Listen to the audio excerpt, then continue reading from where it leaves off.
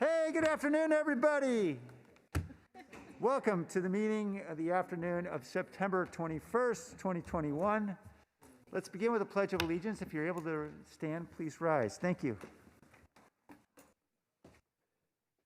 Pledge allegiance to the flag of the United States of America, to the republic for which it stands, one nation, under God, indivisible, with liberty.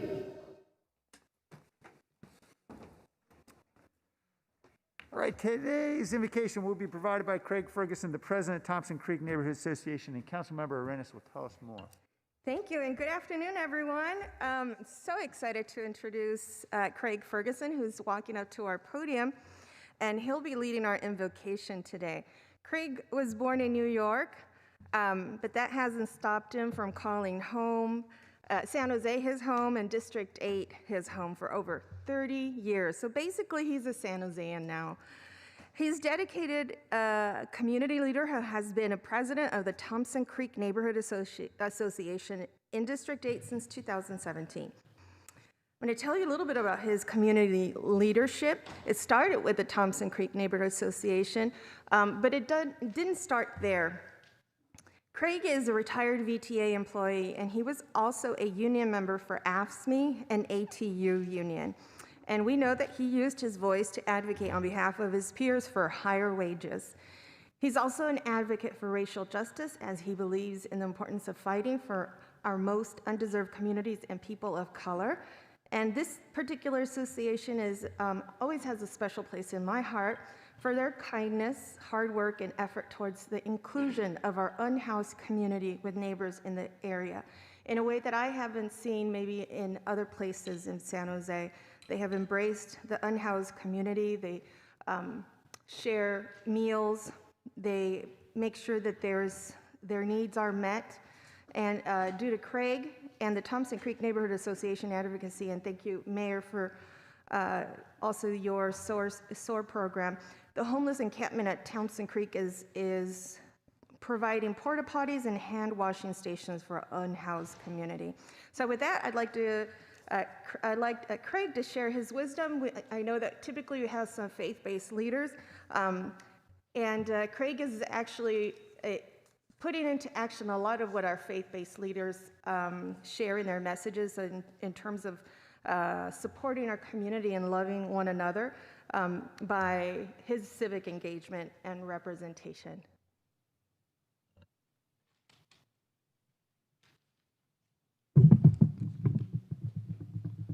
Thank you very much. Thank you for the introduction. As you said, my name is Craig Ferguson, and I am the president of the Thompson Creek Neighborhood Association. As president, the things that get done are not just by myself. I have a great team.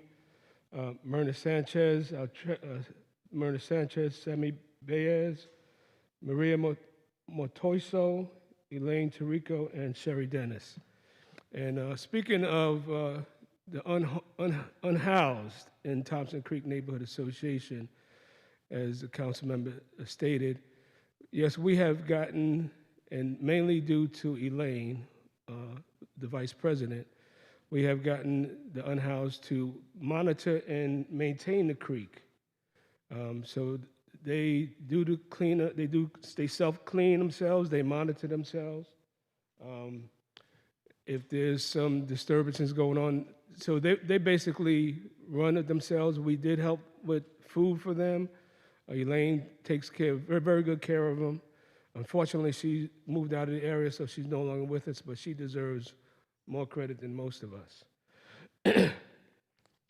Along with what else we do is we do the cleanups, the dumpster days.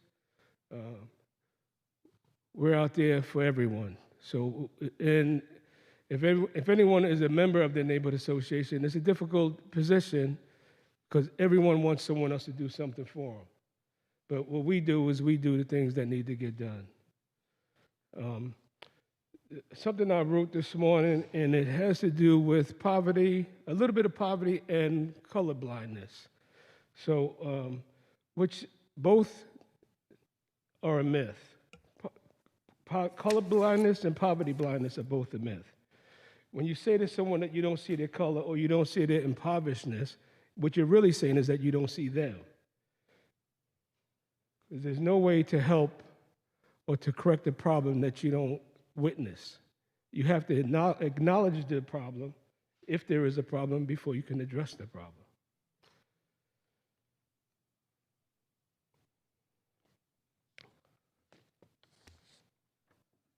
How much time do I have? Is there a clock somewhere? No?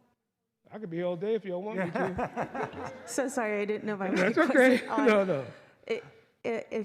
I think he has a couple of more minutes, right? Correct, No, Mayor? no, I'm not going to be here all day. But listen, but civic engagement is all politics is local, so it starts with each and every one of us.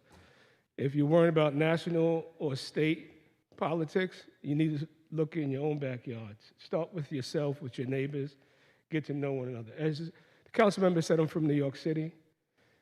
And growing up in New York City, we knew everybody on the block. The families knew everybody on the block.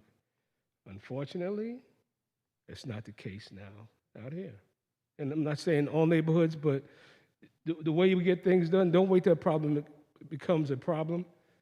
When you know your community, and you know the people who live next door to you, you can stop things from happening that you don't want to happen.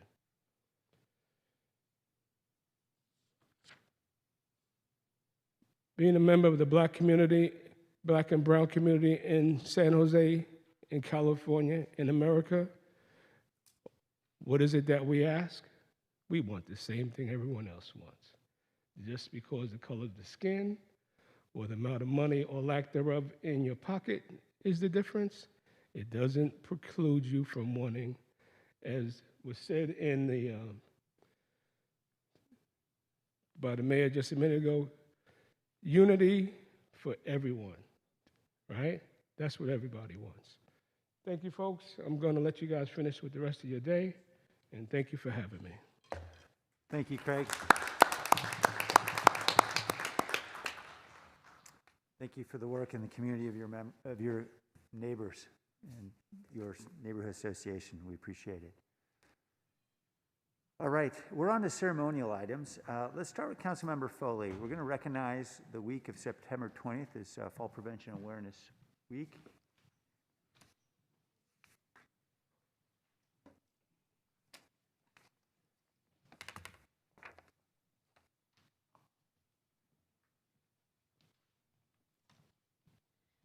Good afternoon, everyone.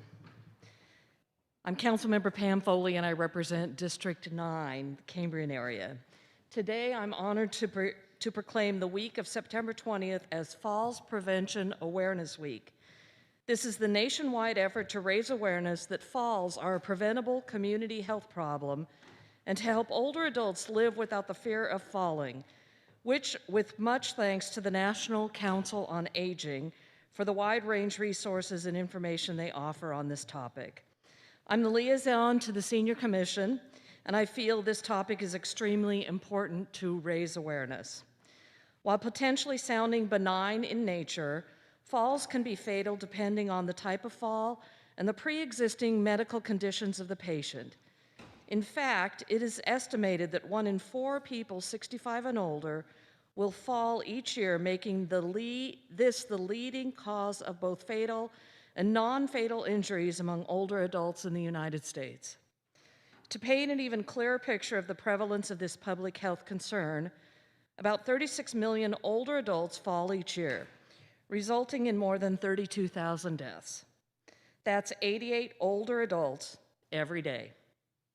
The CDC describes that every second of every day, an older adult suffers a fall in the US. Now, most people don't think of the complications that arise with falls. Falls are a common cause of traumatic brain injuries, can lead to depression, loss of mobility, and loss of functional independence.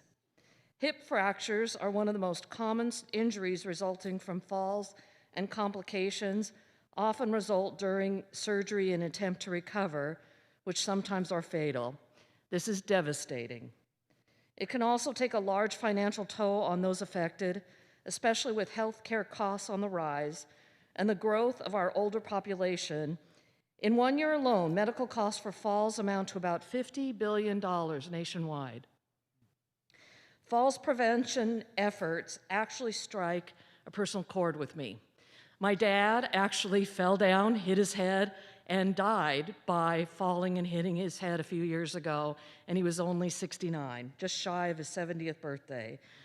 My sister fell down a couple of weeks, last year actually. She has MS, so she has underlying conditions, broke her leg so severely she couldn't move, and was able to call 911, and firefighters rushed in, broke in through the window, and actually saved her. If they weren't able to get to her quickly enough, she might have passed away there too.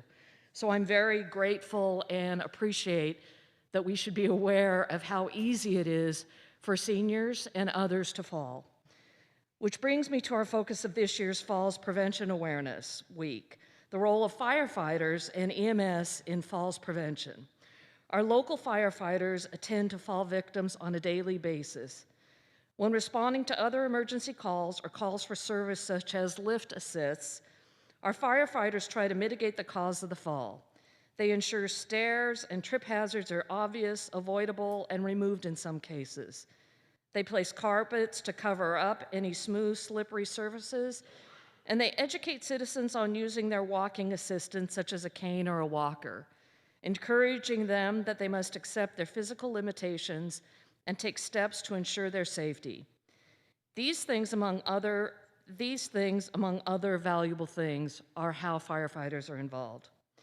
We thank our firefighters and our EMTs for all the care that they put into their daily work and for looking out for our older adult population.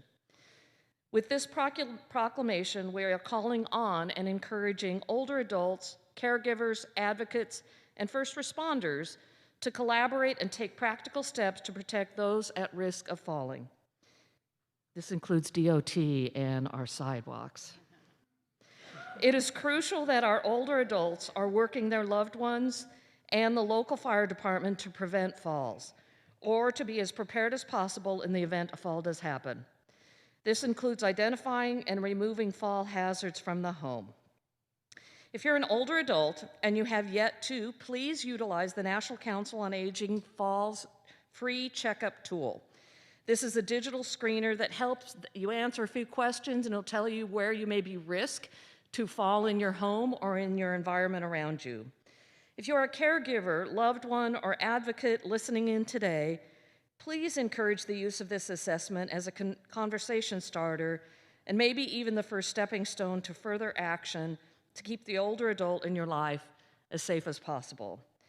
Today we welcome Diana Miller, who's a Seniors Agenda Project Manager within the Department of Aging and Adult Services at the county, and Gabrielle Antalovich, who is the chair of the Senior Commission.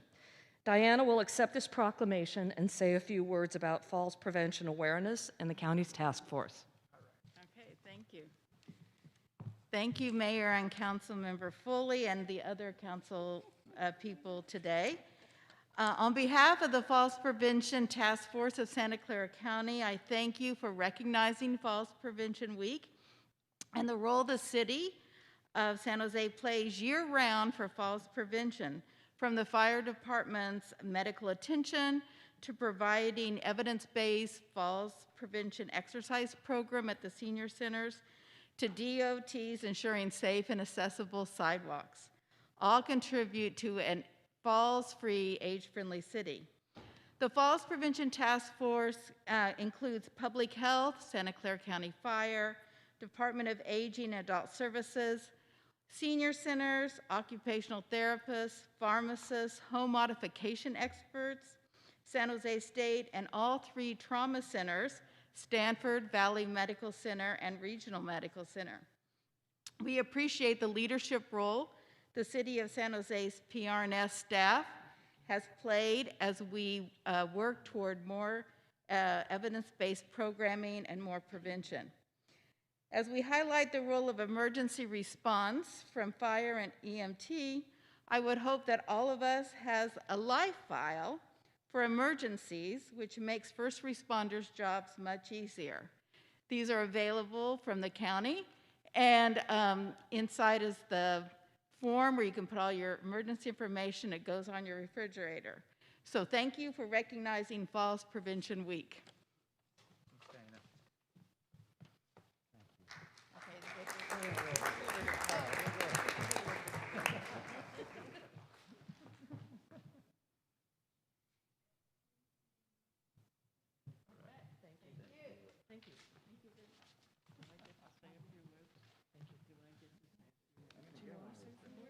Okay. Go ahead. Gabrielle would like to say a few words. Is that okay? Hi, everyone. I'm a firm believer in people taking responsibility for their own selves, and that's great, and that's what falls prevention is all about. But I'm also a believer in advocating for better sidewalks, better roads, so that older adults and other people don't fall down because they're not correctly put together. I don't want to say anything too bad, but I grew up in Australia where there was that double edge where we were taught to watch where we're going, and also the government took responsibility for the roads and the sidewalks and other public places so that people don't fall down. And I know that sounds really simple and bizarre, but one of the things as the chair of the Senior Commission, I want to get the information out there. If you're falling down because there's something wrong with the road or the sidewalk that you are unable to deal with, then we will let you know who to contact and who's responsible for fixing it, because sometimes we just don't know that. So that's my commitment.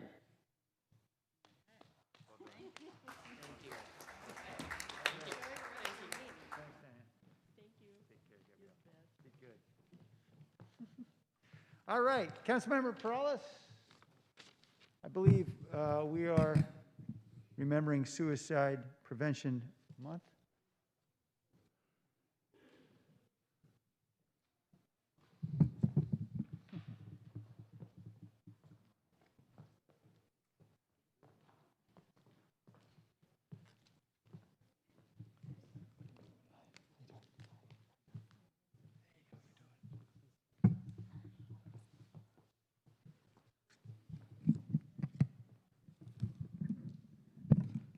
All right, well, thank you, Mayor, and today I'm here to proclaim September as Suicide Prevention Month. Suicide Prevention Month is a national event held in September each year to draw attention to and raise awareness of suicides and to acknowledge the grief felt by families and friends remembering those who have committed suicide. Suicide is the 10th leading cause of death here in the United States, with suicides far exceeding homicides. Suicide is preventable. As we know, 9 out of 10 suicide attempt survivors ultimately do not go on to die by suicide. Throughout Suicide Prevention Month, it is important that we take time to reach out to those in need and help people understand the severity of this cause by providing information or starting a campaign and sharing stories of hope on social media. Santa Clara County has a very active suicide prevention program and a suicide and crisis services call center to be able to help residents. And I'm going to share that number now. It's 1-855-278-4204. Again, that's the Suicide and Crisis Services Call Center in Santa Clara County. Sadly, there is a stigma associated with mental health conditions and suicide, which only creates barriers against suicide prevention by discouraging persons at risk of suicide from seeking life-saving help and further traumatizes survivors of suicide loss and people with lived experience of suicide. We are working to break that stigma here in San Jose, and I'm proud to have championed the city's suicide prevention policy, which works to spread awareness and resources to those who most need it. Therefore, I'm happy to, along with my colleagues, be able to proclaim September as Suicide Prevention Month, and I'd like to introduce Meg Olien, who is the Prevention Services Division Manager of the County of Santa Clara's Behavioral Health Services Department, where she oversees the suicide prevention and substance use prevention services. And along with her today are her colleagues, Jasmine Lopez and Lun Nguyen. Welcome. Thank you, Mayor. Thank you, Councilmember Perales, for issuing this proclamation today. I'm accepting on behalf of the county's suicide prevention program, the Suicide Prevention Oversight Committee, and especially on behalf of the county residents we serve who've been affected by suicide, either personally or through the loss of someone they know due to suicide. There has been a county strategic plan and suicide prevention program since 2010. And in our work, we say suicide is preventable so often that it can begin to sound trite. But time and again, I hear about the impact of our prevention activities. There was a military veteran, now a police officer, who told me how he used the skills he learned in suicide prevention training to help his peers. I also remember the high school student and Boy Scout who cried and told his city council that he had had thoughts of suicide. He said he finally felt recognized when his city passed a suicide prevention policy. Despite our efforts, suicides in the county have increased in the past 3 years, and sadly last year, 164 county residents died by suicide. It's clear that suicide prevention should be a priority and that it is a community-wide effort. The council's proclamation today is significant in this effort. It will help to raise public awareness and fight the stigma around mental health and suicide. Thank you again to Councilmember Perales and his staff and to City Council for your initiative.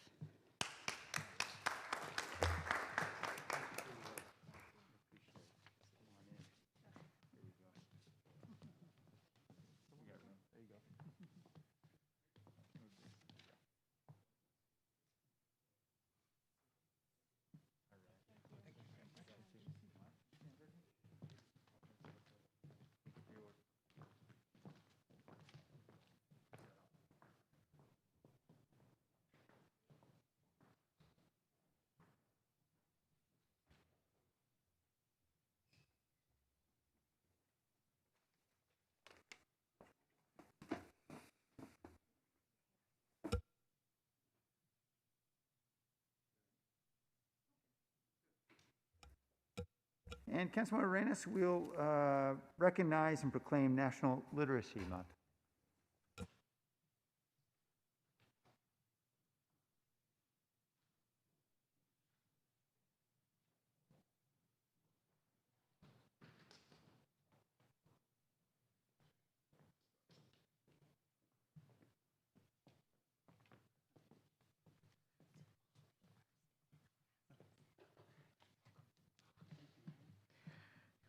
Good afternoon. Today I'm honored to recognize September as National Literacy Month. I asked many of you, how do you feel when you remember a book series when you were younger, and how those memories fill your heart? For me, it was Amelia Bedelia. I don't know if many of you caught on to that series, but I loved it. She was always getting in trouble, but always had the courage. And these are the kinds of memories that we want to help establish with many of our children, not only because we can think back fondly about these memories, but because it also can dictate whether you're going to be successful in the future or not. By third grade, this is the most significant predictor whether a student will graduate high school and find their passion and career. And many times, this is an opportunity for students to receive an assessment for learning differences. Books have the power to support the social and emotional development of young children, providing them with tools for how to cope with difficult or stressful experiences. I know that in my house, we have a little library, and you can still find it. It's a potty training book. It's my first day at preschool. And these are the kinds of books that help our children look forward to some of the changes that they can expect in their lives. But unfortunately, this is not the same for all families. All families don't have equal access to diverse literary materials. And studies have found that in middle-income neighborhoods, there's about 13 books for every child, while in low-income neighborhoods, there's 1 book for every 300 children. In San Jose, we are very fortunate to have invaluable resources like our very own San Jose Public Library, which offers access to books free access to books, and throughout the pandemic, they adapted their services to meet the needs of our community. They've also expanded their electronic book checkouts. So we're so happy that our library opened up once again earlier this summer. You can also share the joy of reading with others by taking a book or leaving a book at one of the many little free libraries throughout San Jose. So if you pass one up, it looks like a little tiny little cottage. You open it up and you'll see and explore a number of books that this community has donated, and our Rotary Club that I'm going to be speaking about in just a minute. Little free libraries are small, birdhouse-like structures used for sharing free books that you may find yourself noticing on your morning drive, and they're really spread throughout all of our neighborhoods. You can find a little library near you if you go on to littlefreelibrary.org. And so joining me today to accept the National Literacy Month proclamation is the Evergreen Valley Rotary Club. Their service project has brought little free libraries to East San Jose neighborhoods that historically haven't benefited from book sharing movements like these. In the past 3 years, Evergreen Valley Rotary has installed 8 little free libraries, including several around the Mount Pleasant area in District 8, by securing sponsors, collecting book donations, and cultivating stewards to care for the colorful structures. Thank you to Angie Cardoza, Carla Griffin, Efrain Cardoza, Bibiana Campbell, and Gabriel Plasencia from Evergreen Valley Rotary Club for your dedication to this service project. Thank you. Sure. Okay. My name is Gabriel Plasencia. I'm a recent member of the Evergreen Valley Rotary Club, but it's amazing to see that in just a short period of time, the work that they're doing, particularly in the month, Literacy Month. So I'm excited and looking forward to more projects from this club. And on behalf of the club, I'm honored to receive this proclamation. And I do wish to thank all of the folks in our community for this, and the Evergreen Valley Rotary Club, and the City of San Jose and the City Council. Thank you. Thanks, Gabriel. You're welcome. Appreciate it. Let me move over here. Yeah. Just to take a little photo.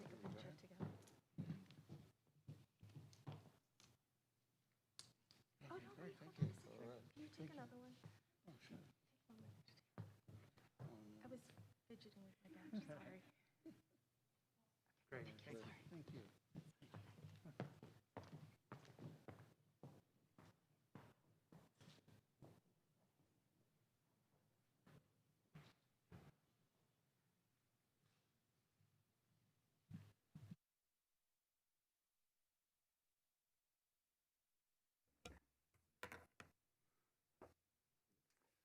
All right, we're on to orders of the day. Are there any changes to the printed agenda? I believe the City Attorney's Office is requesting deferral of item 2.10, the Hewlett-Packard ground lease termination. Are there any other changes? Okay, I'm not seeing any. Now, is that a change we need to vote on, Tony? I'm looking at Nora.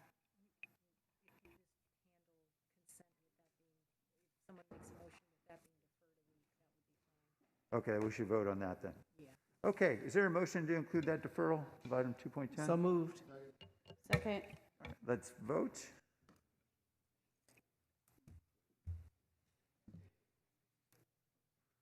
All right, closed session report. Nora? Thank you, Mayor. We do not have anything to report out of closed session today. Thank you. On the consent calendar, are there items that the council would like to pull from consent? And Councilmember Perales wanted to pull item 2.20, which is the seamless transit principles. Are there other items to pull?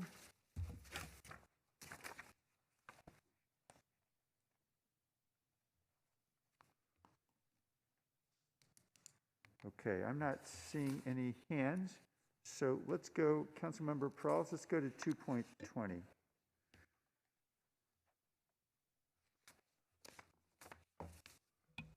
Thank you very much, Mayor. Oops, sorry.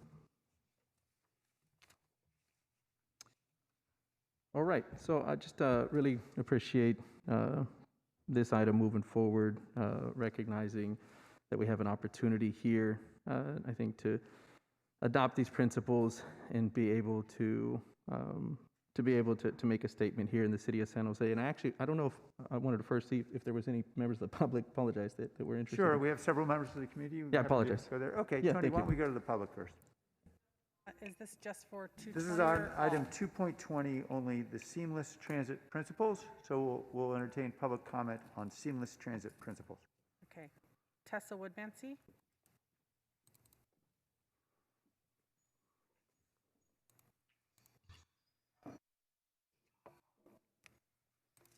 Thank you so much. Appreciate that. And this seamless will address that, even though there's other community issues in terms of having public comment at the beginning of the meeting, but I'll address that some other point. So in terms of seamless transit, what we need is to really improve our bicycle and walking infrastructure. That's how we deal with our really serious climate crisis that we need to have at the, everything needs to be looked at through that lens. And so when we look at it through that lens, we have to intensify our efforts to make a walkable and a bikeable community, a world-class walkable and bikeable. That is seamless. And everything needs to be hyper-local. We need to focus on the local. And we're not doing that as we, have these big, grandiose plans of bringing everybody down here. And the thing is, the other grandiose plan that has to stop is moving people to their workplace. All the office buildings that is just a sign of greed and capitalism and consumerism. We need to have people stay at home, work at home, and therefore our neighborhoods need to be a world-class bicycle and walking infrastructure. And in addition, it needs to be traffic calming. We need to build our streets, engineer our streets to deal with the I guess the byproducts of our industrial age, which has brought us the automobile. And so we have problems with the automobile. They kill 40,000 every year in the United States, and they maim 3 million. So we need to be dealing with traffic calming until we move away from the past and move into our future, which is our basic range as humans is through walking and bicycling. And that is the human scale. And so we need to get back to that as that's the transformational change, is away from our industrial. Paul Soto?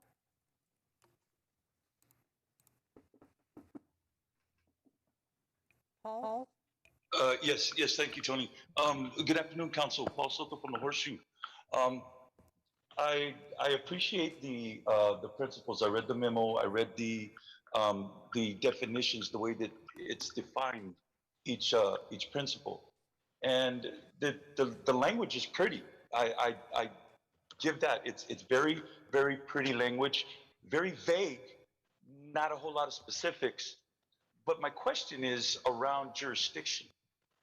Okay, because you're going to have BART police, you're going to have Santa Clara County, because it's involving, you're also going to have VTA. So you're going to have VTA police, you're going to have BART police, you're going to have SJPD, you're going to have the Sheriff's Department, you're going to have Google. And I would like there to, at some point, for us to talk about Google's police department, because they have one. And they're going to have jurisdiction outside, not just on their property.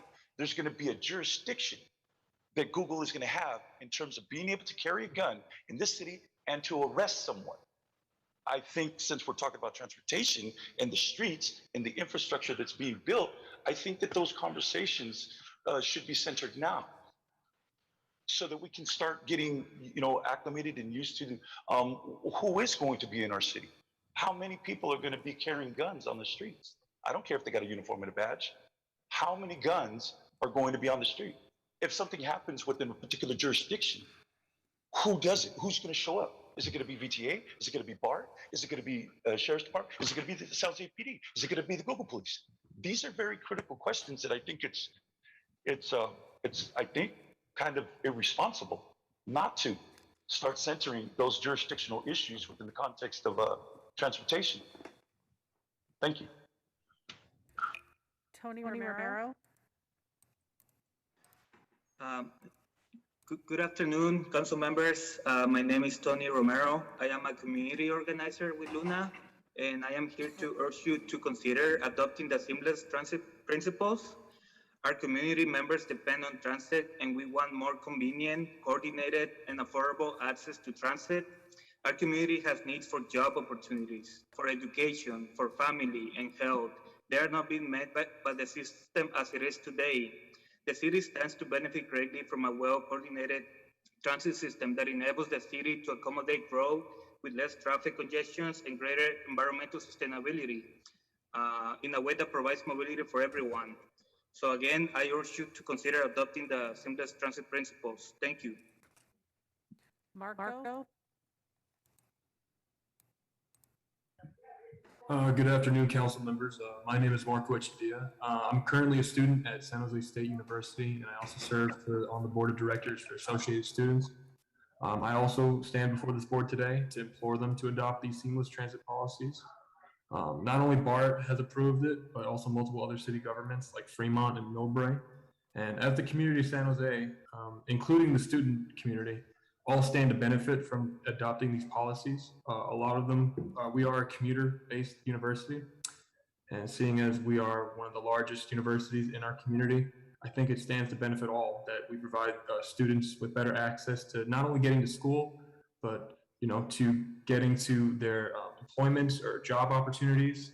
And I would just really like if this board would take a look. I think I agree with a lot of the speakers before me. There's a lot of things to look at as far as jurisdiction with the different policing departments within the multiple agencies.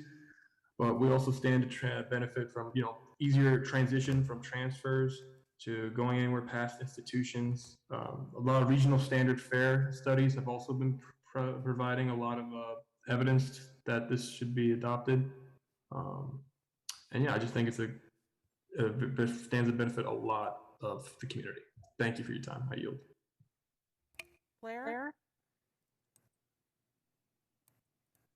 Hi, thank you. Blair Beekman here. I hope you can remember my words from consent calendar of last week, and that we can all simply begin to better note how the mayor is practicing consent calendar and its public comment at this time. To speak to item 2.20, a thank you for these ideas of seamless transit that tries to coordinate better connections between all the major Bay Area mass transit agencies in this era of COVID-19. I am feeling that by 2030, this COVID-19 era will be much better managed, and the full ideas of everyone being able to take mass transit again can return. This means we should not simply be assuming a future with the continued domination of the single occupancy vehicle, either fossil fuel or electric.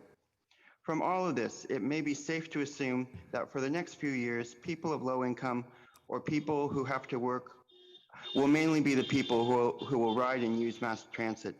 It is from this seamless transit can possibly start to better address good human rights concepts that can include openness and accountability.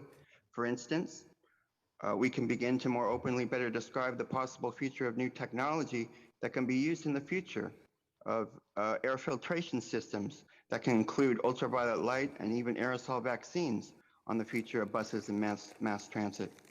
It is from this good-minded, open, accountable practices now that we can set an important new standard of how to develop a more safe, understandable, and accessible mass transit future for everyone again.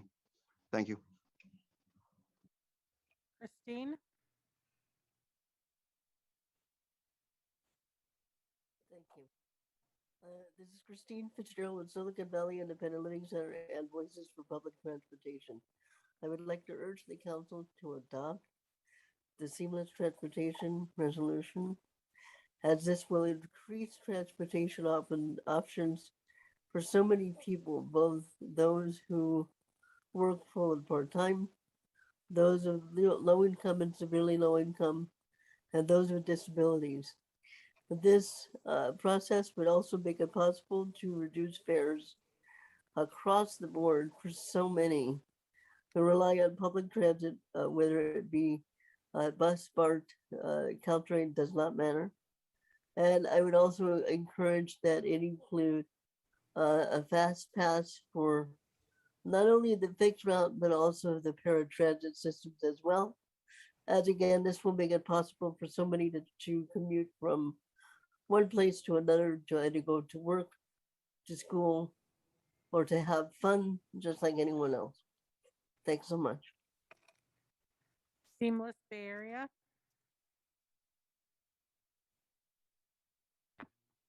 Good afternoon, council members.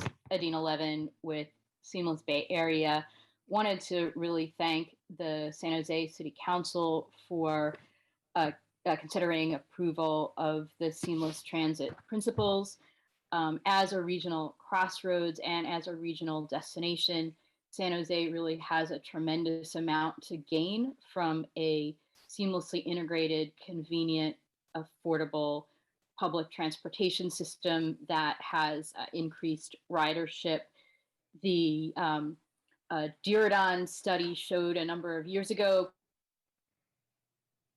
transfers in future year than there was ridership at that time. And a seamless system is something that has tremendous benefits for the city of San Jose to meet its goals of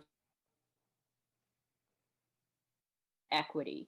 And this really is something that helps a great diversity of people, as you've been hearing. One example I will give is a supporter is Silicon Valley at Home. There are a number of affordable housing developments that right now give out transit passes that give people access to VTA local bus service, which is great, but not also access to things like Caltrain and BART. People want access to our regional transportation system, and whether it's someone living in an affordable housing development or somebody working at Google, providing convenient access to the breadth of public transportation will get cars off the street and pollution out of the air. This is a policy like Transit First, like Vision Zero. It doesn't commit the city to do a specific thing, but it orients the city towards raising its voice in support of seamless transit. Alex Shore. Hey, good afternoon, council, staff, community. This is Alex Shore speaking today personally on my own, not on behalf of any organization for which I work or commission on which I sit. Thank you to Ian and Adina and the Seamless Bay Area team for bringing this forward. Thank you as well, Councilmember Peralez, for championing this and bringing this to the council today. I'll keep my comments short. I support the Seamless Bay Area principles, and I hope you'll pass them today. Thanks so much. Evan Oliver. I'm a student at San Jose State University and a resident of the city of San Jose, and also a person who is visually impaired. I am legally blind, and transport is so important to me. Transport is the single factor that makes the biggest difference in my life. And I really implore the board to adopt these principles, if only to benefit the community of people who are unable, through no fault of their own, to use private cars, and to support these people who desperately need the help to be able to access the city that they live in, to access the things that are standard necessities for them. I can't tell you how much it would mean to me to be able to get where I need to go in an easy, safe, comfortable, and quick manner. The same rights and dignities that people who have private cars have, and that a lot of us who have visual impairments or other mobility limitations really need and really look for. It means a lot to us as a community, and it should mean a lot to you as well, because this is your community. Thank you. I yield my time. Anton.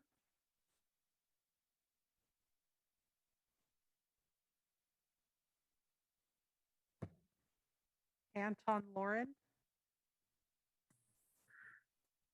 Good afternoon, everyone. My name is Anton. I am a student at San Jose State University. I'd like to share a story with my experience with public transit in support of the seamless transit and fair integration. I am a student here at San Jose State, and my hometown is across the Bay Area. So with me not having my own car due to financial reasons, I would utilize VTA and BART in order to get across the Bay Area to my hometown to see my family. Excuse me. If this fair integration and seamless transit principles were to be passed, it would be very convenient for me, who goes home quite often, to have more affordable ways to get home without having a car, without having that private transportation. And I believe that this would really be helpful, not just for me, but for so many other students out there. Thank you. I yield the rest of my time. Ryan? Good afternoon, City Council. Please support the seamless transit policies. I live in San Jose, and it's crazy that in San Jose we have so many different transit agencies just within the city, not even the county or the region. You know, we have VTA, Caltrain, BART, ACE, Capital Corridor, et cetera, et cetera, et cetera. And I think when I think about this, I like to look at London as a model. They have first class transit.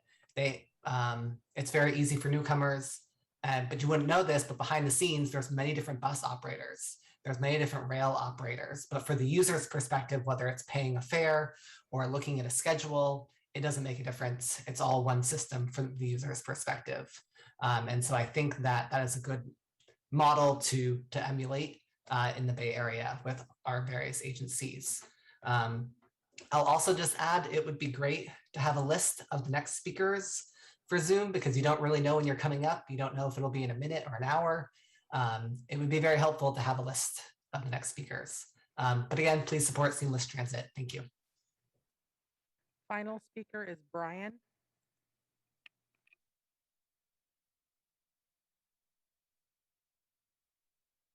Sorry, and it would be good to have that list of next speakers, because there was 2 Brians in a row, so that's Brian squared. Sorry. Anything I would really like to point, I really am in favor of this. I guess I only have 30 seconds. I'm really in favor of this, and I'm really rather happy that they're doing it. I just wish VTA was, no offense to them, but VTA was a little more reliable, because I've been trying to get out of the car for a long time and you can't go anywhere. And if you have to quadruple your time to get that stuff going on. I don't need more time. That's right. I just yield my time. Thank you, man. That's okay. You guys know, and I really appreciate all the effort that you find folks do say, because this really does show that you care about people in a lot of ways. So thank you for bringing this up. Back to council.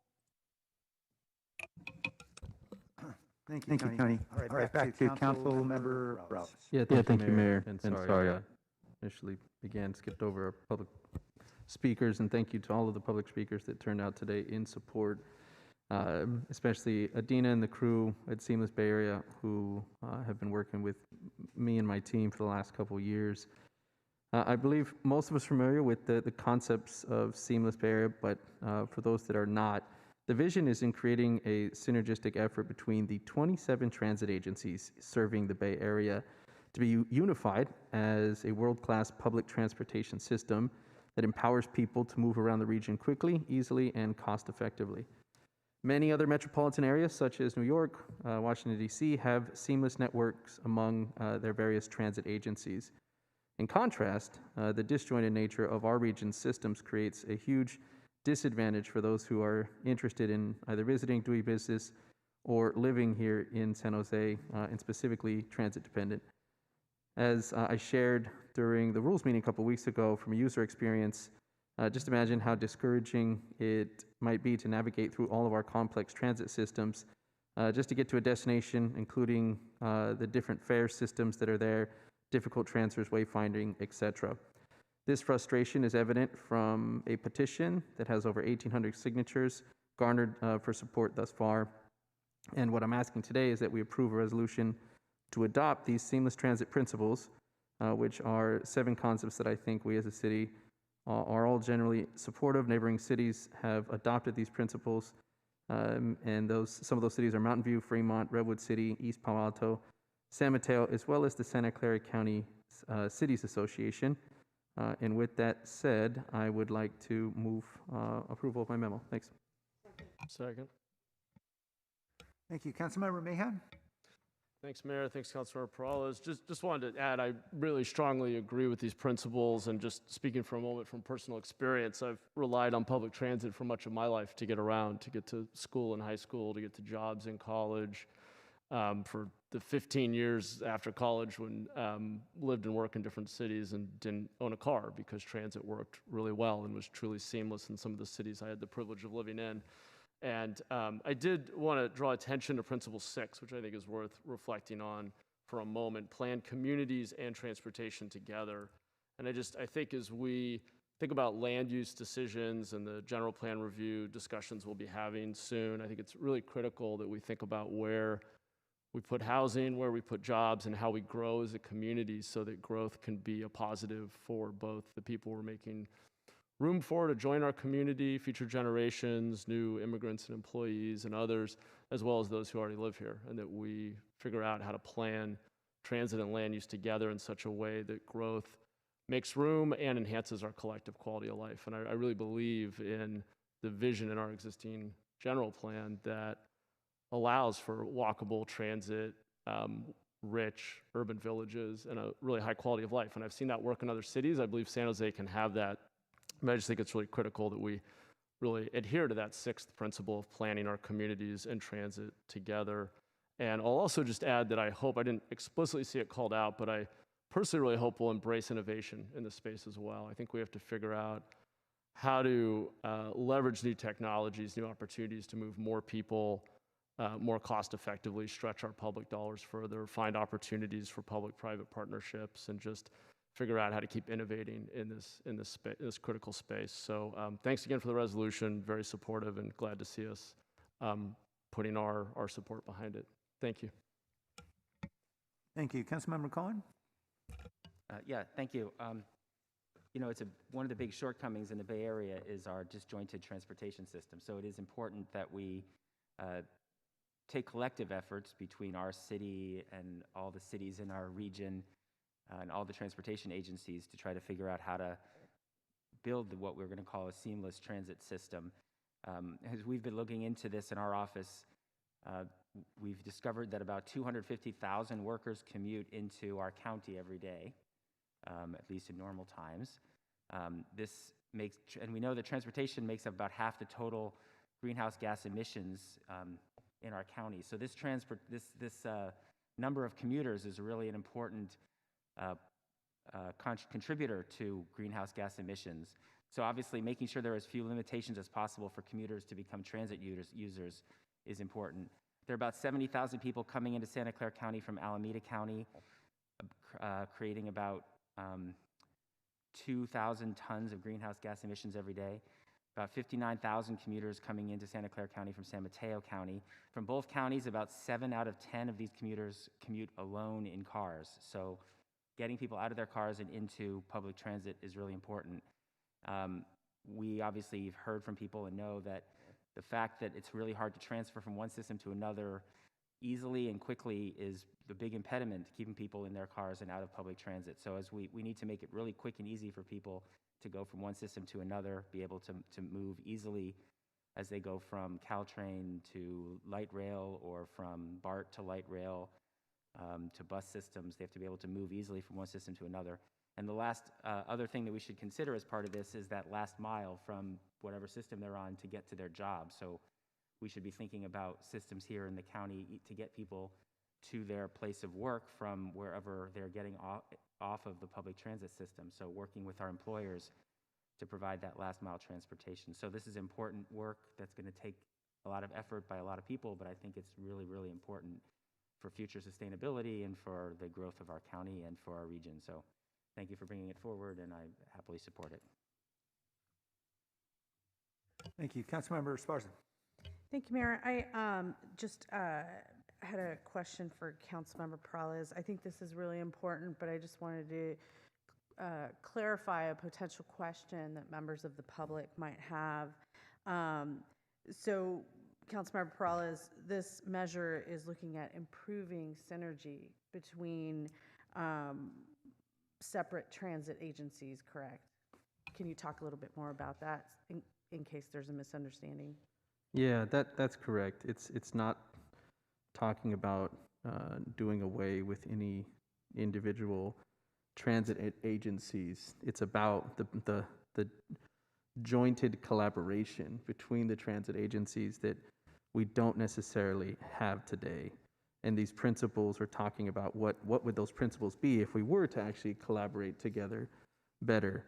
And actually, it's, you know, it is done like this in other metropolitan areas where, again, the examples like New York or Washington, D.C., there are multiple transit agencies. They didn't necessarily go away and, you know, turn into one. It was about how are they collectively working together to have things like these unified, you know, fare models or better integration of you know, if you're having a transit connections, right? And just things that we know that we hear from our riders today when you try to traverse the Bay Area. As we know, our community members are not necessarily staying in one small jurisdiction and using only one mode of transit. If you're dependent on transit, you're hopping from one to the next to the other. You know, one of the big complaints we hear are things about the scheduling not being lined up, right? You get off one and you see your next train go by, and how frustrating that is, right? When you're trying to coordinate your day. So it's you know, that is the overall goal. Thank you. I'll happily support this this resolution. Thank you. Thank you. Councilmember Foley. Thank you. I'm happy to support this as well. This is in conjunction with the Transit First policy that we adopted a couple of years ago in priority setting, should help move us around the city or move our commuters around the city quicker. And I see that Ramses is on the call. Ramses, could you possibly answer questions or talk to us about how this will work together with our Transit First policy? Councilmember. Ramses Madhu, Division Manager of Planning, Policy, and Sustainability for the DOT, Department of Transportation here in the city. So this policy that we're looking at, you are discussing and potentially passing here in a minute, really puts a call out there for us to work with our transit agencies and help our transit agencies create a more integrated system across the whole Bay Area. As was mentioned, 27 agencies across the Bay Area really does hamper folks' ability to understand what the system is, even have it in one place. The Google Maps has helped us quite a bit on that. And you know, we're really going to see that come to a head as Diridon Station continues to grow. With I think there's already 5 agencies linking in there. We're going to see that grow even more. So with that, this is a regional look, kind of putting us on record as the city, saying we really want to be part of this region and we want the region to work together as one to create transit opportunities for all of us. Now, the other piece you mentioned was the Transit First policy. Now, to be clear, it's not yet finished. We're still working on it. And that Transit First policy is kind of the other end of the same movement, where we as a city will be taking responsibility, or we will be proposing ways for the city to take responsibility for its own place within the transit system. So what does that mean? It means we'll be looking at things like, where can we put bus lanes? Where can we put transit signal priority? What are the, when is it okay to give space in the roadway over to transit that is currently for cars, things like that, right? And so these things work very well together and kind of putting us in that better position to support transit and help it grow both at the regional level as well as the local level. Great, thank you. I appreciate that update. Thanks, happy to support. All right, any other questions? Yes, Councilmember Reyes? Thank you. My screen is getting back up. One of the questions I have is how will this, if the infrastructure bill that is in the House at the moment, if that gets passed, how would that, and I don't know if it has or not just yet, how will these principles inform the local funding when it's, when it comes down to our city level? Will we be held to these principles in conjunction with that infrastructure bill?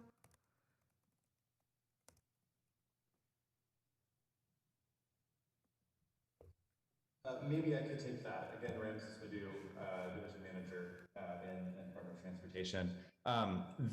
These principles would not directly affect funding because none of the funding agencies would be held to them, but they will help guide staff in our thinking about how to relate to transit and give us the authority to work on various regional integration efforts and things like that. So the immediate effect on funding would not be wouldn't be kind of direct.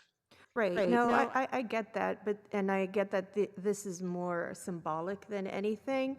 But when we adopt principles, we want to make sure that we abide by them and we live up to them. And so I think it also needs to align with our funding and with our equity principles that are already established in the city, and with future funding sources, especially that have to do with infrastructure. So I think I'd like to see maybe an information memo in the future that helps me understand how those two things will feed one another. Obviously, these principles don't offer any funding, and I get that. But we are going to hold ourselves to these principles, and so how will that translate into what kind of funding projects that we prioritize in the city? So just in that spirit, Councilmember Perales, I'd love to see if we can have a friendly amendment and include that in your motion. The exact ask would be for a status report, you said, or what? An information memo? Okay. Yeah, I'm happy to, and I would agree. I think that anytime we adopt principles, obviously we should not make it only ceremonial, right? We should be adopting them because we truly believe them. I do think our biggest effort will be made with the 5 San Jose representatives on VTA board, and that's certainly where we have our best effort to move forward these principles. With that said, right, it's important that individual cities, jurisdictions, right, adopt the principles to stand in support. So then that way it's not just maybe me or a few individuals on the VTA board that are stating this. It's that we're saying, no, our council, our city has agreed to this. And I would agree with you, wherever we can integrate these principles individually within the city of San Jose, absolutely we should be considering that as well. So I'm happy to include that. And with my motion, I know I moved my memo, but I recall my memo was from the Rules Committee, which asked to agendize it. So I apologize. I actually want to move to adopt the resolution, and then I'll include with it Councilmember Arenas' recommendation for an info memo. Second. Okay, motion and second. I appreciate the support and the hard work of the various nonprofit organizations that have convened to push this important initiative. I know that Assemblymember Chu has been working with several leading regional and statewide leaders as well on an effort that we've been spending a lot of time on, the Metropolitan Transportation Commission. I've been sitting on that commission for about a decade. We have 29 transit agencies. I still couldn't tell you what they all are. Every day I'm surprised there's another one. The Rio Vista Delta Breeze is one of those 29 transit agencies. I suspect none of us has taken a ride recently on the Rio Vista Delta Breeze, but there it is. So we do have a challenge in trying to get all these agencies to be coordinated and to work together. Just on basic things like pricing strategies, I think we're a long way off. I would really double down on something Councilmember Perales said, which is we do have an awful lot more control than we think we do here in San Jose. We are the large city. One of our council members, Steph Davis, is the chair of Caltrain. Vice Mayor Jones is vice chair of VTA. 5 of us sit on that board. All of us sit on various regional agencies. And I think to the extent that we can really ensure we're communicating well internally and with our own staff and vice versa, I think that's going to be critically important. And I'll just give you one example. I mean, John, since you're here, I'll put you on the spot. You know, I know every transit agency is always talking about every other transit agency when they're not present, but of course all the board members hear it all. So, you know, I'm sure you've heard for years VTA has griped that the light rail isn't given enough signal prioritization through San Jose, and that is why light rail runs too slowly through the city of San Jose. And I want to know, to what extent have we, I know we've been working on this for several years, but can we say that there's much of a breakthrough on that issue to the point where light rail is getting the priority it needs to be able to carry its passengers? Yeah, Mayor, thank you, John Russo, Director of Transportation. And I think that question actually dovetails very nicely with Councilmember Foley asking the question, what can we do to actually support transit? You know, the city has a lot to do with that. Ramses mentioned it as well. The buses are running on our streets. The people are walking on our sidewalks. And then we approve developments that support transit ridership. So the transit signal priority, that is, just so everybody realizes, that's a control of the signal that the city works with any transit agency, especially VTA.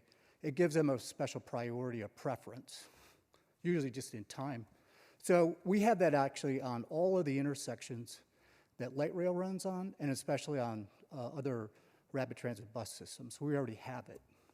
Okay, so the next time I hear from a VTA staff member that was it. that That is in the way, incorrect. Yeah, we have say, it. We have it on all I can those say, intersections. we fixed it already. Yeah, we've had it for a long time. Okay, for whatever reason, I think they believe that the programming of those signals is somehow not to the same benefit that perhaps they would. Yeah, and that preference can be programmed in different degrees of preference for the transit vehicle. So in some intersections, we give more preference than other intersections, but there is signal priority in all those corridors that light rail runs on. Okay, I'll try to stay out of this rabbit hole because I know it can go down a long way, but just want it known for the record that we are trying to do a better job coordinating here internally. Councilmember Prowse? Just to help that rabbit hole, as the chair of the Congestion Management Committee of VTA, it's actually the county intersections within the city of San Jose. Oh, so, okay. I'm glad they're blaming the county more now. No, so it is within the city of San Jose, but it's at the intersections that we're now VTA is now having challenges with. Okay. Is the county intersections. So we don't control that. Not on you, John. We don't control that. All right. Council member's correct. That's good. For a while, I know we were in their crosshairs, so I'm glad we're out. All right, great. Let's vote then on the motion.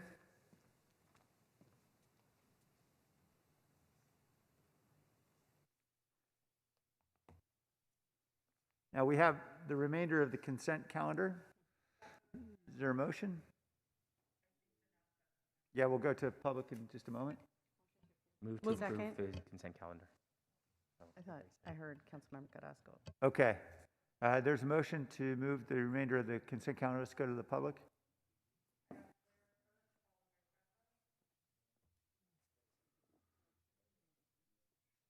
Hi, Blair Beekman here.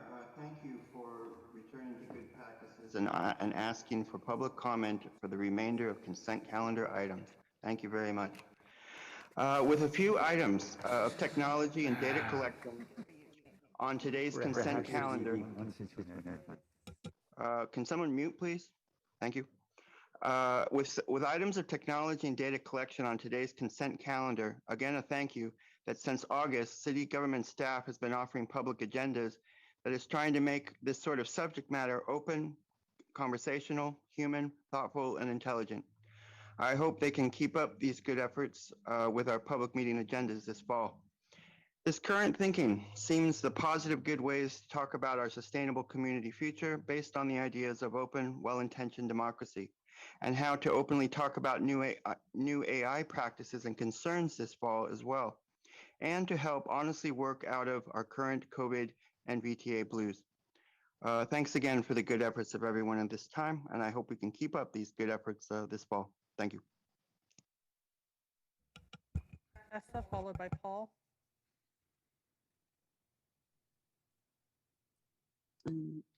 Okay, thank you very much. Well, like Blair was saying about democratic principles is very critical. Data gathering, if that's on the consent, and the thing is that we spend a lot of time in our meeting, congratulating members of our community, which I very much appreciate. However, the issue is getting our public comment in the beginning of our meetings. And that this has, happens in some meetings, but it doesn't happen in our critical council meeting, so that we can really address the issues that we need to address as a neighbor. And you say, that we run out of time, and that actually, midnight is a shut off of our meetings. Well, then we really, we could just extend the meeting and have it another day. If it doesn't get finished, instead of like rushing through it and reducing our time to speak. I think that's very critical. I think that is where comment, people made in the prior meetings where they said, hey, you gave 2 minutes to this and then you didn't give them 2 minutes because there was a lot of them. So this equity is important. And I think also having a time where we know when we can come to our meetings and talk about the issues, when we spend a lot of time congratulating neighbors and giving public information about public engagement, and we give a lot of positive feedback about democratic engagement, but we're not doing that by, well, now I'm having somebody conflict with me, so please turn off your mic and reset my time. So, I'm hearing other voices. So people need to shut it off, and you should reset my time, but you're very rude. So anyway, the thing is that we need to, have the public comment in the beginning of the meeting so people can come and know when they can talk to our council, which is very critical for democratic principles. And you're not doing that. You say, oh, we'll talk about, Donald Trump. Well, the federal. Paul Soto. Yeah, Paul Soto from the Horseshoe. I attended the last, it was a couple of days ago, the Work to Future meeting of all of the different agencies that do business with Work to Future, and it was a good experience to have. I was able to really dialogue with them and center a critical fact that I learned from a meeting that Councilwoman Arenas had conducted, and that Councilwoman Carrasco had centered a very, very critical point that is worth repeating here, is that the jobs that they were getting from Work the Future, they were Shoe Palace, Jamba Juice. These were jobs that these children, and I hope I don't quote Councilwoman Carrasco incorrectly, but what she stated was that these kids could get these jobs on their own. We have a responsibility to train our children for the next generation. It is incumbent upon us to prepare them, because we as the adults know we are prescient. We can see the future. We can see what's happening, and we can see what's going on. And so what she was advocating for in terms of Councilwoman Carrasco was that we need to start challenging, start going to all of these businesses, start going to Google, start going to Adobe, start going to Apple. All these people that are coming to this city and they want to do business here, that's fine. You're going to pay. You're going to pay, because you're creating an entire culture and a generation that does not reflect nor support the one that is here currently. And if the cities are going to be allocating monies towards Work the Future, well, then I personally, as a citizen, I want some for that money. And what I would like to see is those companies give more than 300 grand. Well, I'm grateful for it, and I extend my gratitude towards Google. I don't want it. In fact, I demand more of you. And I want you to build a tech kind of industry to where you. Back to council. Thank you. Let's vote.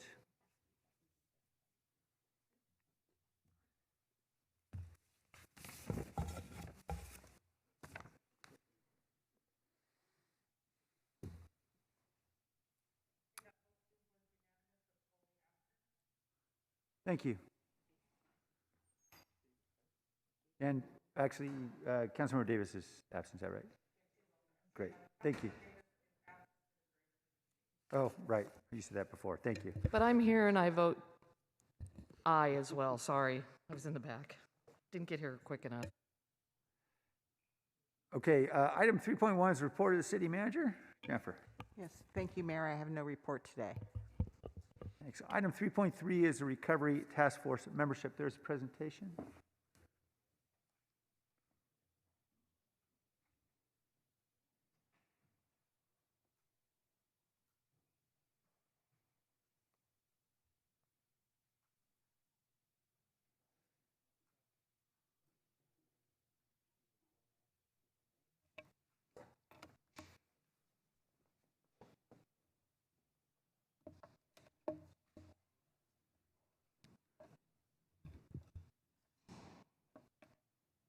Thank you, Mayor, Council, members of the public. Rosalind Huey, Deputy City Manager. I think we're waiting to get the presentation loaded up. Oh, there we go. We have it up. Great. I'm joined this afternoon by Zoom by Dolan Beckel, Interim Deputy City Manager, and we are pleased to be with you this afternoon to share staff's recommendation on the COVID-19 Recovery Task Force membership. As a reminder, as part of the City Council priority session and roadmap process earlier this year, Councilmember Perales proposed the creation of a citywide COVID-19 recovery task force that would look at the models of the Greater Downtown San Jose Economic Recovery Task Force, as well as the county's Health and Racial Equity Task Force. The idea was to establish a cross-sector, community-based group. This slide shows the council-approved city roadmap with this COVID-19 recovery enterprise priority in the first row, and this recovery task force circled on the right there in red. At the May 4th council study session on the community and economic recovery strategy and approach, staff shared our initial principles for recovery and how our work is going to be grounded. We acknowledge that the journey to healing, recovery, and resilience will require unprecedented effort, resources, and creativity across our community and among our organization. We acknowledge that recovery is not for us to do alone, rather that the work must be done with the whole community for the benefit of those most burdened by the crisis, guided by their vision, tapping into their potential, and building on their deep, enduring strength.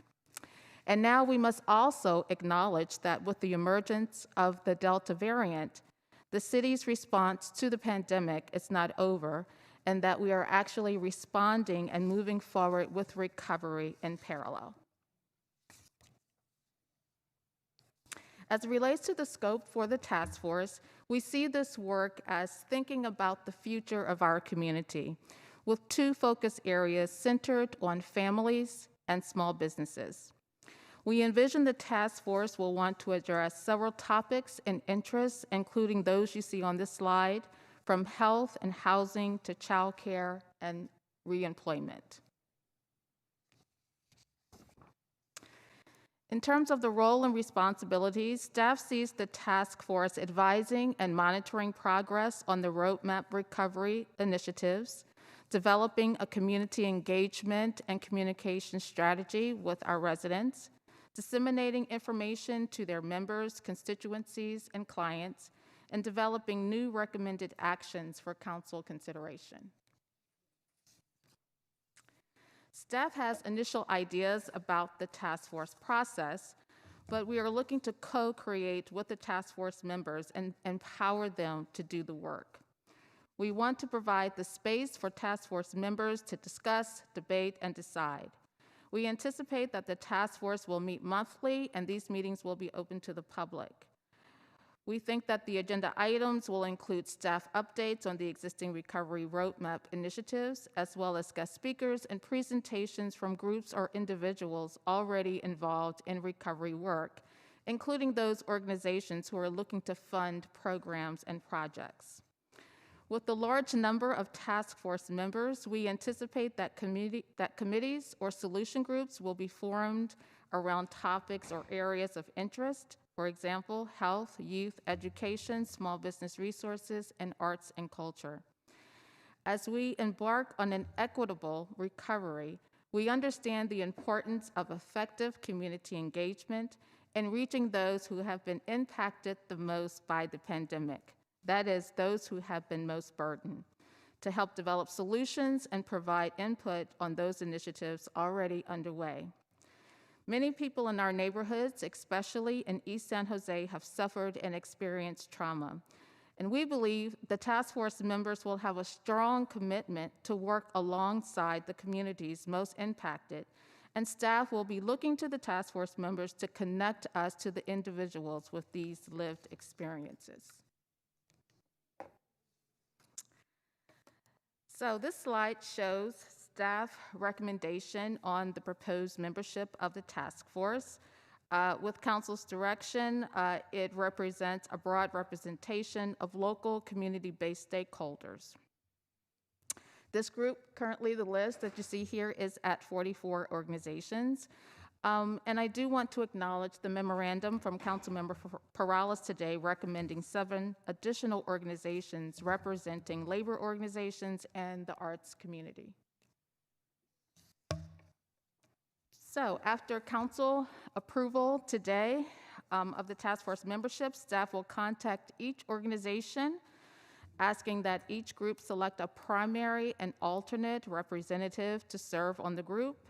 Staff will underscore the importance of the representative to serve as a liaison between the member organization and the task force, and that organizations should feel free to select individuals with lived experiences.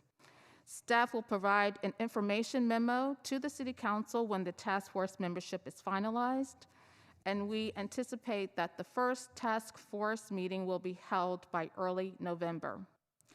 Staff will be providing updates on the task force work to the Community and Economic Development Committee, and our first status report is actually already scheduled for January 24th of next year. And before I close, I want to mention that it will take significant staff resources and effort to support this work. And Dolan and I are excited to share that we are assembling a team within the city manager's office. Just yesterday, 2 staff started their new roles in the office.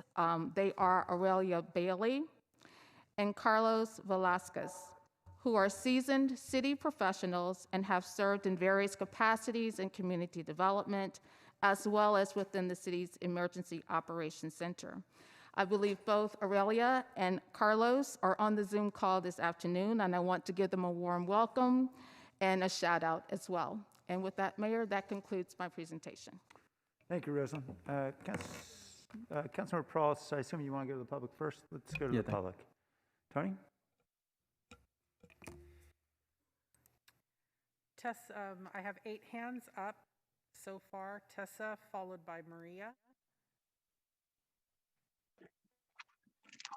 Thank you. Thank you, Tony. And yeah, well, basically, when we're looking at our pandemic and creating task forces, you know, that's important. However, we really need to be looking at the root of our coronavirus issue and how we got to this place. And what it is it is related to climate change and the way we treat animals, because that has been the vector of these weakened animals that live in the wild, as well as our animal husbandry and how we do that so poorly and horrifically, and our contact with these wild animals that actually are so degraded in their health because we've destroyed their habitat. And so in the wild, the problems of the wild animals, as well as our animal husbandry that is so horrific, and that so many of our, actually it is called the coronaviruses, have been through animal-human transfer. So we need to be working on creating a transformational lifestyle. And that transformational lifestyle is going vegan and getting away from eating animal meat and being disconnected from the abuses that we have done to the other species on in our planet. And then on top of that, the other issue that is causing, exacerbating our coronavirus is pollution. And so these are the same issues, because actually animal husbandry produces so much methane and so much heat trapping gases as well. And so what we really need, of course, as an umbrella for all of our, task force is a climate task force has to be the focus as we move forward. Because like my son who ran for city council said, if we solve the climate crisis, Marshall Woodmansee, he said, we will solve all our problems. And part of our climate crisis is the methane from eating animal meat. And it's why we're burning down the rainforest in South America. So, for me, sometimes we have to. Maria, followed by Dolores.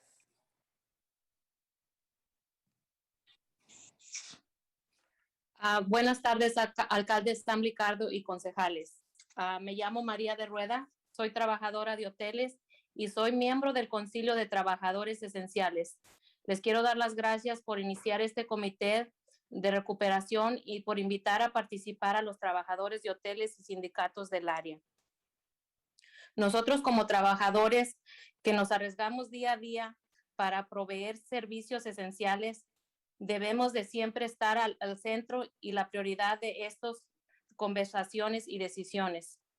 Esperamos que siempre nos mantienen como prioridad en estos procesos, incluyendo una manera igualizada y actual cuando tiene que ver con el poder, las decisiones, recursos y pólizas. Gracias. Señora, un momento, lo siento, no tenemos traslación. Ok. Señor, por favor, ¿pudiera enviar su comentario escrito a la ciudad para asegurar que podemos recordarlo en el recuerdo de esta reunión? ¿Los archivos? Sí puedo. Ok. Muchísimas gracias. Lo siento por la... Muchísimas gracias.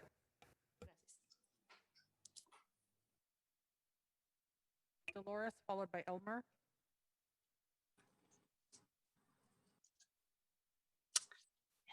Hello, good afternoon, council members. My name is Dolores Dominguez. I work as a banquet server at the DoubleTree Hotel in San Jose. And I am a member of Unite Here Local 19. Thank you for admitting Unite Here Local 19 to the Economic Recovery Task Force as we move forward together in building a recovery plan.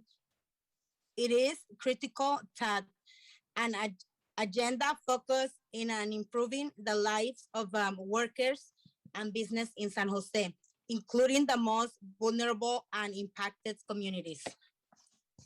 Workers and community members who have directly experiences the challenges that San Jose is working to take should be a partner in remaining a fair and healthy economy. Thank you for your support. Elmer, followed by SVCN. Hello, good afternoon. My name is Elmer Puco. I was a supervisor at a restaurant in San Jose International Airport. I am a member of Unite Here Local 19. Thank you for adding Unite Here Local 19 into the Economic Recovery Task Force.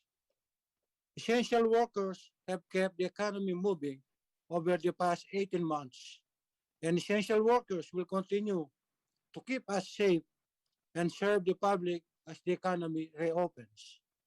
COVID is exposing the disinvestment and racial disparities in our communities.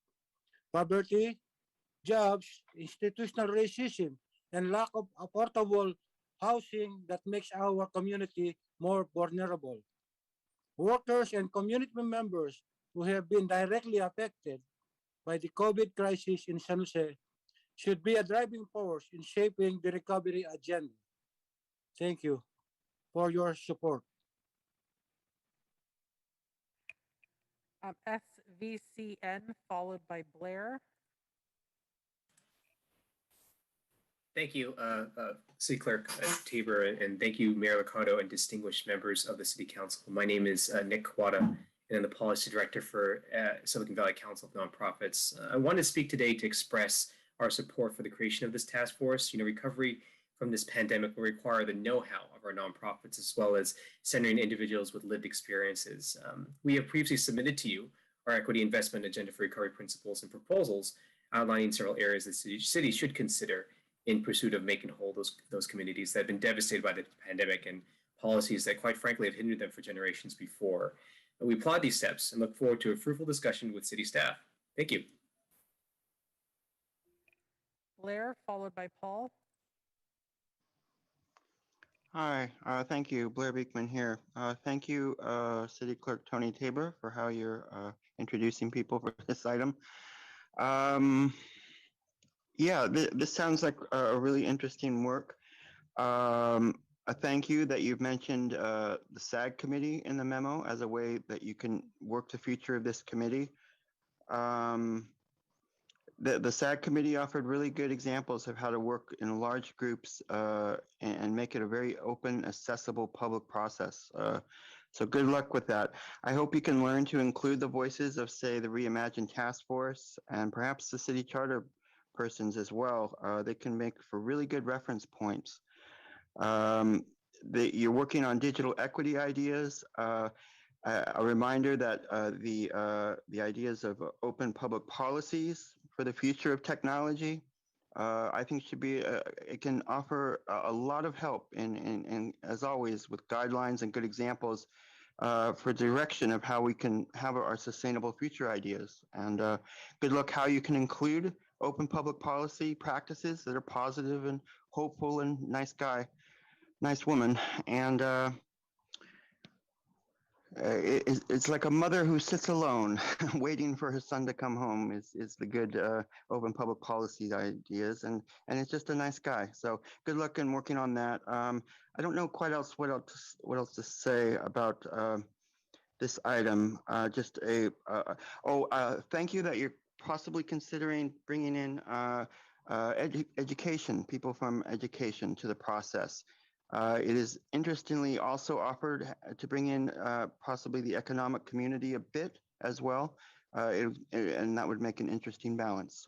Good luck in all your efforts. Thanks.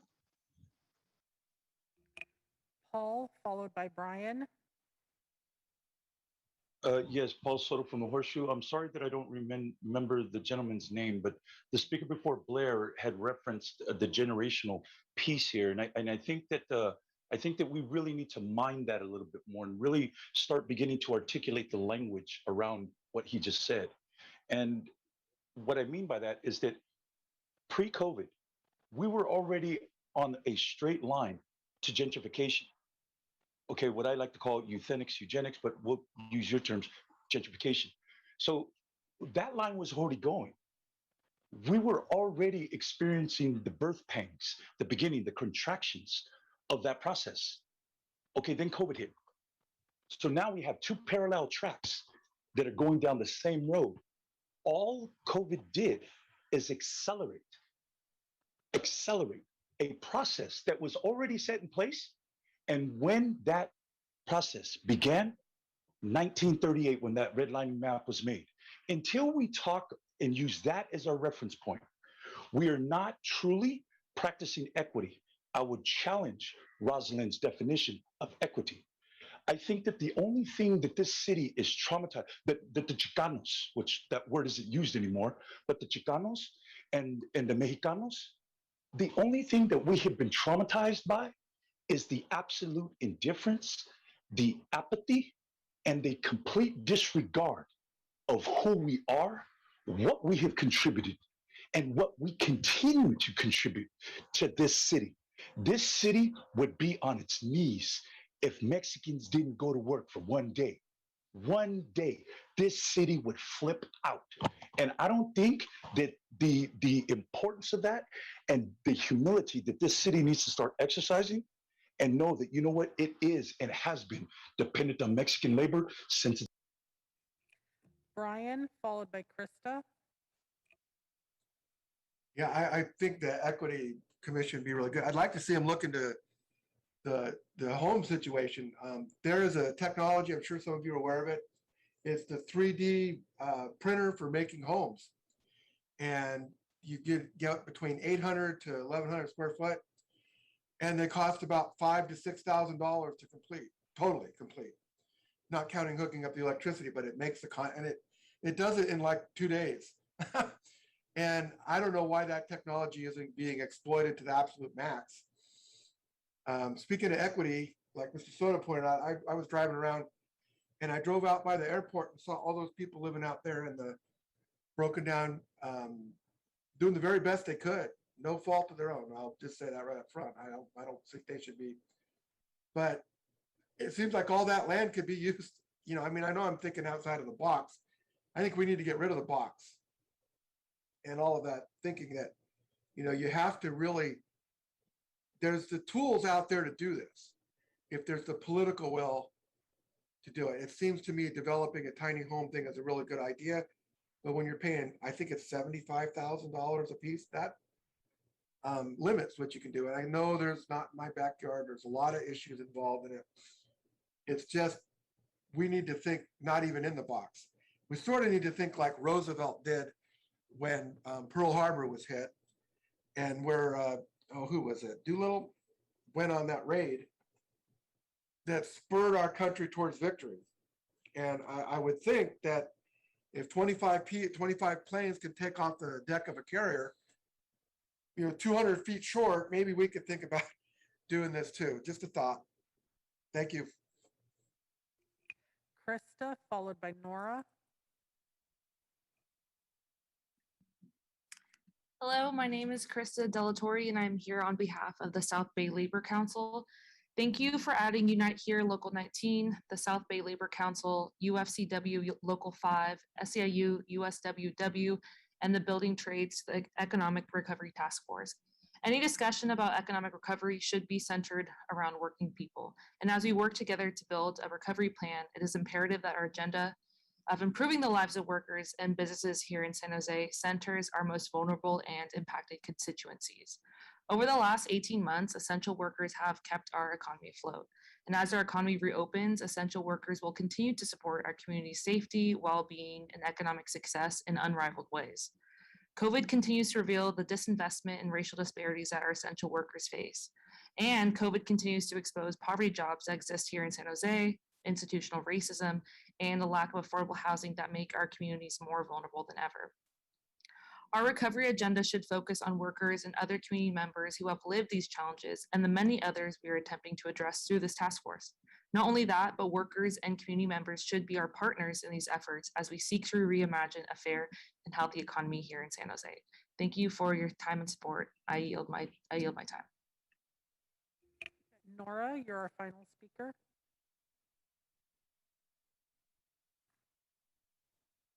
Hello. Go ahead. Hi. Buenas tardes, mi nombre es Nora Morales, soy trabajadora en la industria janitorial y soy parte del Concilio de Trabajadores Esenciales. Quiero agradecer por su consideración por nosotros como trabajadores esenciales. Nosotros siempre pusimos nuestra salud en riesgo.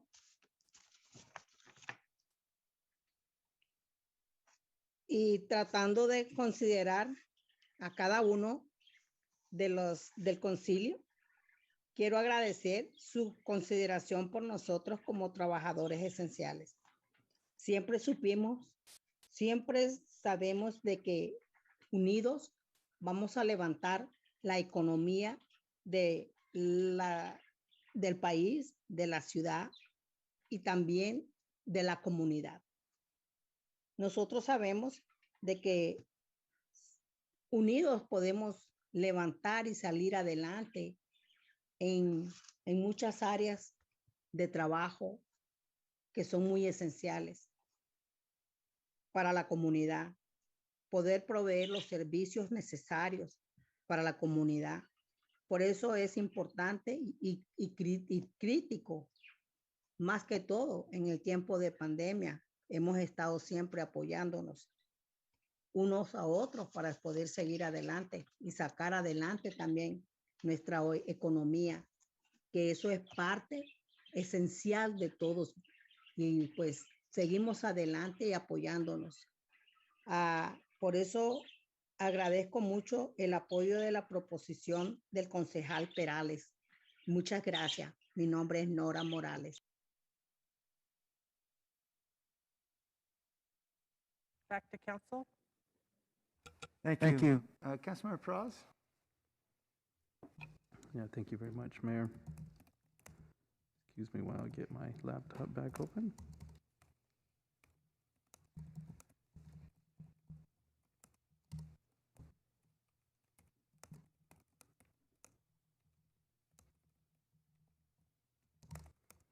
Is it shut down? All right, thank you very much.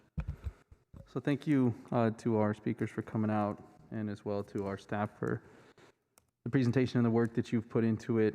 I know this is a challenging task to assemble a roster that is representative of our city. We went through one that was challenging before on the stationary advisory group, and I think this is even more challenging to try and really reflect and get voices for the entire community.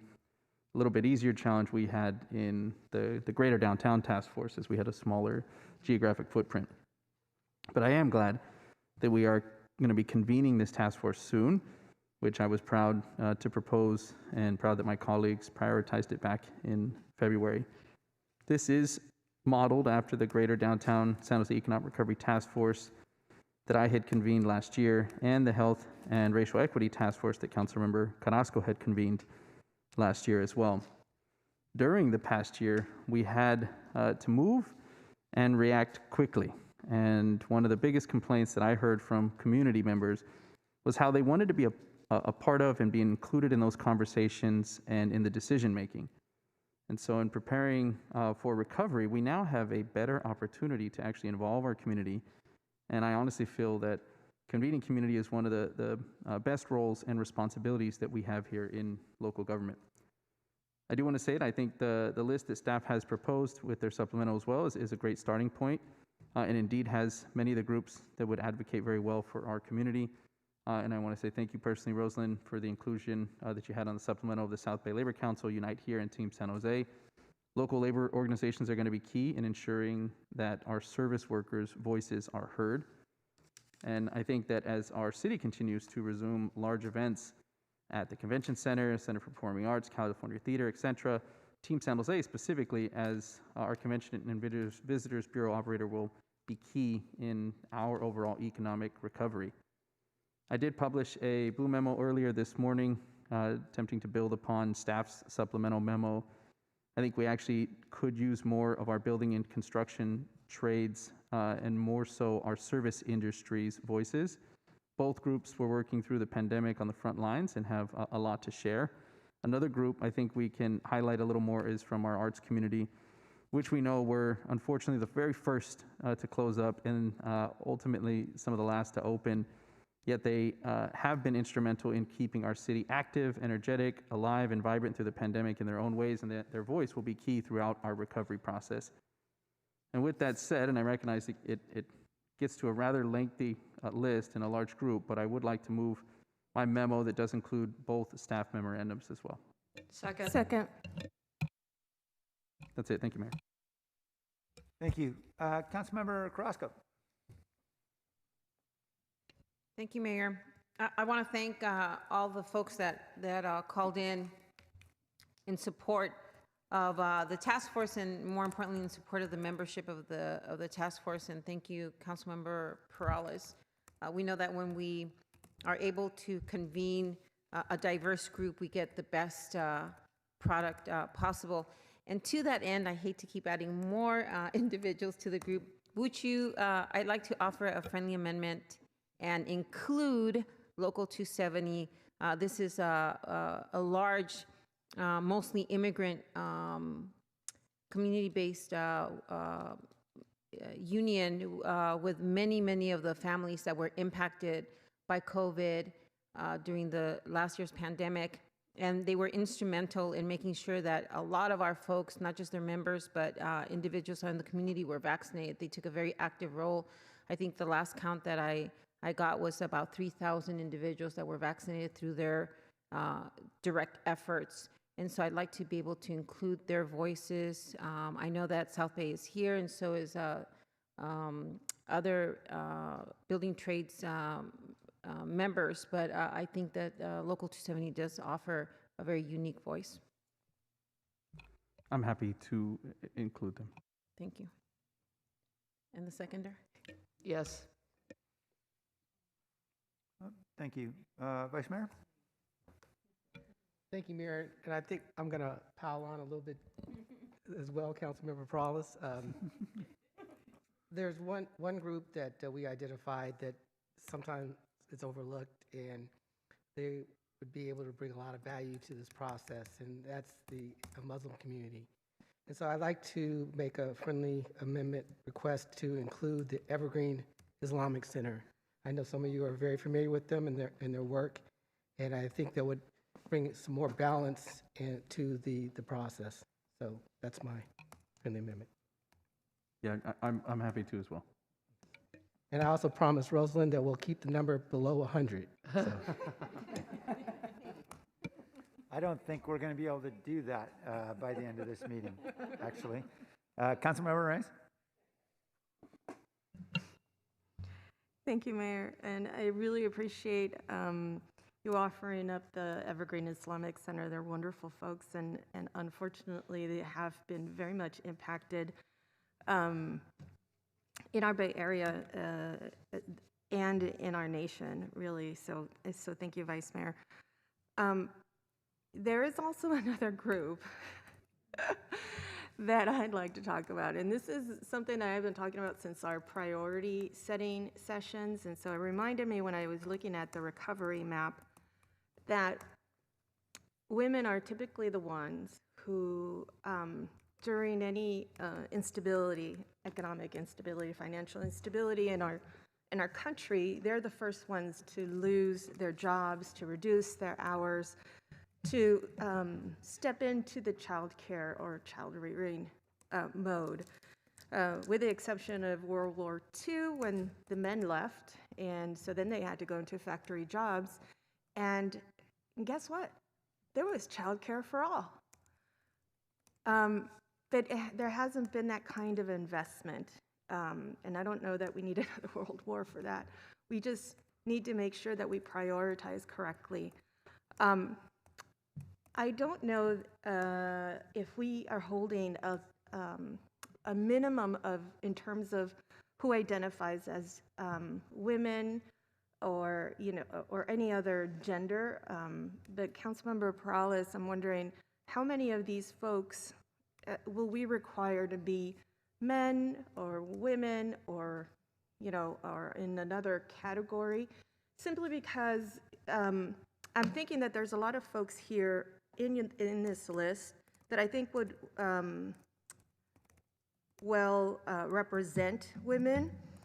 But if it's a male representative that's coming to those meetings, they'll offer a different perspective. And while I think that's wonderful, it does differ from women's perspective and the impact that we see among women for this recovery. And so for women to recover and maybe cover some of the ground that they've lost in terms of the workforce progress, I think we need to have either a minimum or in terms of female to male ratio, because I could easily see this when you say recovery, the men will come into the room, and I really want to prevent that from happening, but more importantly, to hear the voices of women. Have you given any thought in terms of what that would look like? Yeah, I'm happy to respond first and then let Rosalind respond as well. I think that is very important. I'll give the example of what we did in our Greater Downtown Economic Recovery Task Force. We were conscious about that as well and wanting to make sure that even though what we're doing here, we're sort of just giving a particular organization, right? Well, what we did in creating our task force is we said, well, let's be conscious that not every one of those organizations assigns or selects a male, for instance, right? And not intentionally trying to leave out women, but just that organization says, hey, Right. this is the person that would like to participate. Right. So what we did was we were conscious about it as that was happening to ensure that we got a diverse makeup. And we had nearly a 50% female and male participation through our task force. And it wasn't by accident, right? It was because we were conscious about it. So I would agree that we should be conscious about that effort on our diversity, both of gender and then race. And I think race, a lot of the groups right are here are specifically like what we just have added in from the vice mayor. So I think that it would be wise to maybe set some goals, but I'm happy to kick it over to you, Rosalind, to kind of hear your thoughts on that, and then maybe there's direction that's needed or not based on that. Thank you, Councilmembers Carrasco and Morales. So regarding nomination and selection of representatives from each of these organizations, the staff thinks it's very important for these organizations to self-select. We really don't want to be in the business of deciding who from their group should be represented, and really want to defer to them. They know their groups. We are hopeful that they will nominate people who are deeply already rooted in our community and will be able to reflect diversity of interests. And I would also add that we fully expect, now that our number is at 53, that we will be forming committees or solution groups around various topics or areas of interest. So if one could be around women issues or child care, a solution group could be formed around that issue, and that would be a way to bring in other voices into the conversation and add them to that particular committee. So I think that's a way that we could achieve it as well. Thank you. I appreciate that. I think I think we also need to make sure that when we allow the organizations to self-identify whoever's going to serve, that we also ask them to take that into consideration as part of the criteria in terms of who they're bringing forward. Because so let's take, for example, Asian Americans for Community Involvement, AKI. I would imagine that they would represent an Asian group. But that's, that may not be so, because AKI provides services for many different segments of our community. And so then we wouldn't really have an Asian representation, maybe from another group, but not necessarily from AKI, whom we might have relied on to bring that representation in. They're also part of the network that provides services to sexual assault and domestic violence survivors. And so I would trust that they would bring in this expertise, but that's not necessarily true in terms of who they choose. They might be choosing somebody who has nothing to do with that. And that's the other voice that I don't see here is and as you've known, you guys, I've said this to you before. Yeah, Vice Mayor is nodding. You're going to hear it one more time. World Health Organization has recognized that women are more impacted by violence during pandemics. This is no exception. This is absolutely a time where they also need to recover, and we need to recognize that. So we don't have to sort it all out now, Rosalind and Councilmember Perales, but I really want to make sure that the two focus areas, which is stabilizing and strengthening families and then supporting small businesses, are given a fair representation. That the businesses don't, those voices don't completely take over the needs and wants of our families. And especially some subgroups like women. So anyways, we can continue to talk about that, but I'm hoping that you will make sure that there's certain criteria that we can meet and that we include, and this is a friendly amendment, Councilmember Perales, is to have a representative of a gender-based violence prevention agency, because that is a very different kind of a voice than any of the other ones that are here. And because I'm not entirely sure that, so say for example, like I used Aki, that they would bring that particular voice into the fold. I just want to have some assurance that that voice will be heard. Do you have a recommendation of an organization you'd like us to reach out to? I'm happy to add that into the. Any one of the major players like Community Solutions or YWCA or Nextdoor, I think are wonderful. I wouldn't want to speak for any one of those organizations, but whoever is available. Okay, I think Oh, yeah, that's if staff's comfortable with that, and including at least one of those organizations. And the YWCA, excuse me, sorry, Councilmember Peralez, the YWCA already does work within our police department and understands a lot of our, internal protocols. They're familiar with who we are, and they also do cover both domestic violence and sexual assault. So maybe this is the one. I would recommend YWCA, and if they're not available, then we can go to the next. Yeah, I think it might be on the list. It might be better just to give a name to you, Rosen. So why don't we do that, YWCA, and then if there's obviously an issue with that, then we have a couple backups for that. Great, thank you. Yeah. And so I'm happy to include that. And as the number grows, Mayor, just as a suggestion, and you already mentioned it, Rosen, but that is exactly how we allowed our task force for downtown to function well, was we had committees. And so, and in those, because it was larger group of individuals that wanted to meet, as a full task force, we met less frequently as the committees did, and then brought all of those ideas together. As you know, right, it's easier to have those conversations maybe in smaller groups and then bring them forward. So, and it functioned well, even though the group was large. I mean, just for the downtown area, we had 20 individuals. And so it's not, I think it's not out of the ordinary that we would expect this number to be much larger than that. And that did help with it functioning. We may rename this the convention rather than task force, but we'll get that. Councilmember Cohen. Yeah, thank you. And Rosalind, I know you already mentioned how you'll deal with a group this large. That was my first reaction when I saw this list, which has continued to grow. You know, I also did notice that we haven't really included anybody that's going to kind of keep us focused on some of the environmental issues around. And I look, I didn't want to, you know, grow the list any bigger, but you know, I think as we talk about building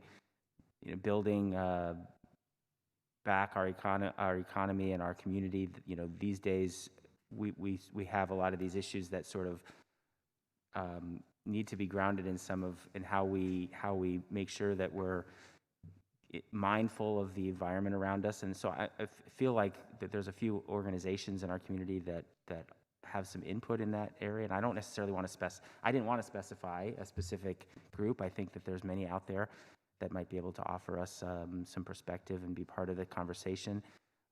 But I think it'd be helpful to have a voice like that at the table in this conversation. And so I was going to suggest that we look for a representative or two that would bring that perspective to the conversation. I don't know if that would be acceptable. If it's a friendly amendment, I guess I'll just say the same thing I was mentioning to Councilmember Arenas. If you want to just recommend a name, that might be just easier for us to do that today and give that direction to Rosalind. Okay. Rather than not. You know, we've had input before from groups like Sierra Club or our City Forest. I'm not sure which one makes more sense in this case. You know, a couple of those are, you know, there's or even Guadalupe, you know, River Conservancy. Maybe that's a good one for this. I don't know what. I mean, I'll take suggestion from you about what you think. You know, I'm willing to any one of those. Yeah, I would agree. Kind of like what Councilmember Arenas was saying, there may be a couple that work well.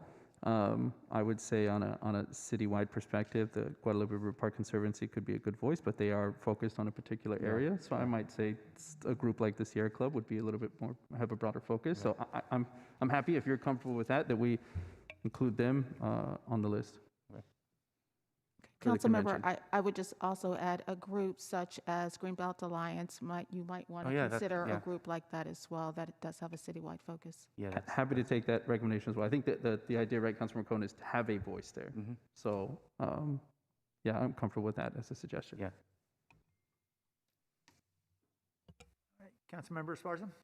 On this last point, I just wanted to offer another organization to possibly be the one of the environmental groups, and I like the Greenbelt Alliance or Conservation Corps is another one that does a lot of work throughout the city. So I'll leave that to staff, but just wanted to offer that. Thank you. All right, Councilmember Perales. Just in regards to what Councilmember Arenas was saying, I do think there's a way to get to that solution. If we stated here that we want the goal to have some diversity there and equity and diversity of, say, women participating, I think that as the names start filtering in for the group, for instance, if it's heavily weighted, 75% male participants, I think we can hit a pause and then reach out to the groups and say, hey, we'd like to see if you can suggest another participant, right, that may be a female, and then get some other names or recommendations. I don't think it's it's not a bad thing to state that, hey, that's a goal of ours, and then be able to have that check. And I likely would believe that a lot of these organizations have a couple people that they would be able to suggest, and recommend some names to, and would be happy to recommend another name for us to help us with the diversity of the group. So just a suggestion, once we get there, we may not even have to do that, right? It may naturally appear, but just in being conscious, I think that's a way we can achieve that. Okay, any other comments, questions, or members of the task force? Okay. I really appreciate the very good intentions and purposes that underline the creation of this task force. I'm going to refrain from suggesting any other organizations. I know that's disappointing, but I know there could be another 50 that we could deem would be essential to a robust conversation about this, because these are very big issues. They're very complex, and it's a complex community with a lot of diverse stakeholders, and that's so I don't know if there's any limiting principle here, but and I certainly agree the issues that relate to the pandemic recovery are absolutely critical. And there's no question they deserve our full and undeserved attention. I'm going to politely and quietly, well, not quietly, but politely vote no. Let me tell you why. My concern starts with the fact this is our 4th task force on pandemic recovery and resilience. And the truth is that this pandemic isn't going to be over anytime soon, right? This recovery that we're talking about is going to be many years in the making, and I don't think this is going to be a recovery in the traditional sense of the word. The reality is we're going to have to live with this virus and find ways to manage. And as new variants come up, we're going to have to deal with spikes and then recover. And it's going to be an ongoing process. And so I think I'm a little concerned that we'll have a tendency to look at where we are and really define the pandemic and recovery and all those things in ways that they're simply beyond our ability to do so, given the very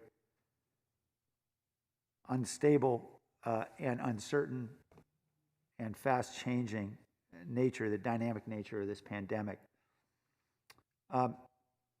We have had, as I mentioned, 3 prior task forces around the general subject of resilience and recovery from the pandemic. We've had extensive other public convenings. I can think of, for example, the SAG, which met a couple dozen times, I know, focused on many critical investments that need to be made in a particular part of the city, but also included, I think, was focused on a broader focus around homelessness and creating affordable housing, addressing inequities in economic and educational opportunity, and many other topics.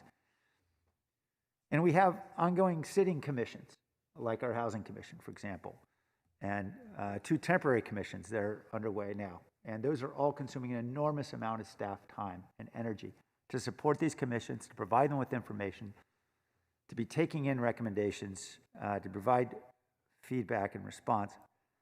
And through our collective efforts on the council with staff and public meetings, we've identified 41 critical initiatives on our roadmap, 18 of which are recovery related. And we don't have the staff to implement them. We are enormously constrained as an organization. It's the same 7,000 people who are running at full speed, performing multiple jobs, and we know we're severely understaffed as a city, given the size of our city and the enormous tasks that we have to accomplish. And at some point, I think we have to come to terms with the fact that we lack the resources internally to get all the work done of all the recommendations we'd like to make. In the last couple of months, a couple members of organizations have been sort of identified as potential members of this group, have actually approached me and really with kind of the same comments, which is, really, are we doing this again? And there wasn't any disparagement of the importance of these issues. These are critically important issues. But I think there was a sense that this was somewhat performative, that we're going to go through this again, we're going to convene members of the community, we're going to listen, we're going to nod our heads, approve recommendations, and then all the good ideas are going to sit in the same long line with all the other recommendations that are part of our work plan. And at the end of the day, we're going to ask ourselves, did we actually get anything done to improve the lives of members of our community? And they expressed to me in a very polite way that they're kind of starting to see through it. That they understand we don't have the resources and we should be honest with people about that, instead of sort of continuing sort of these efforts to form more task forces. Because the reality is the work's not going to get done without focus. And that's sort of what our effort around identifying the 41 critical initiatives has been. And I can't help but think that a lot of this stems from a fundamental concern that I know many in our community genuinely feel, which is we need to do a better job of community engagement. And I think we absolutely can do a better job of community engagement. I know we can. And, as we think about, for example, the many positions on our commissions that go unfilled, sometimes for a year or more. Tony has to beg us to fill these commission positions. Now, how could we engage stakeholders more meaningfully? How could we engage those commissions more meaningfully? And actually doing the work of bringing expertise and data to the council and actually engaging more meaningfully in the recommendations of those commissions. So members of our community are participating more meaningfully. How can we ensure we're doing a better job of having stakeholders actually participate in the deliberative process that we have publicly? I think those are really important questions to take on. My concern is that just forming another task force is probably not going to do it. It's going to be an enormous consumption of time and energy of staff that is already overwhelmed. And I'm hearing that quietly in lots of ways. They'll never say it publicly, because if we got another idea for a task force, they will continue to march when council says we want to do it. But I think we all know we've been challenged mightily, for example, to find enough staff to get out there and help our residents avoid this eviction cliff and get signed up for rent relief checks, right? Critical to the survival of so many families that are struggling right now. And I'd much rather have housing staff continue to focus on that than coming in and talking to a task force about how we have to help folks survive an eviction cliff. Or many of the other things. We need to stabilize families and small businesses that are in distress, economically and otherwise. And so, again, this is important. These are important conversations. I just can't help but think that another task force, a fourth task force, isn't going to help us execute any better. And the benefit we had with, at least with the SAG, is we had a company willing to kick in a couple $100 million of resources we could actually dedicate to doing some of these things. We just don't have that luxury now. We still have the same employees, and they're fantastic employees, and they're working really hard. But particularly those who are juggling the various initiatives, I think at some point they're going to tell us they got to cry uncle. So I'm going to cry uncle for them and just politely vote no. I don't demean or disparage anything of what folks are trying to accomplish with this task force. I know it's incredibly important, and I hope that we get from it meaningful community engagement and recommendations that we can use and implement. And the truth is we're going to need a lot of partners to go implement those, because I think everybody knows we're challenged here internally. So I'll leave it with that. Now I see folks have jumped in. I'm not sure. Councilmember Perales, did you want to respond on this, or was that from prior? No, it was on this. Thank you. Okay, yeah. Yeah, I'd like to politely disagree and restate what I had mentioned earlier, that I do honestly feel that convening our community is one of the best roles and responsibilities that we have. And I recognize for some that they may feel that that those outcomes, or that the effort can be empty in its outcomes. I will say that that was not the case with what we experienced through the task force that I helped create here in the downtown core, as well as the task force that Magdalena did. And those were both sort of ad hoc, emergency-based efforts. We now have an opportunity to be more conscious about it, and to convene in a moment in our city's history that we've never really been in before, and to really consciously decide how we're going to pull out of this. And I agree that with the recovery is a bit of I guess, a confusing term, because the reality is we are going to be navigating through this pandemic, and we don't know what the next few years looks like. So maybe the titling of it could change, but the reality is, and as Councilmember Jimenez had coined during our priority setting on building back better, this is an opportunity that we're not going to have again here on a reset, and to really be able to do so in a way that is beneficial to everybody, that addresses the concerns of equity, those that have been impacted before the pandemic but exacerbated through the pandemic. We have to do so with the voice of our community. And again, that was the biggest concern that I heard last year, was the lack of participation in some of these decisions that again, it wasn't, I think, intentional, but we just had to move quickly. Now we have an opportunity, I think, to slow down a little bit as we're talking about the next few years and building up what those recommendations will be through recovery. And yeah, some of the recommendations that come from, I think, this task force are not going to be things that are going to be implemented within a week. And we were very realistic with our task force last year on the reality of things that maybe could be implemented more quickly, things that would be brought up to the county or the state level, things that needed a better effort. But ultimately, what it did do was it wasn't just a siloed discussion of a government agency or agencies making those decisions. It was incorporating the voices of our community. And I would say as well, I don't know what organizations you were speaking with, but we know there are organizations, industries out there that were not impacted in the same manner as others were. And so I would say I've heard from others that are actually clamoring to be part of the conversation, right? And they want to have their voices be a part of this because they have been impacted more so, and they've never actually had a seat right at a table like this. And so I think I think a lot of what you said, clearly, especially from what you've heard from individuals that may have participated in the past, they may be reluctant. I don't think that anybody's forced to participate. So if there's somebody on the list that gets invited and doesn't want to participate, well, so be it. They don't have to participate. And then Roseland be happy, and maybe a little bit smaller list as it moves forward. But I would say, from looking at the list, their voices would likely be missed. So I would encourage them, right, to hopefully have some confidence in what we are doing. And as this was the second highest prioritized item back in March, it was clear from this council, and that's why Roseland has gone marching down this path to be able to do this effort. So respectfully as well, I think that might have been the better time to sort of make the argument before we got to this point to say, hey, that we don't want to do this.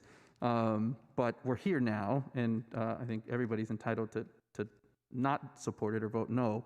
I would encourage my colleagues to send the message that we do fully support this, and we are confident in the efforts of what we can do in convening a group of community members, community leaders, business organizations, community health providers, in helping us do what we've set out to do here, to recover from this once-in-a-lifetime pandemic, to build back better with our community, and to do it along with them. Thanks. Thank you. Councilmember Cohen? Yeah, I mean, I just wanted to ask a few questions, follow up on what you said, Mayor. Certainly, this is a useful exercise, and I think the council obviously agreed during our priority setting that this was something that we should do, and we made that decision then. But I do want to ask some questions about what we hope to get out of it, just to make sure that we're going down the right path in the use of our time. Certainly, if this is going to inform things that we're going to do as a city, then this is useful. And so, just to follow up with Councilman Perales, you had a downtown task force. So, can you give some examples of things that came out of that potentially were led to some policy suggestions or things that were helpful from that task force, so that I can get an idea, or we can get an idea of what kinds of initiatives we might learn from convening this kind of task force going forward, because we want to make sure that we do, this will tie up some staff time that could otherwise be used for other things. I want to make sure that that's a worthwhile use of everybody's time. Yeah, and we still have everything published on my website, sjd3.com, where you can look at all the task force members, the different recommendations, list of recommendations, the responses from staff as well. We had some great ideas that surfaced through several conversations, but were presented ultimately by Councilmember Davis and the mayor with, for instance, al fresco. Where we were able to do within the task force was really bake out how that would work for everybody versus just a concept and an idea, how we would support that or fund it, get support from obviously not just the local level, but the state level, for instance, with outdoor alcohol, right? Because a lot of these businesses said, hey, this is great, you're allowing me to sit outside, but I actually can't sell my whole menu, right? And so how do we navigate that? We were able to work with as well our state providers to get like that off-sale alcohol or outside consumption of alcohol as part of this. A number of other recommendations from the different industries that we had, but I would say that the biggest overall component, again, was that we were hearing from industry experts. Now, granted, this task force that I helped lead was very business focused, right? But we were able to hear from industry experts that were out there actually living and breathing and having to deal with these decisions that we were making, and that ultimately helped craft a lot of the recommendations that came forward, whether it was through the task force or outside of it. We had city staff like Blage who participated regularly, so she was able to build on some of the work that we were directing her to do here as well. It was very meaningful. We had very positive feedback. Again, I'm not certain who was the mayor was hearing from, but we had positive feedback from the participants from our task force. Okay, maybe the next question for staff. I mean, this is a major undertaking, obviously, with this large number of groups. What is the staff time commitment to this? What do we think? How do we think this will play out in terms of the number of people that will be involved, and how we can synthesize all this into some kinds of specific recommendations for things that the city will do moving forward? Sure, thank you, Councilmember Cohen. So earlier this year, when we were before the council and discussing our recovery initiatives, we did share the resources that would be required to support the effort. In NBA number 16, that included the resources that we thought would be needed at that time. So funds were set aside for staffing, as well as any potential consultants that would be needed to support the task force as well. So right now we have the 2 dedicated staff for this effort. We're looking to bring on another staff member to support. Both Dolan and I will be overseeing the work as well. And I will remind the mayor and council that this effort is not going to go on in perpetuity. It does have a sunset within 12 months, so if we kick off in November, we anticipate that the work will be finished by the end of next calendar year. And I guess that was going to be my next question. We do have some check-in points where we can decide whether this is being fruitful or not too as well, right? Absolutely. We are already scheduled to report to the Community and Economic Development Committee, and our next status report is scheduled for January of next year, and I think the next one would be April of next year. Okay. Thank you. All right. Councilmember Mahan.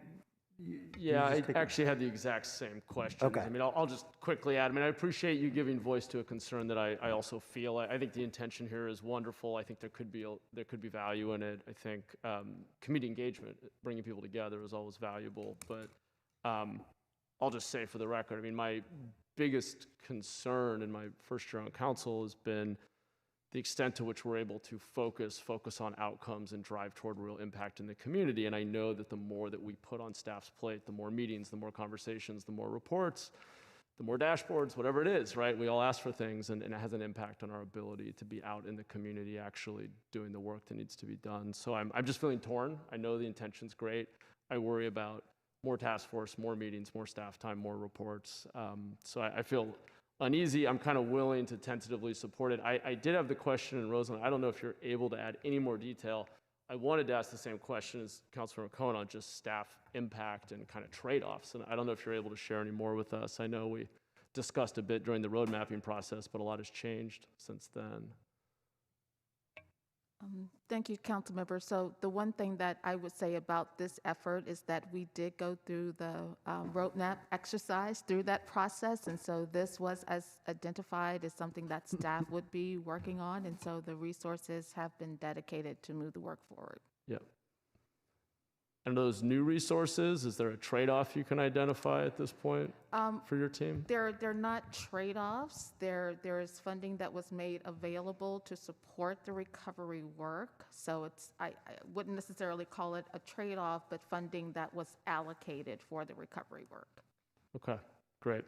And when would the first checkpoint be?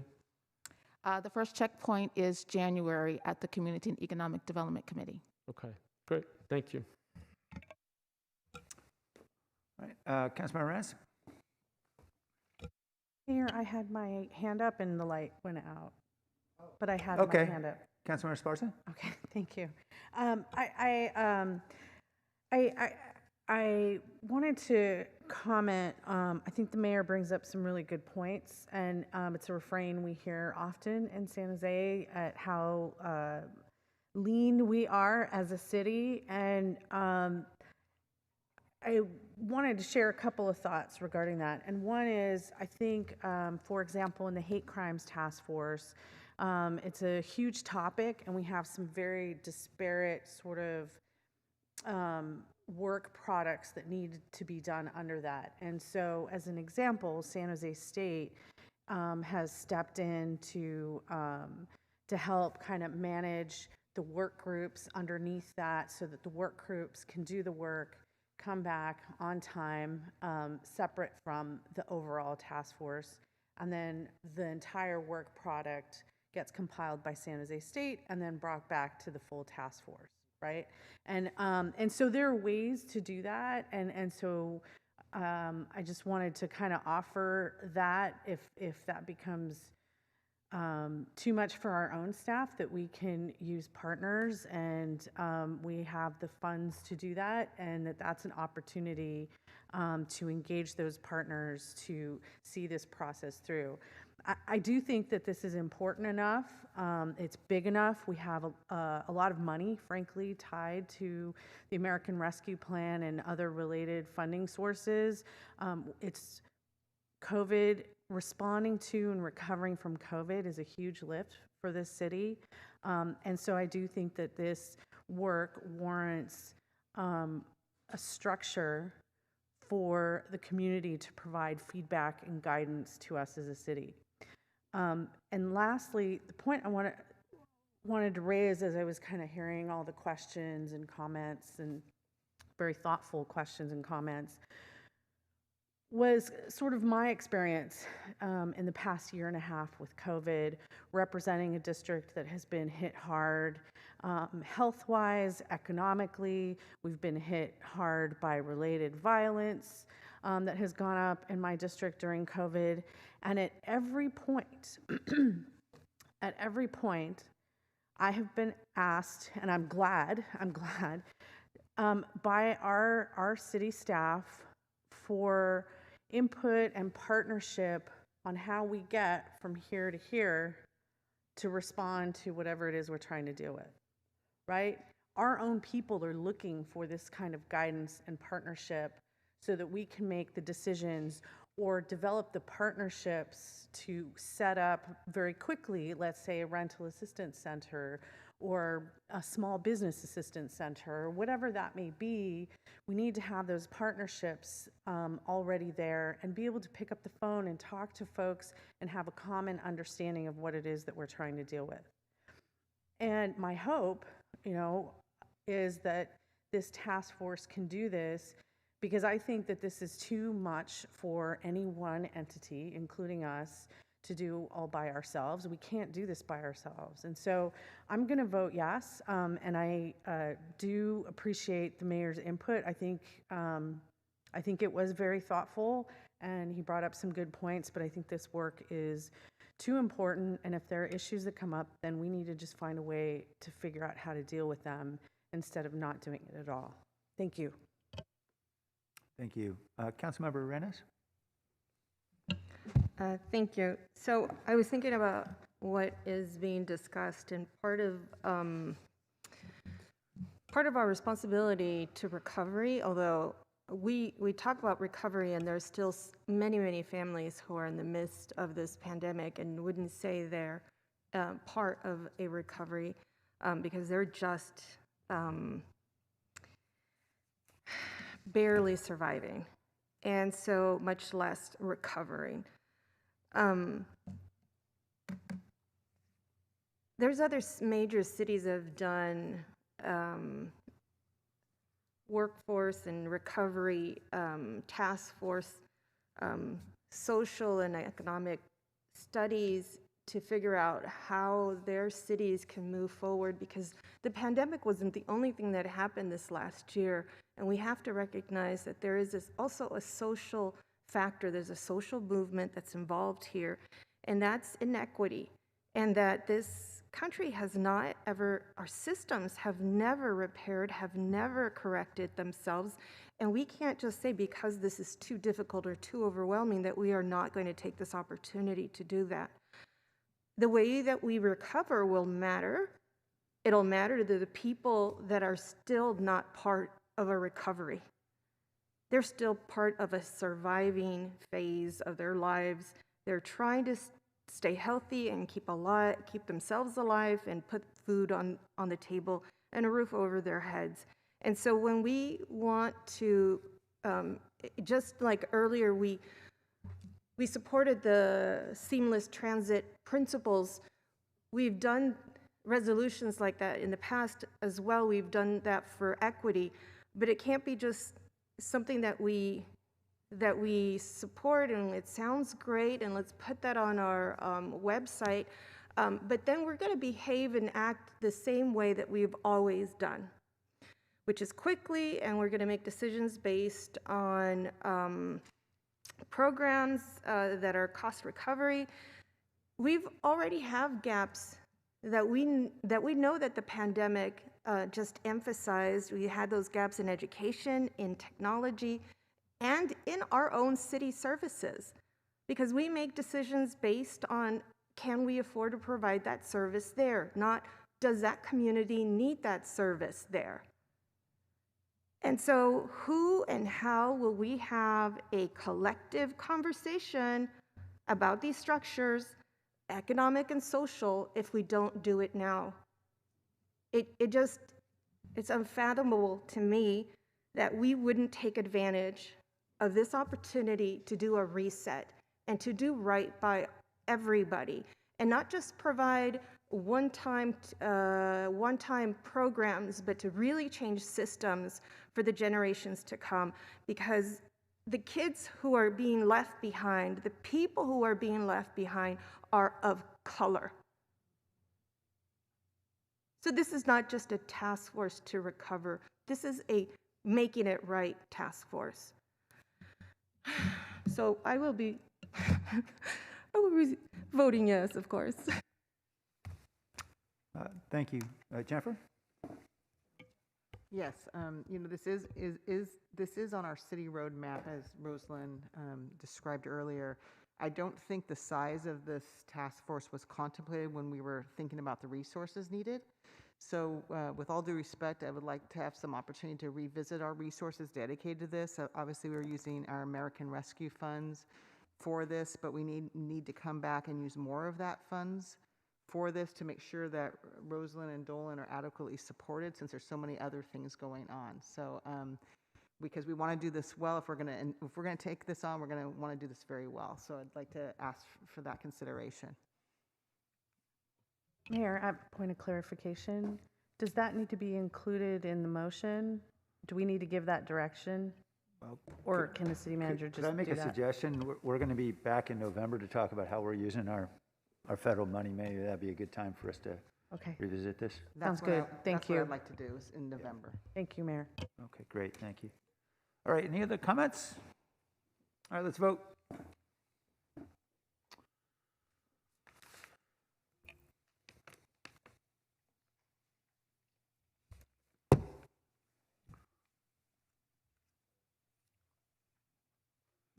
vote is 9 yes, 1 no from Licardo, and 1 absent from Davis. Thank you. Item 3.5 is the amendment to the vendor agreement for Managed Health Network for Employee Assistance Programs. There is not a report. Let's go to the public. Tony? I have 2 hands up, Tessa followed by Paul.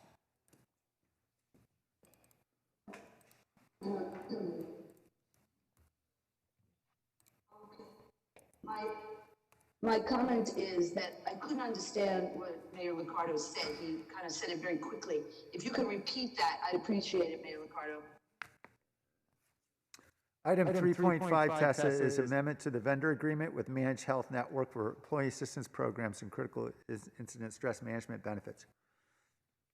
But I was still pretty quick and it wasn't slow enough to understand exactly. But anyway, and it's the same issue like when when the people who are talking Spanish talk, there's no, we don't hear what they say. And, you don't explain to us, how we could even get the translation, if that is the case, or giving them, we should hear it. They should be translated and we can hear it, all of us. Give them an extra 2 minutes for the translation. So that is a comment. And I still didn't hear what you said. It was just very quick. But it was basically, we're looking at, employee issues and things like that. And the comment I have about employee issues is I'm hearing a lot of concerns from the public in regards to working back in the workplace.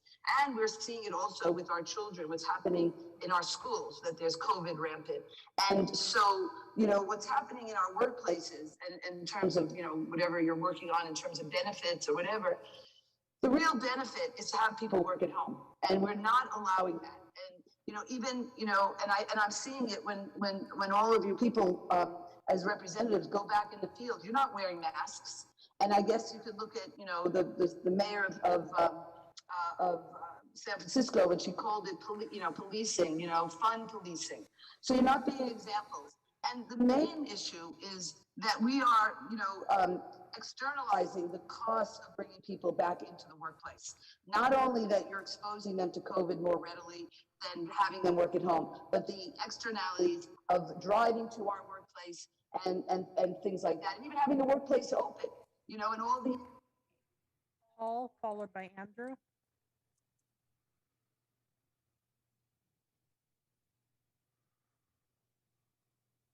Yes. First of all, I just want to extend my gratitude to Councilwoman Arenas. She knows why. I've fought with alcoholism and drug addiction all my life, and I'm glad that the city is censoring treatment.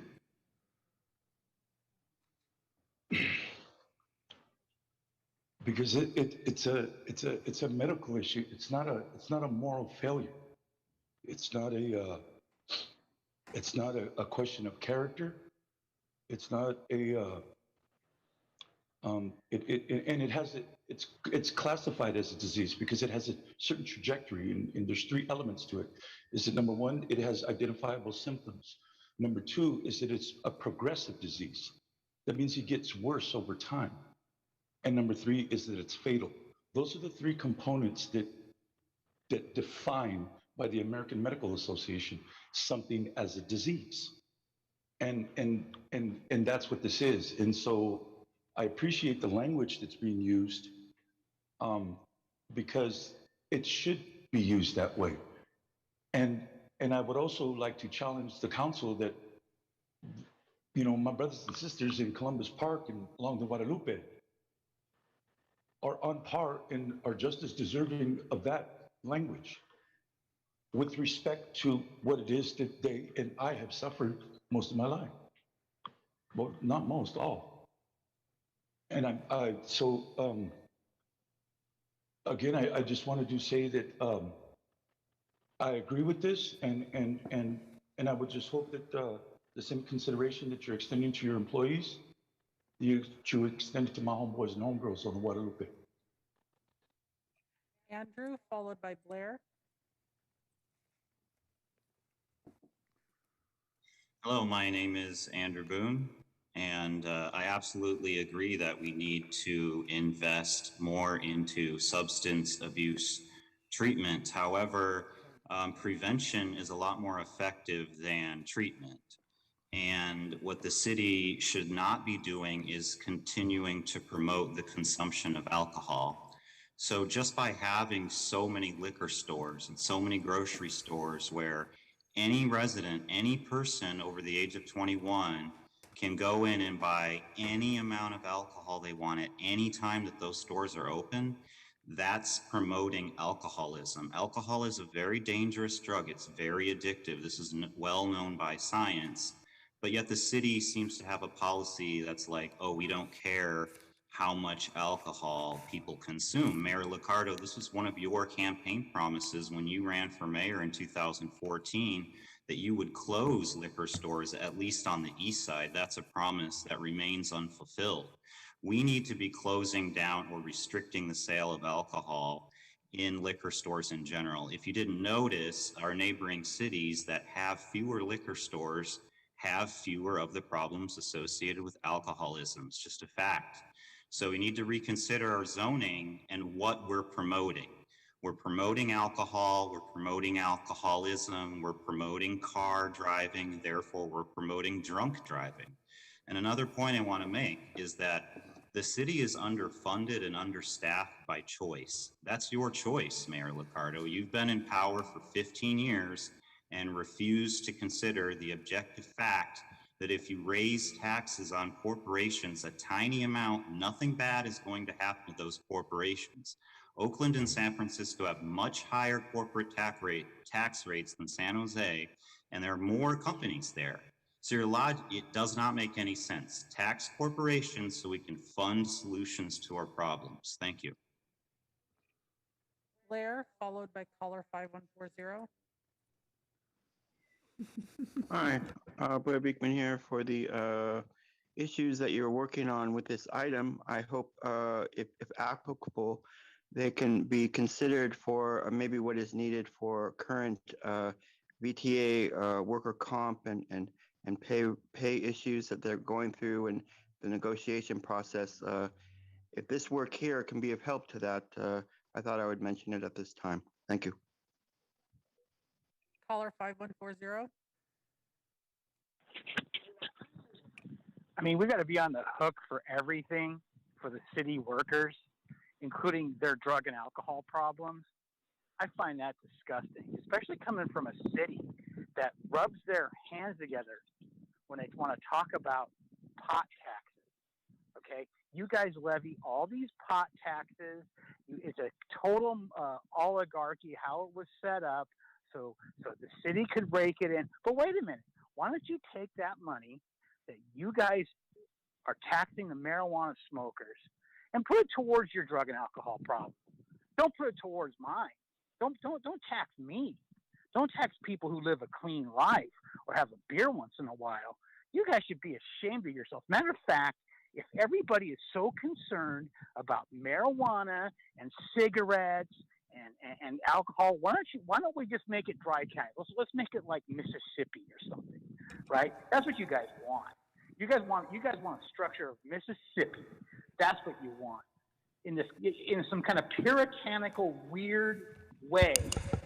Mr. Senior, Sir, we're talking about employee assistance programs. You want us to focus on the topic? Or not? Okay. Yeah, I do. You know what? Stop taxing us for this kind of stuff. I don't believe in it. I think it's wrong. I think it's immoral. I think it's unethical. It's back to council. All right. Back to council. Move approval. Second. Let's vote. Oh, I had my hand up, Mayor. Oh, I'm sorry. Councilmember Pross, forgive me. Sorry to steal the thunder there. Yeah. Just we're on a briefly. roll. I have a memo actually that they'll be heard at Rules tomorrow. And actually I appreciate that this item where we're not actually issuing an RFP, we're going to extend this contract for a year.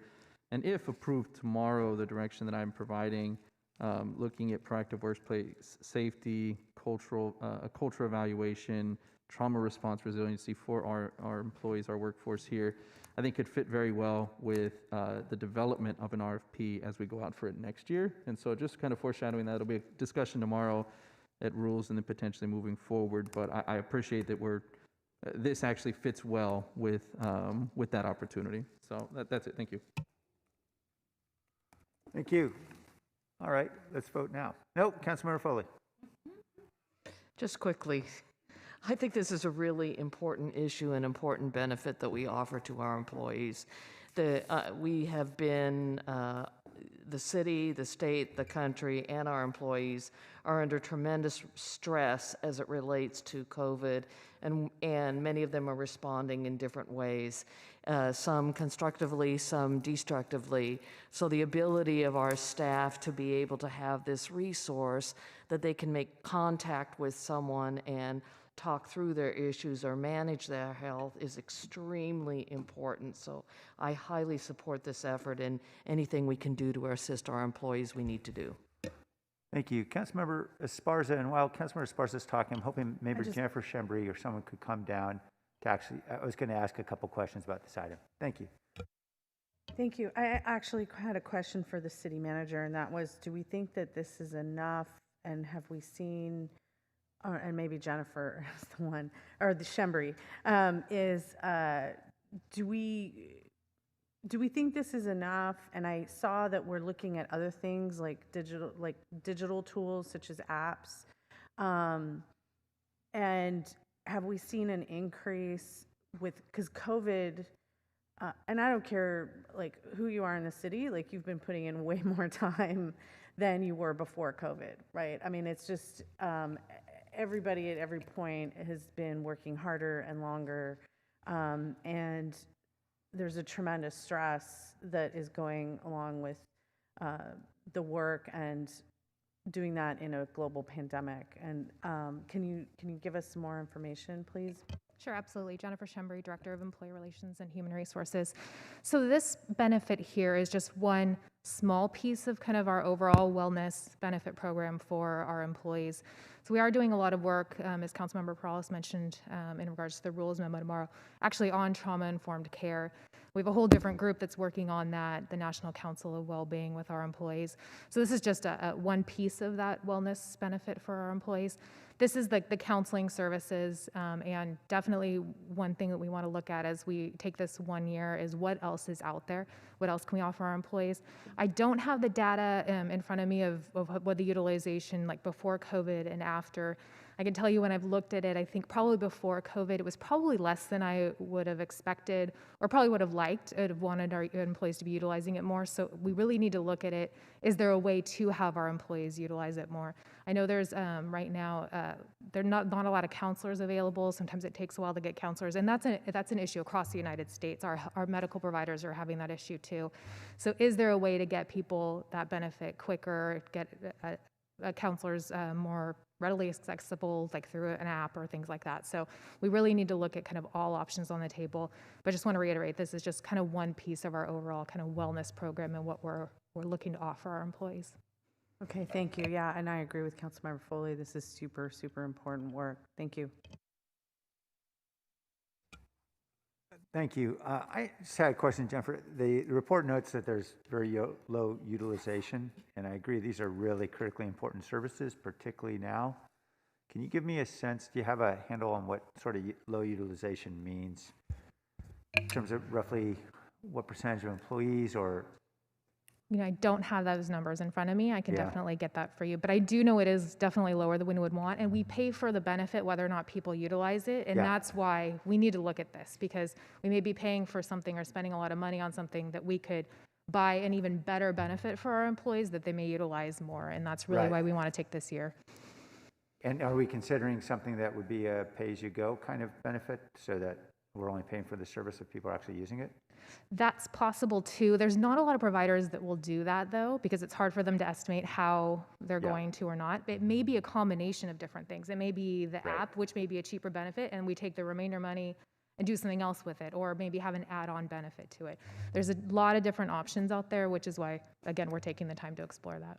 And can you give me a sense, just particularly during this pandemic, have we been taking any particular special measures to really inform employees about the availability of mental health and addiction services? Yes, actually, throughout COVID, even our flash reports to our employees, we've done multiple reminders of the EAP benefit so that it's out there, because I do know, as we've talked about here, this has been extremely stressful time for our employees, and so wanting to make sure that they know that this benefit is out here.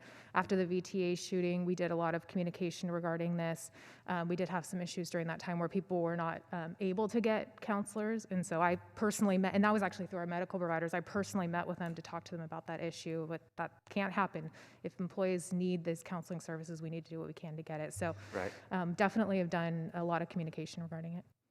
And do we have much of a sense as to why utilization rate is so low? Is there perhaps, you know, I know it's difficult to ascertain, but perhaps through surveys, are people concerned about confidentiality? Are they concerned? I mean, are there things that we need to overcome other than just information barriers? I do think one is that for utilization being low here, some people go through their provider. So it does, just because they're not utilizing our EAP, they may utilize it through Kaiser or Anthem. And that may be because their general practitioner referred them to someone there, or they may feel that's more confidential to them to be able to go through their medical provider. So I think that is probably an issue too, and that's something that we need to look at in this year. Is there a different way to maybe just go through the medical providers, but reimburse for copays or whatever it may be? But that is one potential issue. Okay, thank you, Jennifer. Councilmember Perales? Yeah, and we'll discuss it a little bit more tomorrow, but the county just approved an effort to create a countywide trauma recovery center, also in response to the VTA incident. And part of my request tomorrow is to ask that we explore how we can participate better in that as they're developing that out. And that could provide another avenue for some of these, these more traumatic incidents that happen where maybe it's beyond the scope of our traditional employee assistance program and mental health services, where you need more, a more robust set of services on at a moment's notice. And so just another effort, I think, where maybe all 8 public agencies in the area don't have to recreate the wheel for their agency, but we could have a collective effort through the county. And that was part of the county's interest that I supported a couple weeks ago, and they voted on unanimously. And then I asked our staff to take a look at that tomorrow. All right, thank you.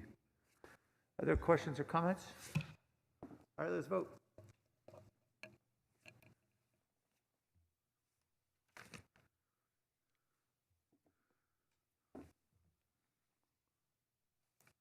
The vote's unanimous. All right, that passes. Thank you.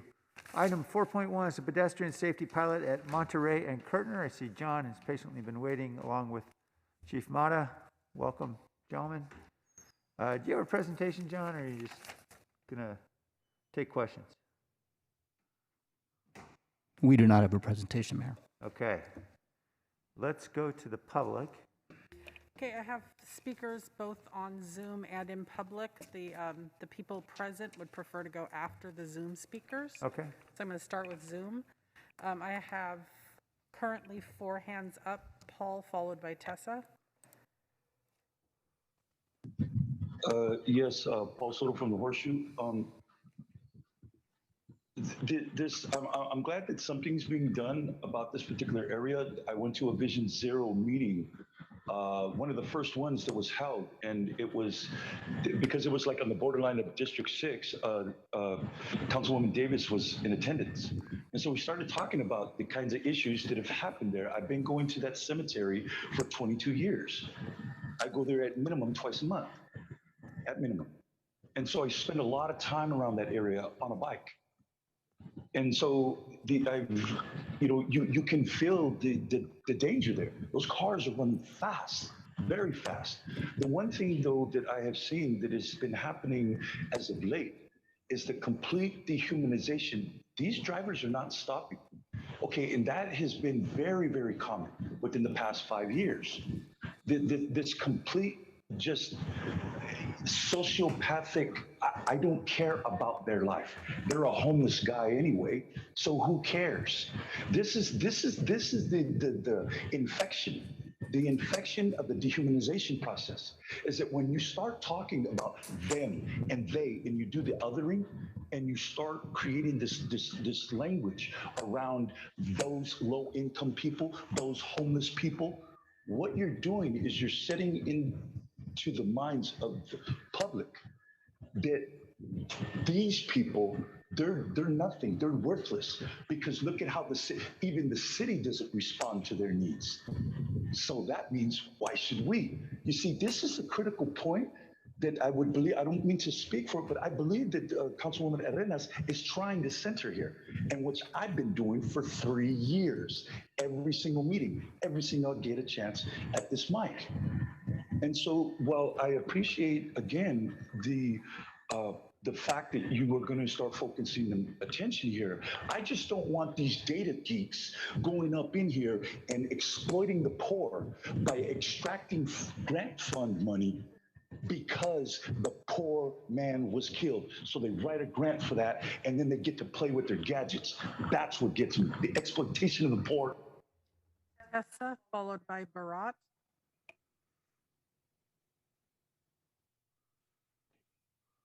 Thank you. Yeah, thank you, Paul. That was very insightful. What Paul was saying is that we don't care about each other. That is true. And the way that gets shown is our leadership do not care about what happens on our streets. My husband got hit on the street from not having a left-hand turn signal. That didn't get fixed. Another neighbor died on our street at Lenzen and Stockton. My husband was at Stockton and Taylor, and it was Lenzen and Stockton. That woman in a wheelchair died because there was no left-hand turn signal to separate the situation. So, what I have always said is like, it would have been great if the police, and then when they came to see him, take my husband to the hospital, when the police report, it should be, this is what needs to be fixed, and it needs to get fixed now. Not like, nothing gets into the police report. Nothing gets into, that's in the problem. One group doesn't communicate to another. That was what happened with, Sam Cassidy. Nobody communicating about his problems. And this is the breakdown, that we do not care. And I bring this to my council member, Deb Davis, about the problems. I get nothing from her about it. Nothing changes. I've been complaining about Stockton Avenue, that it's a raceway. We just had an accident today because we have a big median strip. And so one person was in the median strip and the other person came in and it was created an accident. And my husband says, we need to put a tree line median. And these are where we have controls of where we go, at the corners, we turn around or whatever. We need to do these engineering solutions and put all of our money into it. That's why we need to realign Measure B to make our streets safe. Okay, the next speaker had put his hand down, so I'm going to go to Andrew, followed by Blair. Hello, this is Andrew Boone. I absolutely agree that the city has been grossly negligent in protecting residents on public streets. Around 50 people are killed in car crashes every year, the same number as 5 years ago when the Vision Zero plan was adopted. I believe that was in 2016. So zero progress has been made towards Vision Zero. Now, why is this? It's because you refuse to fund fixing the streets. The Vision Zero plan and other city plans have correctly recognized that it is the width of the streets that is the main cause of serious crashes, crashes that result in serious injuries and deaths. The wider a street is, the faster people drive on the street. And the faster people drive on the street, the more crashes occur and the more serious and deadly those crashes are. Monterey and Kirtner is a perfect example. It's 8 lanes wide on both Monterey and Kirtner at the intersection. 8 lanes. That's the number of lanes typically on a highway. You have built a whole bunch of highways and refuse to make them not highways. And that's why people are driving fast and killing people walking across the street. It is not because the intersection lacks fences or something to force pedestrians to drive in the crosswalk, walk in the crosswalk. It's because the streets have too many lanes. The reducing the number of lanes on multi-lane arterials, which was identified in that Vision Zero plan, needs to be implemented.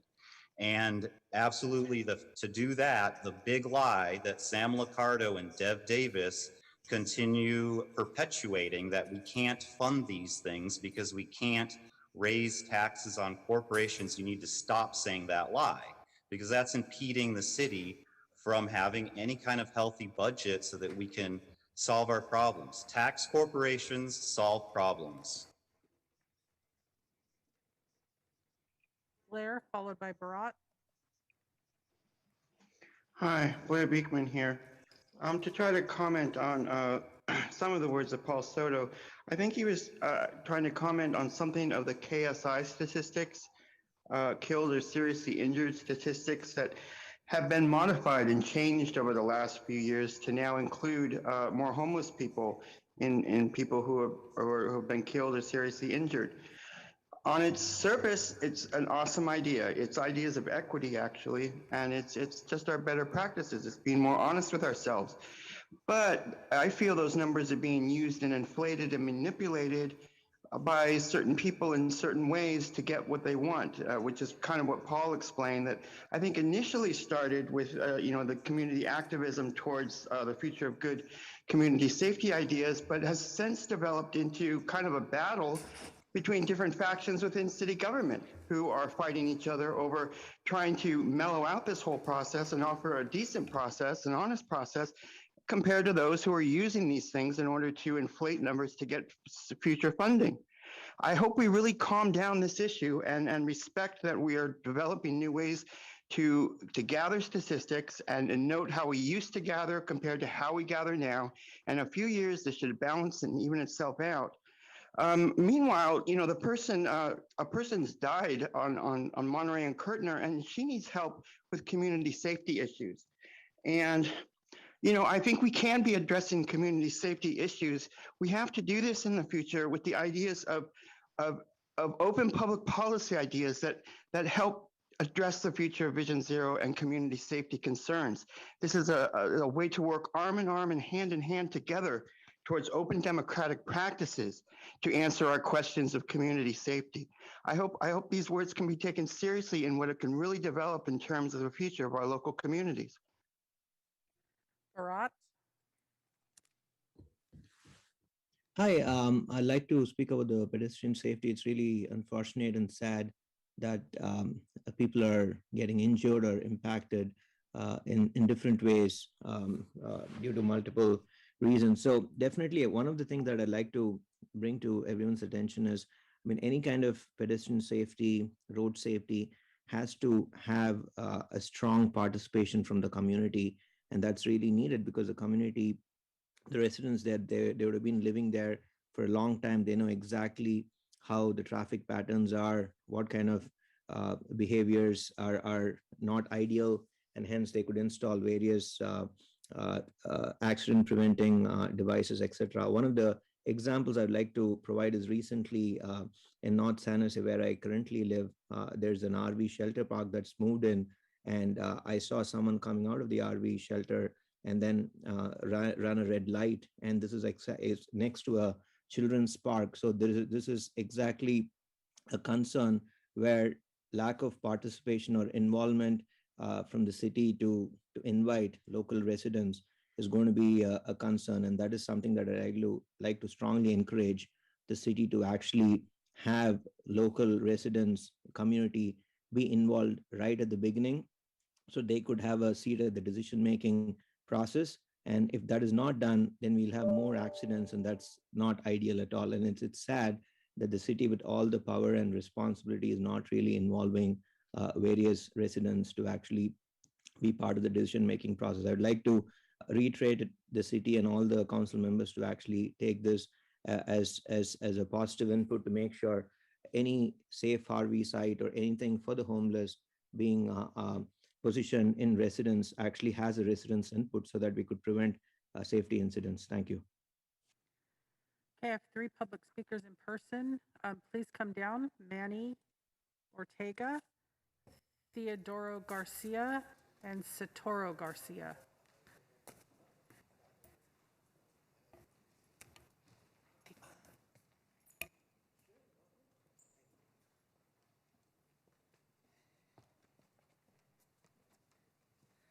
Good evening, everybody. My name is Teodoro Garcia.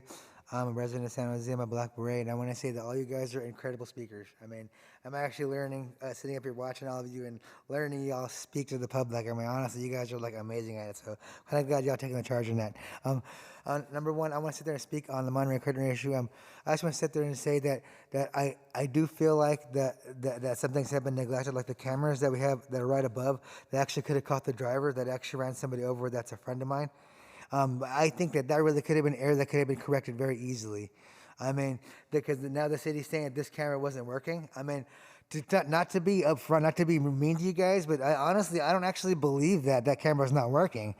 Because if you look back at all the cameras everywhere, all these cameras in the city, they all work, and you're going to tell us that this one camera is not working that could have identified the driver and identified the fully identified the vehicle and fully identified, the license plate, and if we could have caught this person that ran her over. I mean, I'm not trying to be mean to you guys, but I don't actually believe that. I mean, I would like to see proof that this camera's not working, and I believe there is proof that there is something out there. But anyways, that's besides the point. The other point is that because the attitude of people at this corner, I don't know why they drive so reckless, but they drive reckless throughout the whole city. I almost got hit a couple of days ago on Story Road by a guy that ran the red light also, so it's not just at that one corner. So let's not focus on just one corner. This is a citywide problem. And I think a lot of it comes to because we have a lot of the people coming into our town from outside of town that are ready to go and start, in the middle of these sideshows that we have. And I think that's kind of the problem that San Jose PD is having a hard time getting a hold of the sideshows, and I think that's perpetuating the issues that we have on the streets. So, but I just can't remind all of you that we have a daughter without a mother, and we have a mother without a daughter because of the way these people drive on that one particular road. And they lost her because of this issue. And I lost my mom to a similar situation when I was a baby. So the daughter that's in this position, I know her journey that she's just starting. So you guys all know. And this is a lifetime journey that she just started. And I know exactly how she feels losing her mom. I know exactly how she feels. I've lost my mom when I was a baby, and it hurt me so bad. So when I see her, and all the time, and I see her emotionally and I see her crying, I know exactly how she feels. When somebody kills your mom and just takes off driving away, I know how that feels. So something has to be done here. Losing your mom because of a driver wants to hit her and run away is not funny, and it's not cool. That's all I got to say. Next speaker. My name is Manny Ortega. I go by Manny. I'm a San Jose Black Beret member, been a Black Beret member for 11 years. I also work for Santa Clara County as a peer support worker for mental health criminal justice. I've been working for them for 10 years. So I came here to ask you guys to pass this, the pilot program for the cameras. It was 2 minutes. In 2 minutes, that camera can actually help somebody save their lives. Not even save their lives, but catch the person that murdered the people, on the street that they left the street, right? With the car. It's murder. It's not manslaughter. This is murder. They murdered a young lady. It was my partner's daughter, right there on Monterey Kirtner. They killed her. They didn't even wait. They just ran her over and left, and she was in a wheelchair. This is why we came and we did the rally and awareness for Kirtner and Monterey. Not only that, but a week later, they hit another woman there, and they killed her there too, on Monterey and Kirtner.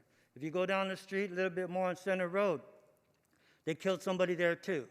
You go to 7th and Santa Clara, they killed somebody there too. 33rd and McKee, they killed somebody there too. Old Almaden and Kirtner, they killed somebody there on a bike. Now, half of these people that have been killed or murdered, they haven't even caught anybody. Maybe 4 people that had got hit and run, they caught maybe 4 of them because one of them turned themselves in. But the other one, they haven't caught them, right? I'm not pointing fingers at anybody. San Jose PD is doing a great job. You guys are doing a great job, too, by putting this up there and bringing awareness to the city of San Jose and the county of Santa Clara. I just want to see this passed so that we can bring people and give other people just a chance to say, hey, thank you very much, city of San Jose, for putting this and passing this and giving me closure for my daughter or for my son or for my mother, right? Like that. I want to say thank you very much for allowing me to speak to you guys. Have a good day.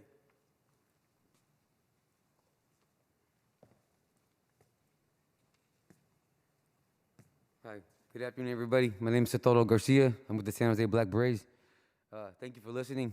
I just wanted to say that this is a dangerous intersection, and I've been working there for years at the pet store there, and it's always been bad for years and years and years. And then all of a sudden we lost somebody really close to us, you know.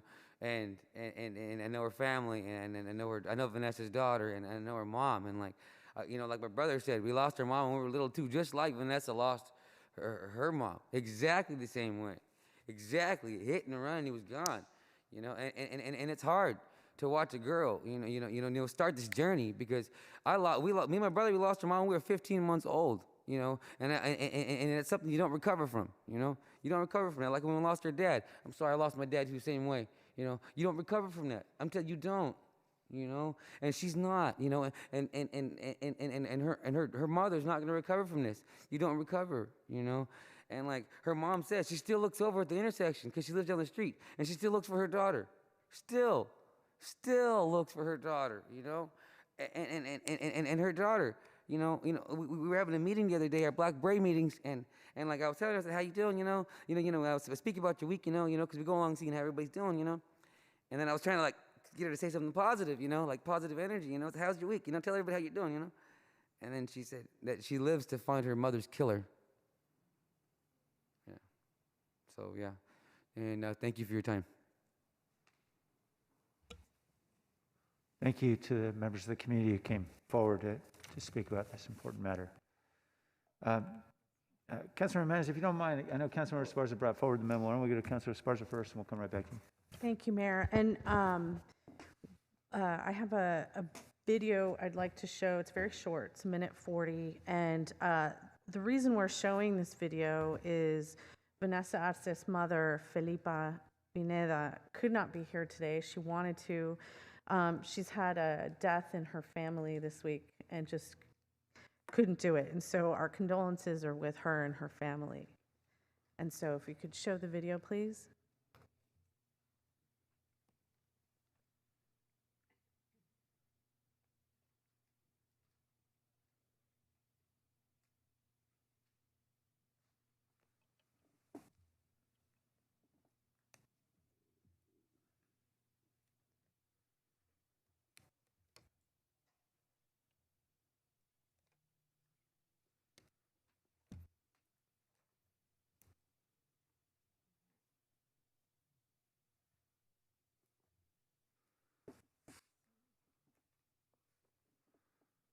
Could we rewind it so we could get the sound?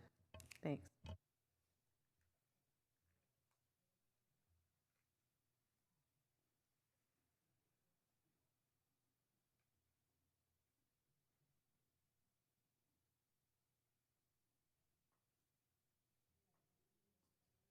Councilor Esparza, maybe do you want to go ahead and start in then? Yeah, it's an important video that gives some context as well, as has Felipa speak for herself, which I think is important given the fact that she couldn't be here today.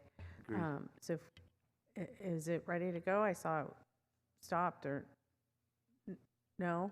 It's the audio. They're working on the audio. Okay, all right. So I'll go ahead and start until hopefully the video will be ready soon.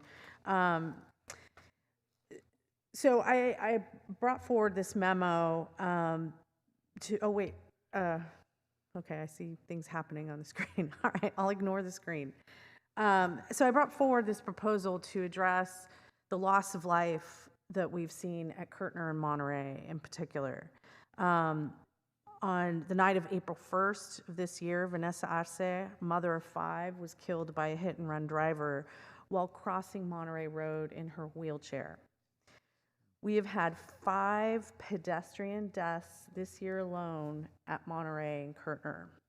Most of them were hit-and-run fatalities.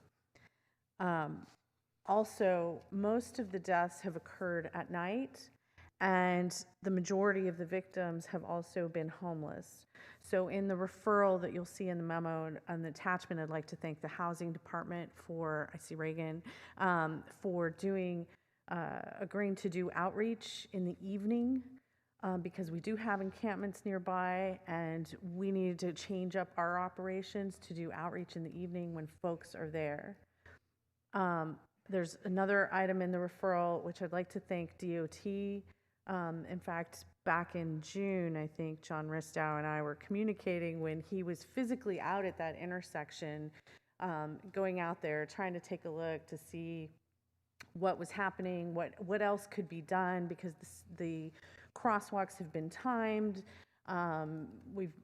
DOT has tinkered with a lot of things already, but we needed to sort of start looking outside of the toolbox that we had. And so you'll see an item in the memo that also includes adding a physical barrier. And it's not super common in intersections in our city, but it is done. For example, there's one on Capitol where there's a physical barrier on there to prevent people from running across or trying. I've personally seen people at Kirtner and Monterey try to run between cars moving down Monterey, which is a losing proposition, right? And so I'd like to thank DOT, John Ristow and Lily, for going out there and doing that work. So that's part of what we need to go outside the toolbox. The comments that you heard earlier. Family of a hit-and-run victim in San Jose is calling for justice. Family of a hit-and-run victim in San Jose is calling for justice while police released new surveillance video of the suspect's speeding car. Now, the crash happened April 1st at the intersection of Tully and Monterey Road, and that is where Len Ramirez joins us now with what this new video shows. Len. Well, the video is quick, as you're about to see, but it does show a fast-moving, light-colored car right before it runs over a wheelchair-bound mother of 5 and then leaves her for dead. Now the victim's family is determined to make sure that the driver of that car gets arrested.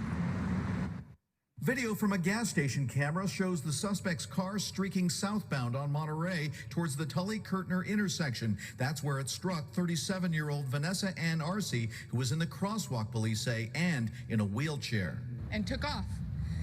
Left her, didn't check to see if she was alive or dead. Today, Vanessa's mother and daughter and several supporters cried out for help in solving the case. I know that nothing will bring my daughter back, but bringing the individual or individuals to justice is what we want. It happened at 11:35 on Thursday, April 1st. Police believe they're looking for a car like this, a white 2004 to 2010 Mercedes-Benz CLS that is now likely to have front and left side damage. If somebody out there knows something, we're happy to receive information anonymously. Police say there have now been 4 traffic fatalities at this intersection this year and 2 others nearby on Monterey, including this hit and run on August 4th. Police found the driver in this case and he was arrested and put in jail. The city is now looking at installing barriers to prevent jaywalking, signal and street improvements, and new traffic cameras. 140, thank you. So I wanted to folks to be able to hear Felipa's own words because she couldn't be here today. And one of the things that she talks very passionately about is that she wants justice. And not only to make to make this intersection safer, hence the toolbox that we're looking at. And so the toolbox in terms of additional outreach, the physical barriers, those are new things that we're doing. And one of the other new things that I wanted to put forward was to pilot having cameras at the Kirtner and Monterey that could record. So there were some comments made earlier, I think by Theo, that we do have cameras there, they just don't record their transportation cameras. And so this intersection has become a problem, particularly at night. I drive that, folks, I live in District 7, right? I do that drive when I go see my mom at weird hours of the day and night. And particularly when I do that drive late at night on a Friday or Saturday night, I see a lot of erratic driving. I see, what I'm going to guess are DUIs. And I think that's where that other part comes into play. We're doing the prevention. The other part is really the justice. And, I'd like to thank Vanessa Arce's family and Felipa and Manny and Theo and Socorro. Thank you so much for coming today and sharing your stories. But this is a dangerous intersection, and it's dangerous at night. There's been a lot of hit and runs. And, I represent one of the an area that has a lot of Vision Zero corridors. Councilmember Davis can't be here today, but she has spoken eloquently about the Vision Zero corridors in her district. I'll let Councilmember Perales talk about his, but we have 17 Vision Zero corridors. And you've heard me talk in the past about this infrastructure bill or ARP funding as a way to address the loss of life and the accidents that we're seeing at Vision Zero corridors. And my hope is that given the loss of life at this one intersection, we can try this out, that we owe it to our residents, we owe it to the families of the victims to try it out, see what we learn. If it helps, then maybe we can look at the other Vision Zero corridors in our city. If it doesn't, then we need to go on to the next thing. But we owe it to our residents to try. So I urge my colleagues to support this pilot, and I'll stop there. Thank you. Thank you, Councilmember. Oh, and I'll move to approve my, my memo. Thanks. Motion second from Councilmember Jimenez, and I certainly support the motion. Councilmember Jimenez? Yeah, thank you. A few things to say, and then I have some questions. First, want to say just thank you to Councilmember Esparza for uplifting the voice of the family that recently lost someone, but we know it isn't the first time and likely not the last time that someone comes before us, especially in that particular corridor. You know, I represent District 2, which is not too far from this area. It's a little further south, but nonetheless, it's still part of the Monterey corridor, Vision Zero corridor, and we know that there's been a lot of accidents and things that have happened along the corridor. I've often told people that I've, similar to Councilmember Esparza, have had the unfortunate sort of responsibility of having conversations with some of the loved ones that have lost folks around there. And so very timely sort of topic, appreciate the efforts, going to be supporting it, but I did have some questions. I was hoping Jim or John, if you can educate us as to how, because I've often wondered this, maybe I've asked you this in the past and I forgot, and maybe other folks are aware of this, but you often, as you go around the city, you go to different intersections, you often see cameras sort of at the top of some of these stoplights or traffic lights and such. I know we have like a traffic monitoring sort of room and such and station here in the city, but do any of those cameras record what's going on in these busy intersections? Yeah, thank you, Councilmember John Rissa, Director of Transportation. We do have approximately 300 of our 1,000 intersections with traffic signals with cameras. They are not high resolution, and we use them, as the memo points out, and I think Councilmember Esparza said, we use it to do actually traffic counts to see how an intersection is performing. We will do pedestrian counts. It can record. We will do it for a very short period of time just to make sure we get the counts right. So we do not have a recording going on, on a permanent basis. So it wouldn't be. It probably wouldn't, for our purposes, we wouldn't need it. We don't have a business case for that. Mm-hmm. But I think the difference here is that we would want, the consideration is high resolution with recording capabilities. Right. Currently, we don't have that, and we don't do that at those other 300 intersections. Okay, and it's safe to say, I see the chief obviously behind you, and what's come to mind as of late on a slightly different topic, I'm not going to go into the topic, but just to touch on sort of what's come to mind for me is, obviously, we'll have a lot of the sideshows taking place in these larger intersections, and I've often wondered, and I think I've asked, I think the captain and maybe some of the staff, police staff in my district, is if there's any coordination between DOT and San Jose Police Department as it relates to the recording of some of these intersections, especially intersections in which we know there's a high sort of frequency of accidents and such. And so, is it safe to say there is no? We coordinate with a police department and DOT coordinating on almost everything with regard to traffic safety enforcement, coordinating on where we want, essentially higher levels of perhaps enforcement. Yeah. And they're using our data, we use their data. So there's a really good collaboration between the departments. Yeah, I appreciate that. Let me actually reframe my question. So I guess when I ask about sort of collaboration, I'm more thinking about, like, are there, say for example, we identify these 5 particular intersections, wherever they may be across the city, and coordination between Department of Transportation and police to have cameras there with say hi, and I guess what the pilot seeks to do, right? So it's, Well, it almost, this particular one is just for the one intersection, as we know. So a pilot, maybe the chief would be better to answer in terms of where else we want to do it, but certainly if there is a desire to actually increase the number of intersections with high resolution, we would certainly be coordinating with the police department on that. all right. And Chief, I mean, if you want to share something, but I think I got my answer as it relates to the type of collaboration and what's happening or not happening. So I appreciate that. You know, during the course of some of the things that we've done in our district, we often have requested funding for some traffic-related things during the budget process, and I know the mayor often says, good idea, go fund it with your own budget. It's typically the way the conversation plays out. And so what I'm wondering is, John, are you able to tell us, educate me a little bit or us a little bit as to how, because I know every council district has their allotted funding for safety projects and such. I'm not sure if that's the proper name for it, but how does that get allocated?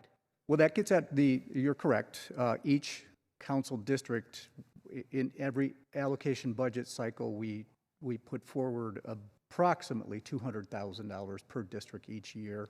It doesn't quite, pan out exactly that way every council, but that's where the district and community and department work on what projects we may want to use that for. Mayor, I think some of our guests are having a hard time hearing. Yeah, it appears. Yeah. John, I know the inclination is always to be looking at us.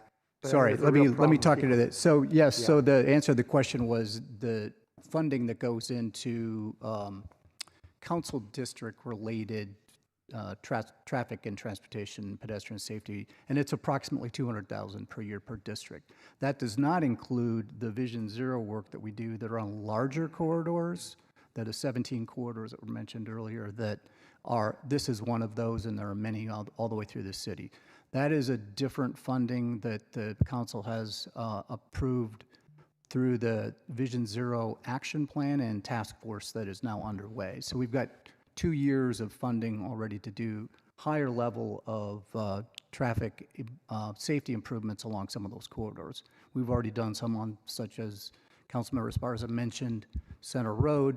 We've done some in District 3, and we're working concurrently on a number of corridors to add. So that's in a different kind of funding pot. But the one, for example, in Center Road, that borders my district as well. I think there was some funding that came from some of the traffic safety bucket of money. Yes, those are Vision Zero, and we did receive grants. So on Center Road, there was a number of different funding sources to get that work done. Thank you. The reason I ask that is because I know oftentimes we have a lot of conversations centered around equity and where money's spent and how it should be spent and where it should, all that, right? And I just wonder if, this is all I'm really going to say about it, but I think it lends itself to a deeper conversation as to how we're spending traffic safety related dollars. Because I didn't know, for example, I think the Councilmember Esparza touched on that she has X number of Vision Zero corridors or such. I suspect I probably don't have as many, but be curious as to whether that's commensurate with the, that matches sort of the funding that's coming towards her and to fund some of these projects. And so that's just what comes to mind. So to the extent that can be part of a conversation in the future, I think it'd be great. One question I did have is, do we have a sense as to how much this is going to cost?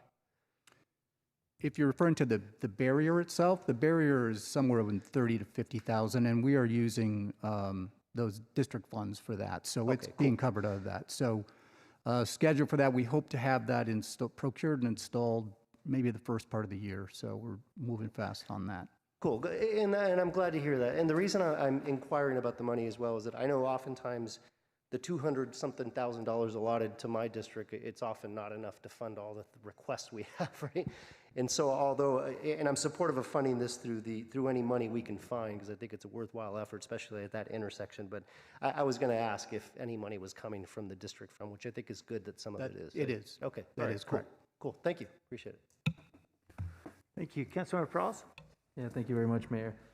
And I appreciate this effort as well in chairing the Vision Zero Task Force. Unfortunately, we hear from the loved ones of these victims too often. And I will say just how much I appreciate our public speakers that came in person today, and how powerful it is to be back here in person and have that commentary. And thank you for participating and sharing that directly. And thank you, Councilmember Esparza, for continuing to lead on these efforts. Obviously, DOT is aware. I've been clamoring for a couple years now that the $200,000 is not significant enough. It's also, I think, it's fighting over pennies for one, but it's inequitable as to just divvy that up amongst every council district. But I think that number should increase, but it also should increase more equitably where we have the need throughout the city, and we're doing so a little bit with the Vision Zero Task Force, but we see some of these areas that are really, really dangerous, and it's important to I think to try and focus on them. And so that's where I think Councilmember Esparza, I have personal experience working in this area as a police officer a number of years ago, and I will tell you, there was not a night, I worked the night shift, there was not a night that went by where I could not arrest somebody for a DUI on this stretch of Monterey Road. And I know that is a major component of this, as we talk about often in Vision Zero, that we can put in traffic calming measures, we can have surveillance and cameras, but the enforcement aspect is also just another aspect that is extremely important. And that's why we've been as well advocating to continue to beef up our traffic enforcement unit, which I appreciate that we have done that, and it's our hope that we can continue to get out there and boost those enforcements to try and get those individuals off the road before they hurt somebody. And the likelihood is that a lot of the times in these cases, that's what we find out is that it was somebody that was impaired behind the wheel. So I will be supporting this, and thank you, Councilmember Esparza, for the leadership. Thank you. Councilmember Foley? Thank you, and thank you, Councilmember Esparza, for bringing this forward. It's really critical that we make our streets safe, and that corridor in particular, as you've mentioned, is very dangerous for people trying to cross the street. It's a wide street, and it's dark at night, and people are speeding. And so I appreciate the efforts, and I'm definitely happy to support this. I'm the Vision Zero Task Force Vice Chair, and so traffic safety and pedestrian safety is extremely important to me. One death is one death too many, and I'm so sorry for the loss of your loved one. I know that you will carry that with you, and the family will carry that with them forever. In District 9, we have a couple of Vision Zero corridors that we're working to make safer, but we also have a problem all over the city with reckless driving.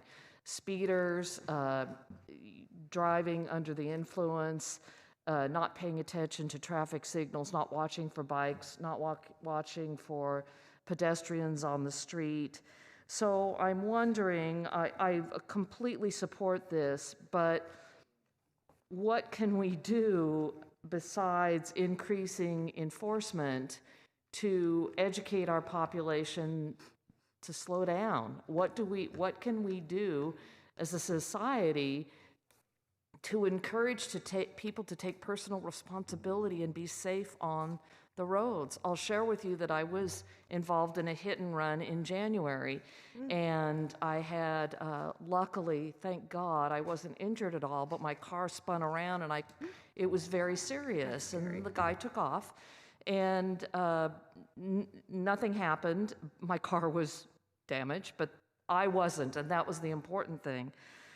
But it's scary. So now when I'm on the road, I'm paranoid that anyone next to me is going to hit me, or anyone next to me is not going to see that I'm there. And I worry, and I'm in a vehicle, so I'm in something that can protect me by the metal and steel that is surrounding me. But a pedestrian doesn't have that opportunity. Someone in a bike doesn't have that ability to protect themselves. So what can we do from an enforcement point of view, from an education point of view? And I know we talk about this at Vision Zero, but what can we do to get our citizens, our residents, to slow down and to care about our fellow residents? It's so frustrating to me to even have to have this conversation. It makes me so sad. I guess it's a rhetorical question. I was hoping for a little bit more than that. Yeah, council member, and you're aware of this, and as serving as a vice chair on the task force, the council approved the Vision Zero action plan that the task force is helping us and other members of that task force of the community to carry that action plan out, and it really centers on 3 areas. The engineering part of it, which is we're trying to rebuild some of these roadways to make them be safer and have motorists actually slow down. Then there's an enforcement piece that the chief is involved with our collaboration as well. And then last one is the education, which we did bring to council a couple of months ago, the consultant contract to help us to get that education and outreach going, both on a big citywide structure as well as getting down to the individuals. So for this particular project, we've already, one of the items that was approved, we're already working on some of that outreach in some of the unhoused community out there with our housing department. So through that task force budget for education, we contributed a small amount to actually start out there, get out to the unhoused community using our housing folks and some of my communication folks. So it's happening kind of on a small scale, but it will be happening on a much larger scale as we be able to roll this out as a citywide basis. Thank you, John. I know it's a difficult problem to resolve, but pedestrian safety is one of the most important things that we should be focused on. I know in my council district, through my district funds, I've attempted to build intersections to slow down to narrow the road and slow down traffic, which I know is a proven technique for making streets a little bit safe. We've got Hillsdale that's going to be narrowed, 1 lane removed from either side, and that will be great too. Branham, we've got issues over there, and then Kirtner is a busy street all the way down, but the fatalities are occurring over in Councilmember Esparza's district, although we've had a few further in towards my area too. So it's just, it's got to be a priority. I know it is, and I'm just expressing my frustration and my concern and my pain that people are going through these types of deaths that should be preventable, and we should do everything we can to hold those people accountable. Thank you. Thank you. Councilmember Cohen? Yeah, let me just start by saying I appreciated the heartfelt testimony by members of the public. It's obviously not easy to lose somebody and to come and talk about it publicly, so thank you for being here. I was going to ask questions about the scalability of this camera solution. Obviously, if it works here, you know, how would we identify some other intersections, and how scalable is the solution? What's the cost of the? You talked about the cost of the barrier. What's the cost of the cameras that we're putting in at that intersection? Lee, do you want to jump in here? Because I know there's an issue about it. Sure. Thank you, Mayor. Lee Wilcox, Assistant City Manager. Did want to clarify, and those that are on rules will remember, but attached on your agenda is an early consideration form from the administration. So of the 4 items, 3 of those are greenlit, which means the administration can move forward as part of existing workload. So the homeless outreach, as well as the installation of barriers on the meridian and sidewalks, is a green light, in addition to the analysis of potential funding for this project as a part of ARP or any future infrastructure bill that Congress may pass. The part that we yellow lit is around the pilot video recording. And I think specifically there's a number of policy and implementation challenges and kind of cross-departmental challenges that we need to figure out as an existing pilot that the police department is working on now that the chief can speak to. So those costs, as well as, you know, how long the data would be stored and everything else, is something that we need to do as an administration and come back. And so what I said at rules we were talking about possibly yellow lighting this and referring it to a future priority setting or roadmap exercise. And the clarification I gave at rules was that when and if the pilot that the chief can speak to is done, the administration could bring back to rules lessons learned and associated costs with moving that forward before any potential future roadmap exercise, so that it could move more quickly than waiting a year for that. Well, I appreciate the answer, and I apologize for not remembering since I am on rules, because I guess there's so many things I have to remember every week that I had forgotten those details. So, if I just to answer the council member question, the estimated cost of the 4 cameras at the one pilot location was about $35,000, and that includes installation and potential new conduits and things like that. Okay, yeah, that's good. Thank you for that. So I don't want to. I don't think we need to get into the details of the rest of the answer today. I was curious about that. I actually appreciated the overall proposal by Councilmember Esparza, because in my mind the cameras are important at this intersection because of the number of incidents there. But for me, the prevention is more important than the cameras, than the after effect. I mean, our goal should be to prevent incidents, and so the barriers and other physical things that we can do at intersections to prevent incidents should be our primary objective, or a major objective. And so, moving forward with the barriers and other engineering solutions to try to prevent incidents from happening is definitely important. So, while I was thinking in my mind about how we move forward with cameras here and elsewhere, ultimately figuring out how we slow down traffic at these intersections, especially on these wide streets, how we prevent people from walking where they shouldn't walk, all those things should be really what our main objective is, so that we keep people safe and reduce the number of impacts, so we don't have to chase down people who have hit people on the street. So anyway, I think that's the most important thing, and I'm appreciative that we're going to hurry up and get this solved here, and then we should be looking at these major intersections where this happens a lot, and then think about how we scale this issue. And again, as Councilmember Foley mentioned, figuring out ways to slow down vehicles is the primary, should be part of it as well, not just blocking pedestrians from walking where they shouldn't walk, but especially on these wide thoroughfares, maybe traffic calming solutions.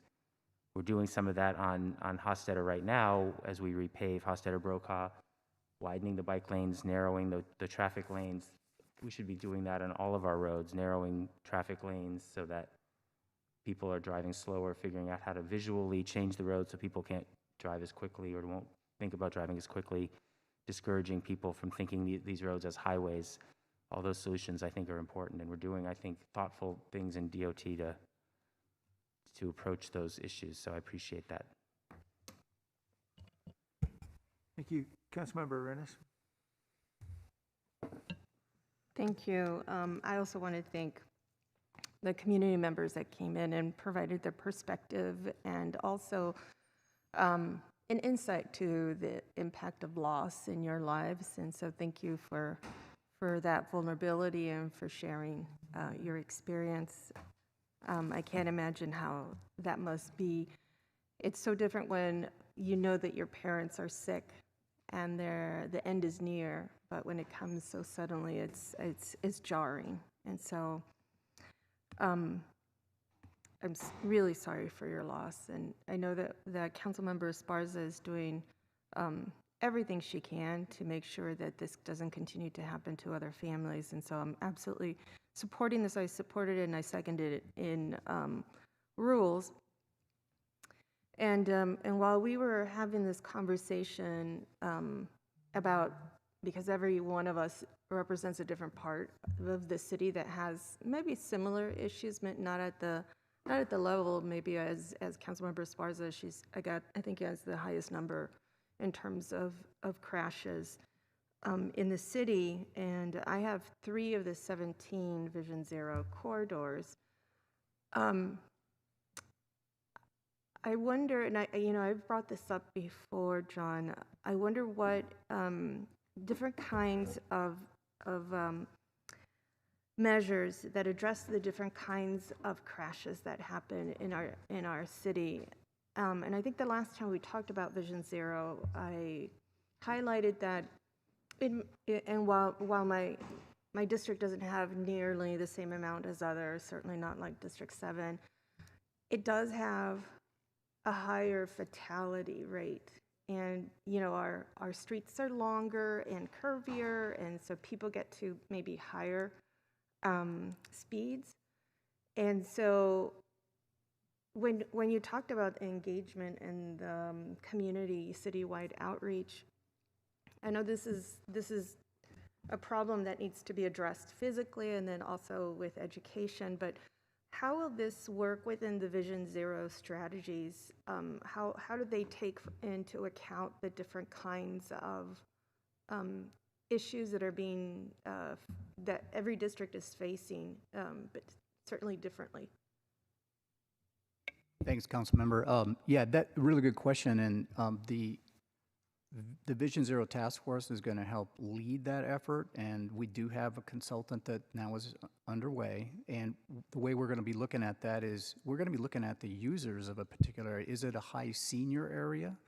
Is it unhoused community that may have some other difficulties? What are the schools in that area? What are the size of the roadways? What is the intersections like? All of those things will go into how we develop a campaign. Some of it will just be citywide. It doesn't matter that it's a particular location, but it's going to be citywide as well as trying to get specific into certain areas as well with who are the people that we're trying to outreach to.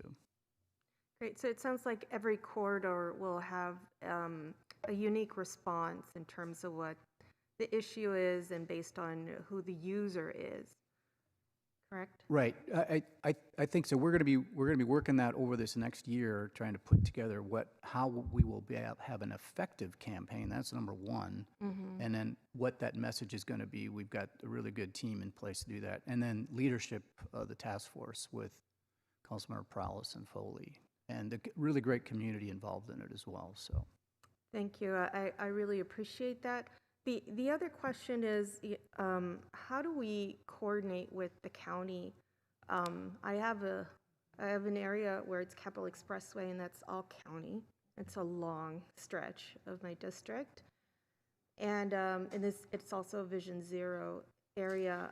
How are we coordinating with them?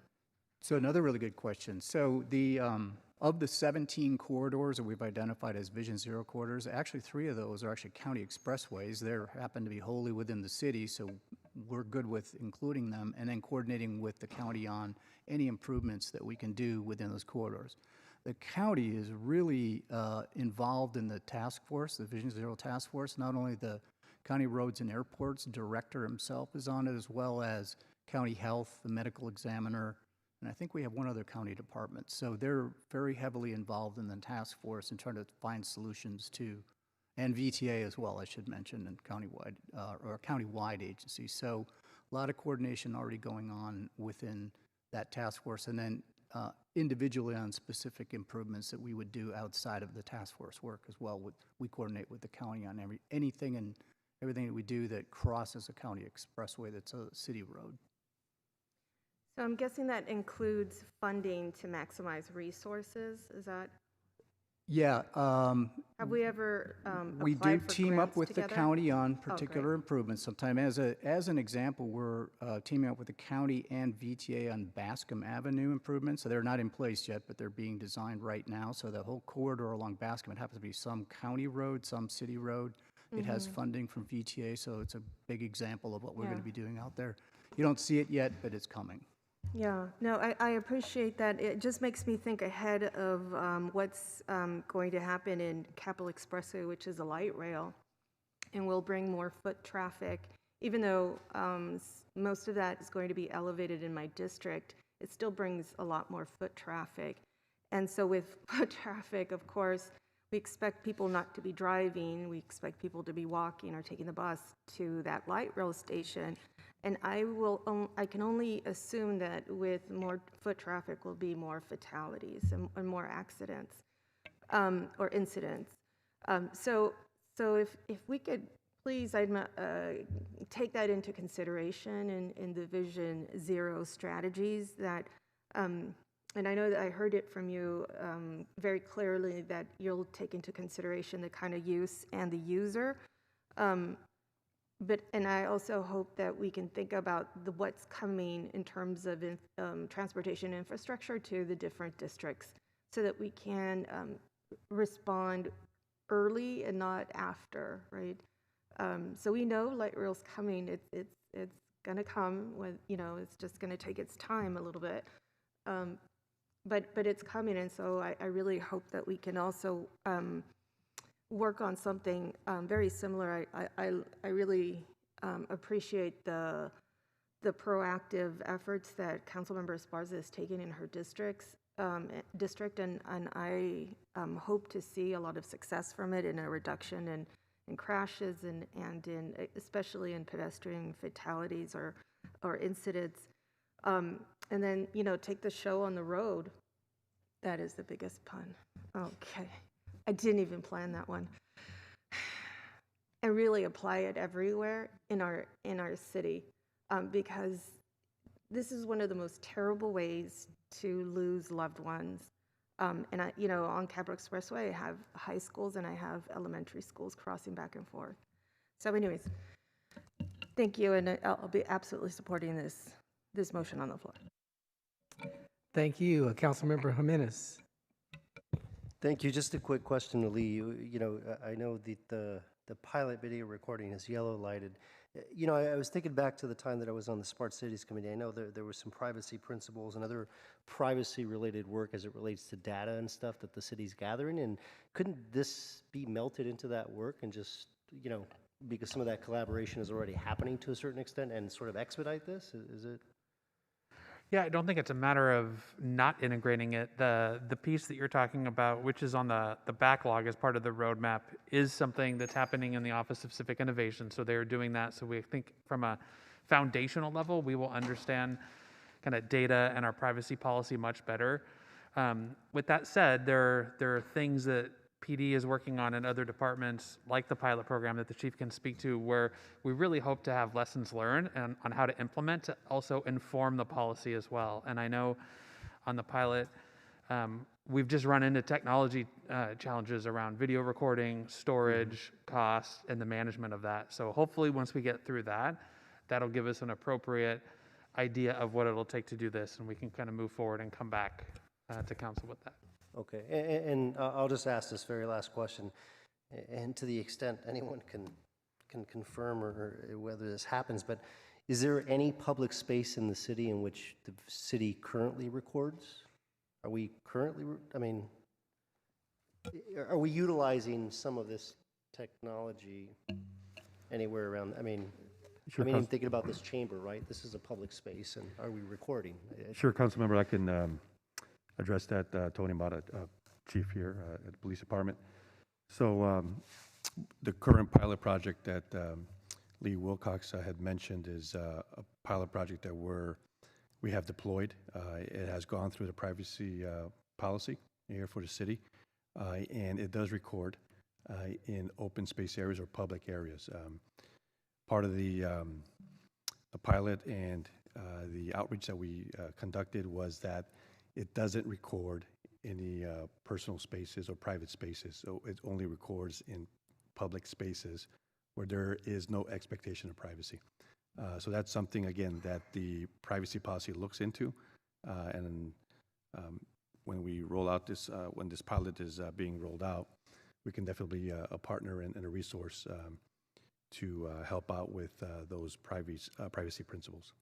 Okay, all right. I'll ask additional questions offline, but I'd like to think, it seems to me that this intersection, for example, folks don't have a tremendous amount of expectation of privacy. They're in their vehicles, and I guess I could capture some of what's in the vehicle, but anyhow, thank you for the information. Appreciate it. Councilmember Esparza? Thank you, Mayor. And I think this is getting confused, and so unfortunately, Councilmember Davis isn't here, but this came to the full council so that we can move forward on the pilot at Kirtner and Monterey. So I just wanted to clarify that is the vote that's before us today. And then once those lessons are learned, that comes back to us, because I just thought it was getting a little confused. So I just wanted to clarify that. Thank you. Thank you. John, I just had a question a little bit about the technology. If we have high definition cameras that are able to actually capture a collision scene, are they going to be sufficiently high definition to get a license plate too, or do you need special LPRs for that? Thanks, Mayor. John Russo, Director of Transportation. You may be getting into areas that I'm not expertise Okay. on, but I think the intent of this pilot is to purchase or procure cameras of high enough resolution that you could read license plates. But right. I don't know, Chief might have a little bit more information than that. But Sure, Mayor. The technology that we use in our pilot project, the solutions, is a combination of high resolution cameras and also license plate readers, along with the third component of that solution is a gunshot detection. So it's a three-pronged solution that we're using. Great. I know as we start to think about how we can build out IoT infrastructure, this is a good application, certainly for safety. I just wanted to throw out a couple thoughts. One is, particularly as we think about license plate readers, it's something the city of Fremont, I think, has done pretty ubiquitously throughout their city, and they may have some insights about storage of that video and so forth. I know they did it to really focus on auto thefts and other kinds of crime that are related to cars that can be identified. And it certainly seems like this would be another application. As we think about pilots, and I think I'll certainly support this one, I know we've had great challenges just trying to get the state legislature to give us the ability to actually use cameras to enforce on speed violations and other violations. And I think the latest session, that one also got blocked again, I think I'm not mistaken, so we continue to hit that wall. But I would be really interested at some point, if we have the resources that are thinking about getting cameras out there, about how we could use a behavioral insights approach. And by that I mean, when an idiot is driving through an intersection at a very high speed and we get the license plate, the ability to communicate by sending an email or a letter to the registered owner of that car could do one of two things. If our hero is a 17-year-old who's driving his parents' car, then mom will know Junior's driving like an idiot. And the alternative is that if our hero is a 38-year-old who's driving his own car, the message that could be conveyed is, look, we're watching. And nothing changes behavior more than knowing that others are paying attention, particularly if those others have the ability to enforce. And so I would be very interested in seeing how we could integrate something like that. I know we can't ticket somebody, but if we could communicate with those folks we know are the ones who are likely to cause the greatest safety problems, and maybe the letter came from the police chief or the email with his signature, or perhaps I know he wouldn't be sending it himself, but come from the department. I can't help but think we could actually change behavior in a really dramatic way in those hot spots. So I just throw that out. I would certainly love to see, and I'd be happy to go hustle for resources to see if we could implement something like that, if at some point the police and Department of Transportation are interested in something like that. Okay, any other comments or questions? I'm sorry, public comment is resolved. I'm sorry, sir. We're just about to vote here. Okay, let's vote then.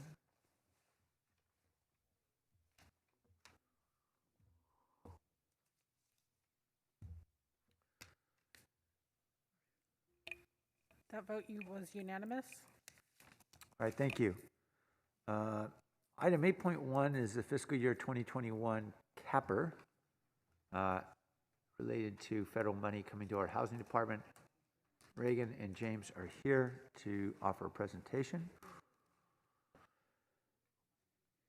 And I believe this is limited just to that $27 million that we got from the federal government. I know there are lots of questions about lots of money, Measure E and others that we're spending on our challenges, but this is constrained just to our federal dollars. Good evening, Mayor and Council. Reagan Henninger here with the Housing Department. I'm joined by our director, Jackie Morales-Ferrand, on Zoom, and James Stege, who is our Housing Policy and Planning Administrator for the department.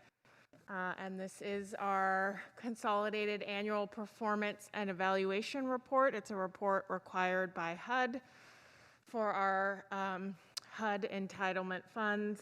And as the mayor stated, a very important caveat, it does not include a report out of any of our state or local funding. And I'm going to turn it over to James to go through the presentation. Good afternoon, Mayor and Council. Thank you for having us. Let's see. Thank you. We'll try to make this brief. I know we just brought the last caper only a few months ago, it seems like. So we'll start with the first slide. So to begin with, the caper is an annual report that provides a report on our accomplishments on our federal entitlement funds. Those funds are our CDBG, which is Community Development Block Grant, our home funds, our Emergency Solutions Grant, and our Housing Opportunities for People with AIDS. Those are our 4 major federal entitlement programs. Those funds are given to us annually, and as part of being an entitlement city, we're required to report annually, but we're also required to provide a strategic report both annually and 5 years. So I'm not going to go through all of the accomplishments because we've had the grants team has had a pretty busy year. But I'm just going to touch on some of the major accomplishments. So I'm going to start with the housing accomplishments. So this year we provided support for 472 households to receive rental assistance.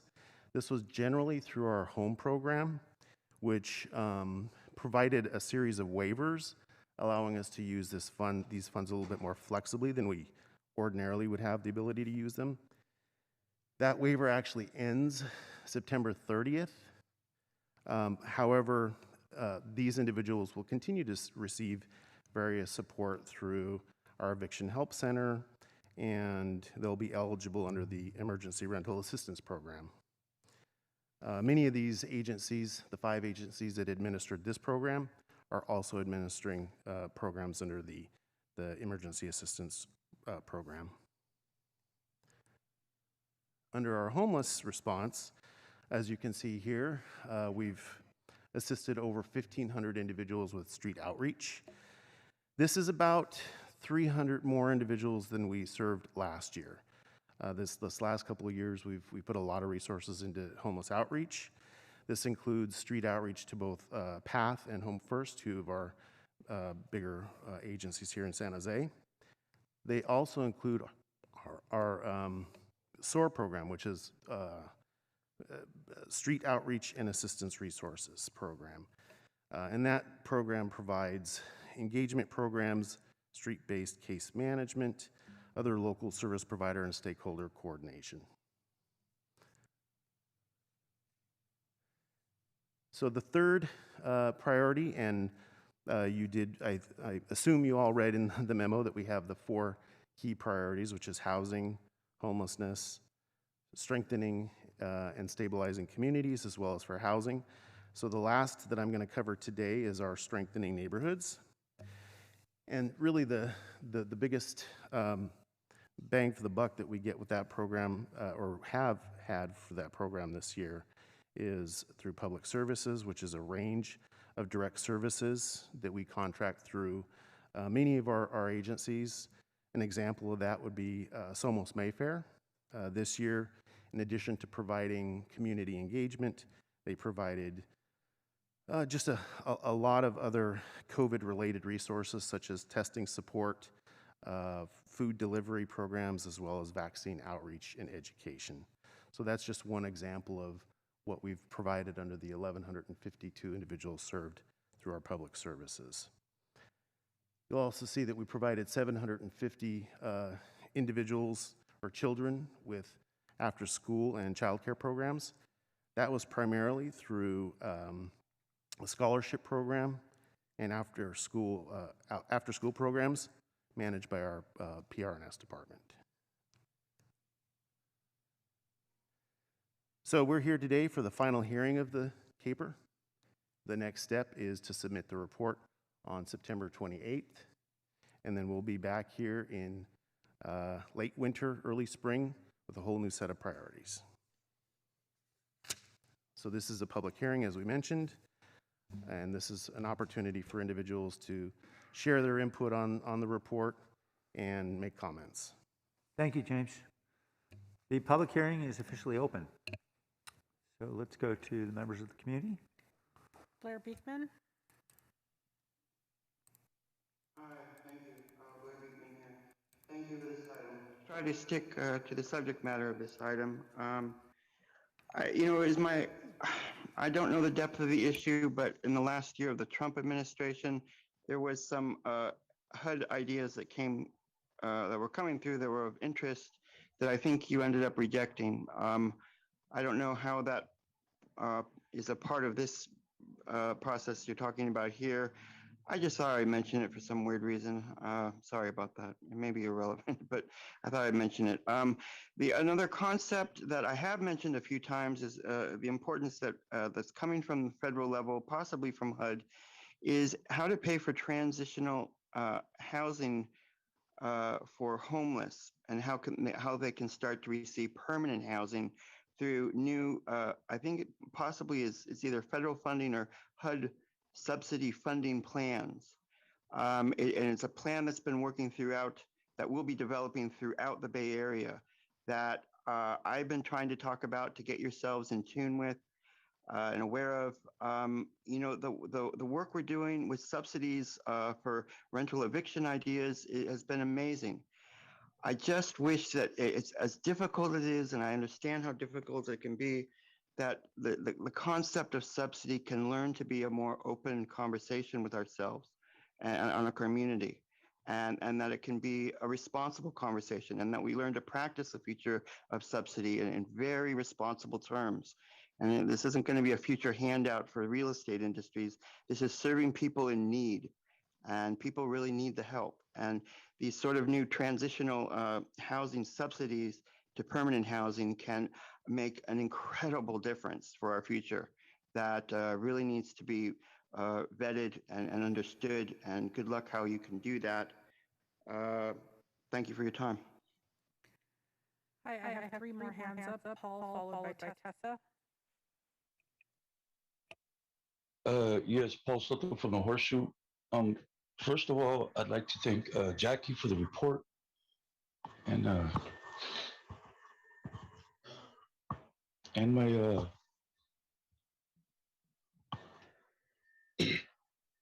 my city, because I've been a beneficiary and a recipient of help.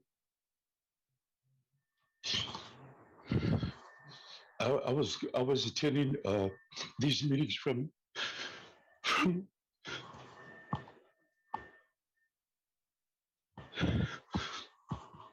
I was attending these meetings from a tent because it kept me going. It kept my mind occupied. But I was going to die if I didn't receive help. If I didn't receive some type of intervention, somebody to just use a resource and say this person is worthy of an investment, just simply because he's a person and he's a resident of San Jose. And I've been a primary beneficiary of it. So I personally just want to extend my gratitude to Jackie's office and Reagan and to the council and to the city for funding these, because I'd be dead. And I know that there's some in the city that honestly wouldn't mind that. They honestly wouldn't mind. And I get that. Totally understood. I don't take it personally. But thank you, San Jose. Tessa, followed by caller 5140. Good, thank you. Well, what happened last night in the Charter Review Commission was that our city can be in what they call an echo chamber. And this is the problem. Because what I'm dealing with in our neighborhood is that we tried to have affordable housing. And when I look at your annual priorities of 2019 to 2020, and that this is federal monies, okay, our tax dollars, right, is paying for this. And you say to increase and preserve affordable housing, respond to homelessness, strengthen and stabilize communities, promote fair housing choices, and COVID-19 response. And yet, you are planning a hotel in my neighborhood. That is actually exposing us to COVID as all the passengers come in from all over the world with COVID. Okay, that's one thing you're doing in our neighborhood. And we even had a choice of affordable housing, and another general plan stopped that. The new general plan stopped it, that it was too close to commercial. And instead of controlling our commercial with controls of pollution and noise, you said no housing near commercial because we want to support businesses in our city. And the echo chamber we're talking about is that I can't even have this neighbor who owns the property apply to change the general plan, because the only way it gets accepted, the general plan, is that the general plan will not change. And you won't accept a request to change the general plan back to the original 2020 plan to support residential housing. And so this is where the frustration, and that happened in District 4, about not talking to the community. You did not talk to us. And yet here are your priorities: to create affordable housing, to respond to homeless, to strengthen and stabilize communities. And you're not doing that. That's destabilizing our community, to put a hotel when we have people from Bellarmine passing it. Caller 5140.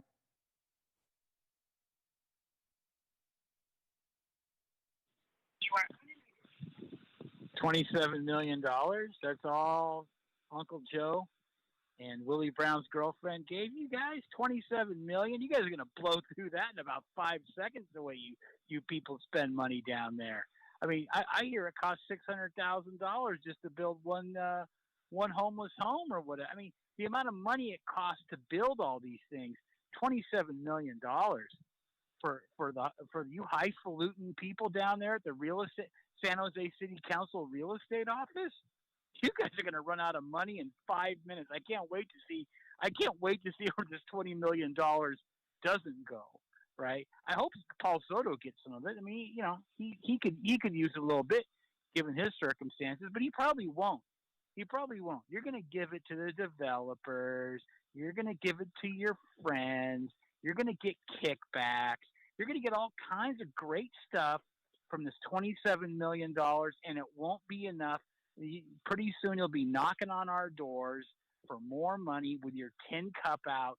You know, you'll be giving out more fines, more citations. I mean, that's where all this traffic stuff is leading. You guys want to be able to open the door again to be able to give out tickets like you guys gave away in the 1980s. I mean, the 1980s is called, man. They want their ticket giving out again, man. They want to give out those tickets. You guys loved it back then, man. I knew cops who loved it, city council people who loved it. You guys, $27 million. I want there to be a stopwatch on how fast you people spend it. Back to council. I knew I'd been missing out on something. It's those kickbacks. All right, Councilmember Mahan.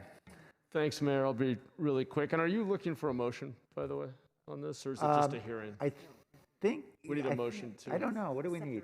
Accepting the report. Yeah, so I will, in a moment, move to approve. But I want to first say thank you. I thought the detailed memo was excellent. Really appreciated the breakdown of outcomes, which I'm sure required by HUD. But I thought it was really great to see that level of detail. And I guess I had two very quick questions. One was, if I recall correctly, in March when we looked at the homeless annual report, I believe, there was a really interesting comparison, basically an efficiency ratio for each of the service providers, comparing across service providers, cost per person sheltered, cost per outcome, which I didn't see here. And I was wondering, does this data feed into that, or is this a disconnected data set? And is it possible to understand basically the the effectiveness or efficiency ratios across different service providers doing basically the same thing.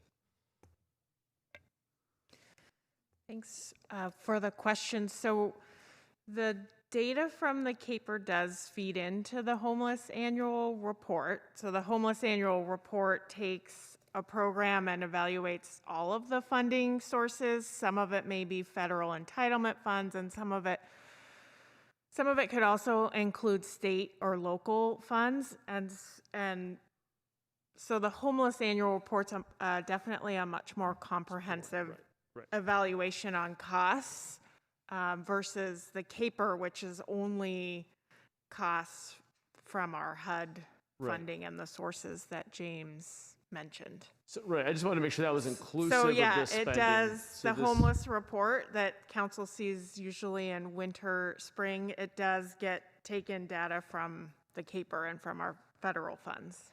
Right, okay, that's what I thought. And this is very, so just to build on that, this is very fact-based. It's like, here's the money, here's how we spent it, here are the outcomes, which is great.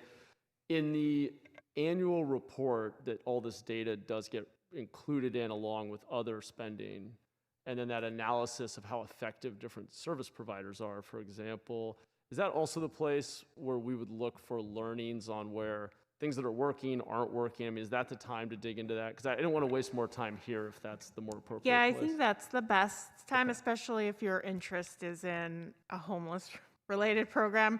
I mean, we do fund some services with our entitlement funds that are not homeless-related that James mentioned. We fund like senior nutrition, and we fund, childcare programs at PRNS. And I would say those programs have their own different set of evaluations, right? PRNS evaluates their childcare programs, for example. Okay, cool. All right, I will wait for that. But really, again, appreciate all the great work in the memo, and I will move acceptance of the report. Right, motion second from Councilmember Jimenez. Councilmember Jimenez? Thank you. I also want to join in on being grateful for all the work that you're doing. I know these are just numbers that we're seeing, but we understand, and from videos that you shared with us, I was hoping to see a video. Every time you present us with a report, it allows for us to really understand some of the really great work that our partners are doing on a daily. And then the end result, right? Because it's a long process, and I understand it is a very much invested process. I was really pleased to see that our low-income families and residents are being served by our housing department, and how you are really in line with in terms of equity and who your target population is. I really appreciate it. I also appreciate the number of families that are here, and also that you've pointed out the number of women head of households. And one of the questions that I had about that, which I thought was really interesting, women, I think in past presentations, you've showed a significant number of women who are unhoused. The number wasn't as high as I would think it would be from past presentations, knowing that there's more impact with women who are single heads of household. And I was wondering, could it be because those women might have children and they have inadequate housing versus unhoused? So it could be a couple different things, Councilmember. It might be just the subset of this darn This paper particular funding? that Yeah, we're right. required to report on certain data to HUD. And again, it's not, it doesn't include those programs that are funded by other sources like state and local. So I guess my guess is it's a couple things. Our homeless annual report will have a more comprehensive number of the women and children who are unhoused. And then secondly, to your point about people who are unstably housed, meaning they may be doubling or tripling up or couch surfing.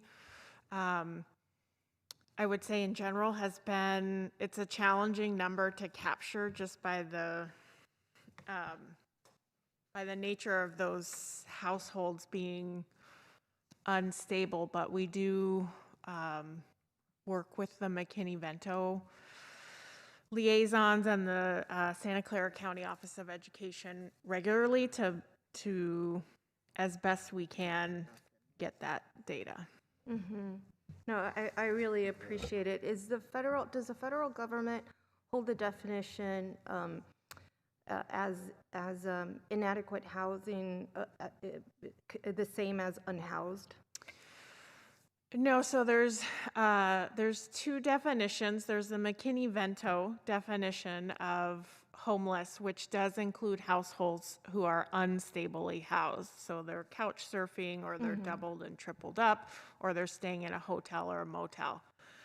But under the HUD definition of homelessness, it does not include unstably housed. It only includes households that are have nowhere to go, basically. Got it. Okay.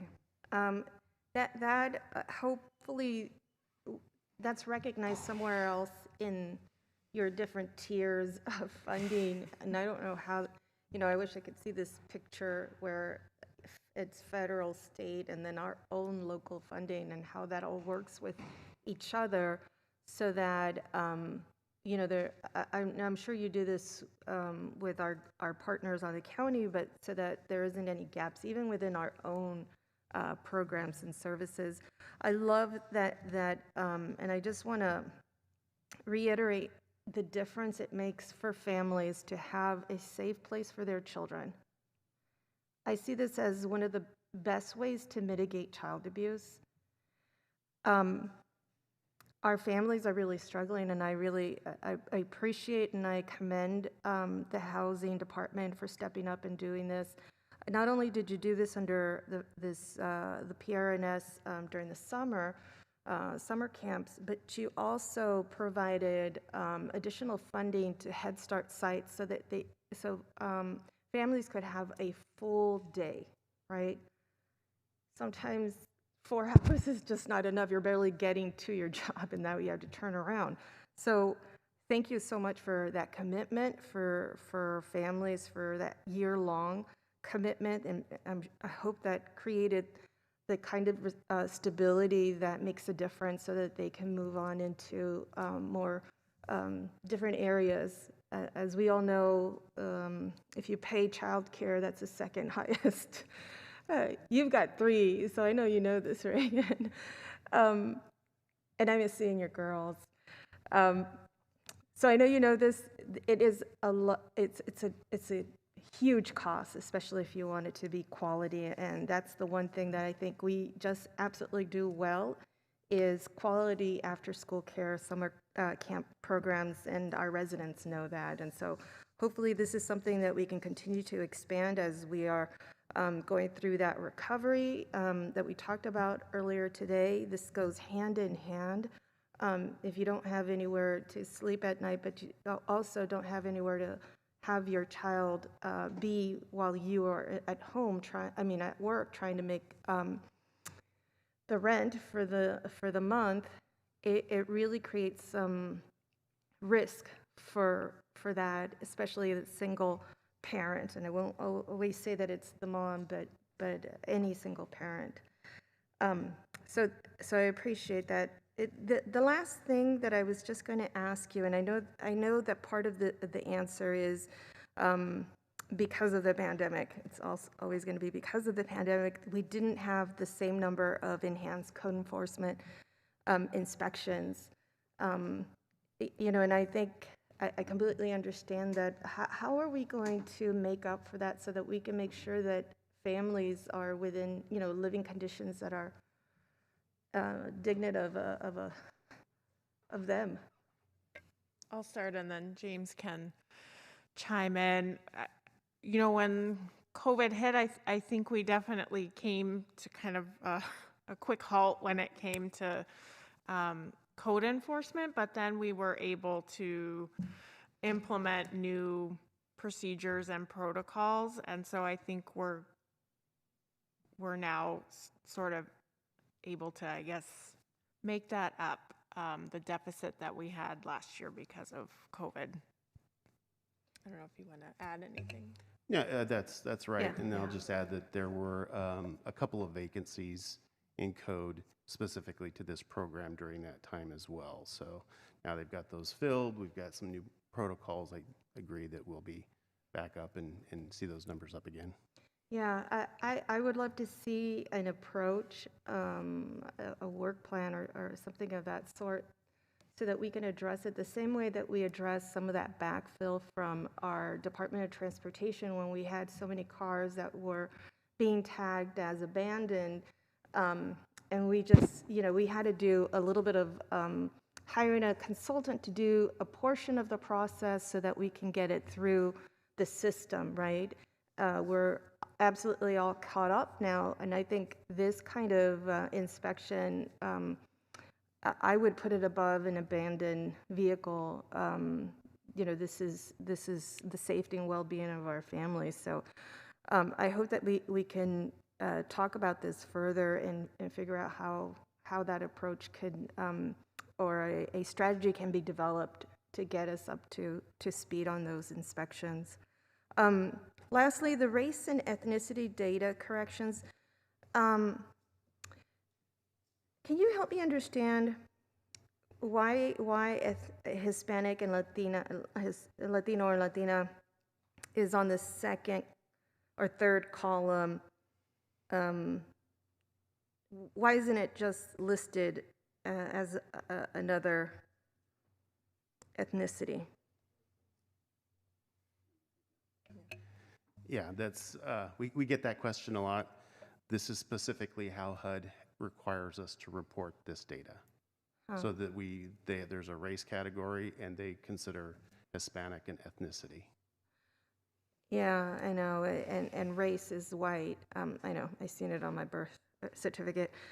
But does this mean for each line, like Black, African American, does that mean 99 of those are mixed, Black and Latino, so Afro-Latino? That's wow. what, yes, the individual that reported that means that they consider themselves both. Oh, interesting. Oh, this is very interesting then. Thank you so much for the information.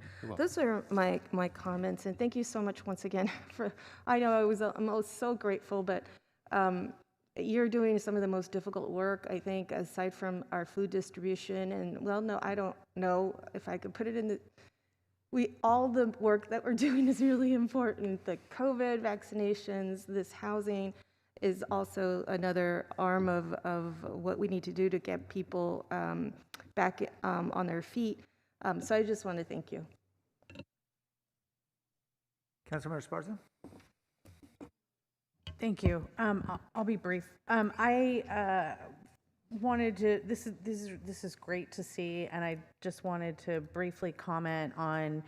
This is why we have a community plan to end homelessness, right? So the different funding sources that we do, all the different things that we do, row in the same direction, so that we can really move the needle. And I think I saw in the community plan to end homelessness, is it 4,886 people have been permanently housed in the past year, and emergency interim housing has increased 24%. And it's just by making sure that we set those goals as a community and that we move that. And it was interesting in the memo that you could list all the different funding sources, and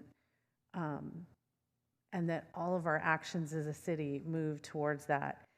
So one, I know that sounds super obvious, but I think it's an important reminder, especially for the public who's not used to kind of seeing all the different plans and reports. And then I wanted to also thank you for the taking strengthening and stabilizing communities and taking that concept and looking at childcare, looking at after-school services, looking at how we can provide services that increase self-sufficiency. I also wanted to say, I know we're adding to the Law Foundation contract, and I think I have seen that in my district, which has been hit hard in the pandemic, not just with rents that people owe, but evictions during the pandemic. And that legal assistance has been really critical. And so I just wanted to comment on that.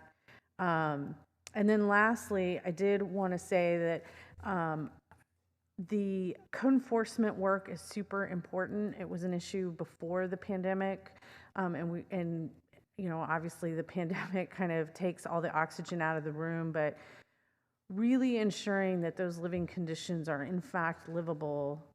It's just part of the basic social contract as a city. And I'll tell you, I was really heartbroken to see us not have code inspectors because we didn't fund it, right? And I know that there's internal reasons why we didn't do that, but it was March 2020, right before the pandemic, where we had Valley Palms in front of us with an owner that owns lots of other units in the city, in District 1, in District 5, in District 7. And, you know, that having those code enforcement staff be able to ensure that their units are livable, and others, I'm just using them as an example in the city, it's super important work that I would like to see those positions filled. That's it for me. Thank you. Thank you. I just had one. First, thank you, James and Reagan, for the great work, and Jackie, since you're remotely, for the great work of your team. We know we'd love to have a lot more resources than we have because the need is so much greater. I know it's a common refrain you've heard from me before in distinguishing in our reporting between outputs and outcomes. And I'm a bit of a broken record on this, but when we're looking at, for example, page 2, excuse me, it refers to the number of individuals who are served repeatedly, and the achievement is described. It says the following achievement in the 4 priority areas, and it describes responding to homelessness, and it says 2,929 households, individuals served. We get sort of that output data a lot. And I'd love to know the next step. Okay, so does that mean we housed 2,900 people? Did we prevent them from being evicted? You know, all that kind of thing. And I know that there are subsequent reports that come out annually. You're nodding your head, so I'm guessing it means you guys knew this question was coming. Mm-hmm. Is all that going to be reported out through the annual report, or is it possible that just when this is routinely reported to council, we could kind of understand what the output really means in terms of outcomes? So I think the homeless annual report is the best place for that, and we do report out on outcomes, not just the widgets that we count, but we do report out on people who have been housed, and our housing related programs, they benchmark against system-wide goals or outcomes. So how many people that we stably house, basically, and how long they maintain their housing are the primary outcomes that we track. I will say some of our programs, that's not the purpose of them. For example, if we're funding showers at Dignity on Wheels, the purpose of the program is to give someone a dignified place to take a shower and do their laundry. So housing isn't necessarily an outcome. And then the final thing I'll say is we used to, before COVID, we used to bring the CAPER and the homeless annual report together so that you as policymakers and the public could see sort of the bigger picture and those outcomes. but because of COVID, we just haven't been able to bring the two together because we've been focused on other things like temporary shelters and emergency rental assistance and all things kind of COVID response. And I will also say that for those system-wide kind of benchmarks and outcomes, we also rely on data from the county, and they do a homeless annual report on a calendar year, not a fiscal year. So the timing has been off to include those county data points and benchmarks when we brought forward the homeless annual report with the CAPER. But now that we're bringing the homeless annual report a little bit later and not with the CAPER, we do have that data from the county.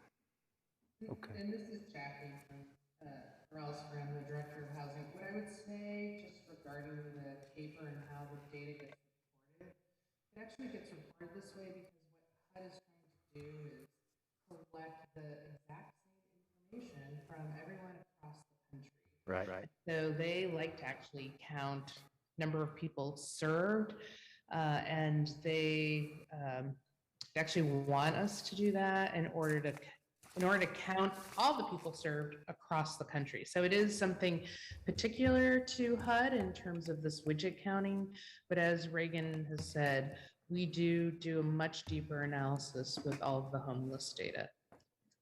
Okay, thank you. Thank you very much. We have a motion from Councilmember Mahan. Let's vote on that. And forgive me, I'm going to have to step out right as we go into public comment. So I'll ask Vice Mayor to take over. Thank you, Mayor. That passed unanimously. All right. On to open forum. Okay, I have two people in person, and I currently have three hands on Zoom. Wanda, followed by Diana.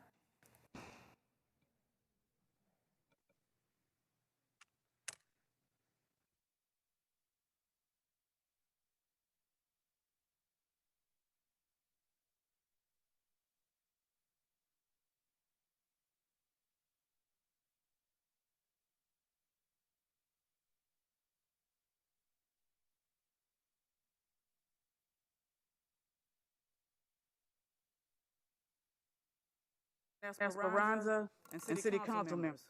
My name is Wanda Hendricks. I reside at 2341 Tolbert Court, San Jose, California. I purchased my home approximately 7 years ago in a nice, quiet neighborhood with multiple ethnicities. I'm a retired public finance officer who worked over 30 years as a proud public servant. I'm a proud San Jose State alumni, member of the Alumni Association, and the Tower Foundation Board of Directors.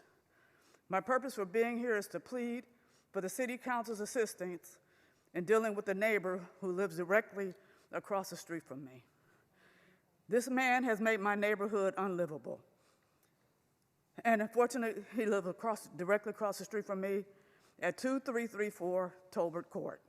I have been trying for over 2 years to get the city to make him clean up this unhealthy, hazardous blight. The neighborhood smells of cow manure from his junk and food that he leaves outside. The situation is untenable, especially since there are small children who live in our neighborhood who are being subjected to this unhealthy environment. We do not feel safe because if there's a fire on that property, our entire neighborhood could explode.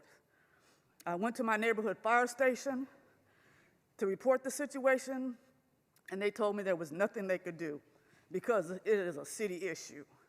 His junk is now blocking the sidewalk, and so people have to walk in the street.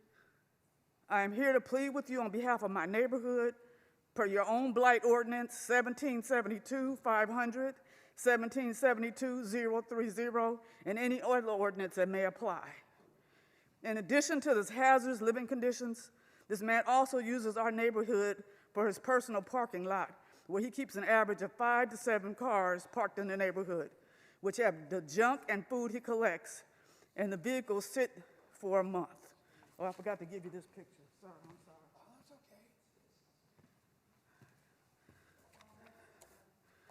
The cars stink because he has old food and other junk in them.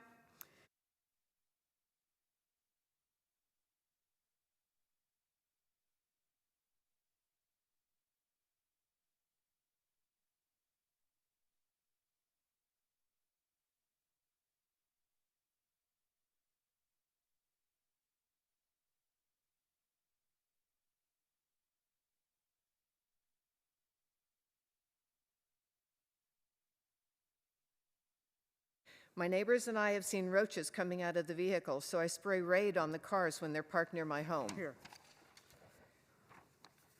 Myself and my other neighbors have had to get Orkin Pest Control to service our residents and keep rodents from the cars away. Keep rodents away from our homes. The same person has at least 5 to 7 cars parked in the cul-de-sac for months at a time. They're the same vehicles, they have old food and who knows what else. Contacted city council office and reported the vehicles and completed the form at least for 5 vehicles. Unfortunately, I don't know how to download a photo for that, but you can see those photos. There's stuff all the way going out there. I requested a parking permit for our neighborhood and was told that it wasn't an option. I'm here because most of my neighbors work and some are immigrants and don't know how to utilize the city services that they pay for. I feel like our zip code is exempt from city services because when I call regarding issues, I get no response. You've seen the photographs. Please address these issues. Thank you. Go ahead. Say yours. My name is Diana Hunter, and I'm a resident of San Jose. I don't live in the neighborhood that I'm addressing. I am a San Jose State College friend of Wanda's, where we both received our master's degree in public administration. I'm here to tell you what could happen should you elect to take no action today. I retired as the coroner from the county of Santa Clara. I managed a staff of death investigators. The circumstances of this property would have made it impossible for them to have safely performed their jobs should it have been necessary to enter the property. Should the residents experience a fire situation, the responders would be endangered by not only any emergent fire situation, but by the unsafe condition of the property. In my opinion, ambulance staffers could not safely remove an ill person if necessary. In addition to the danger of the apparent unhealthy living circumstances, clearly a danger to responders exists. In the interests of public safety, I ask that you require remediation and follow-up in this matter. Thank you. Vice Chair, Yes. can I comment? Yes, So, go ahead. Wanda and Diane, if you could please stay a few minutes. I know that my staff had been working with you last year, and if you stay a few minutes, I'm happy to follow up with you after this meeting. Thank you.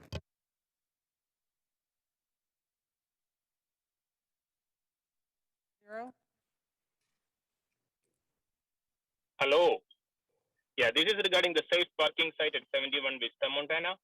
I'd like to bring to your attention that this site is turning out to be like the encampment at Apple site at Cumberland Street from which you moved it here. There is poor oversight and security at this site as well.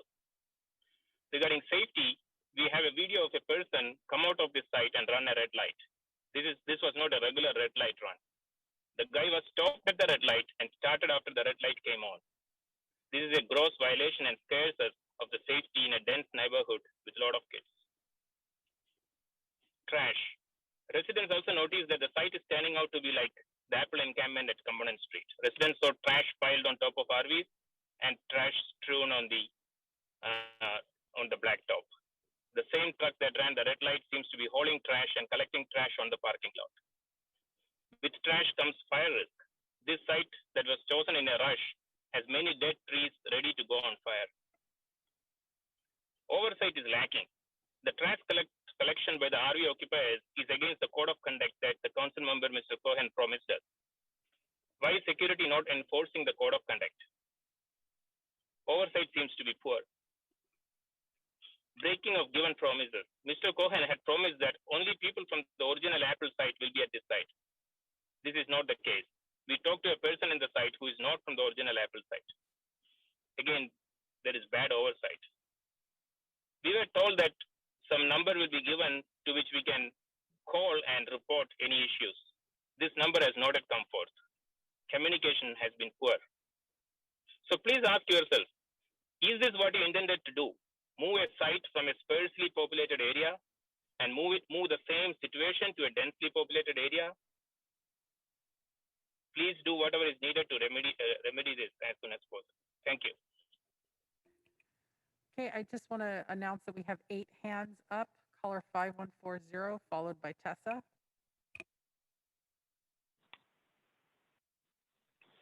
Yeah, I really hope that you guys help out Wanda, because people don't deserve to live around people like that. When, you know, this is a city that worries about the height of a flagpole. Hey, Pam, are you listening?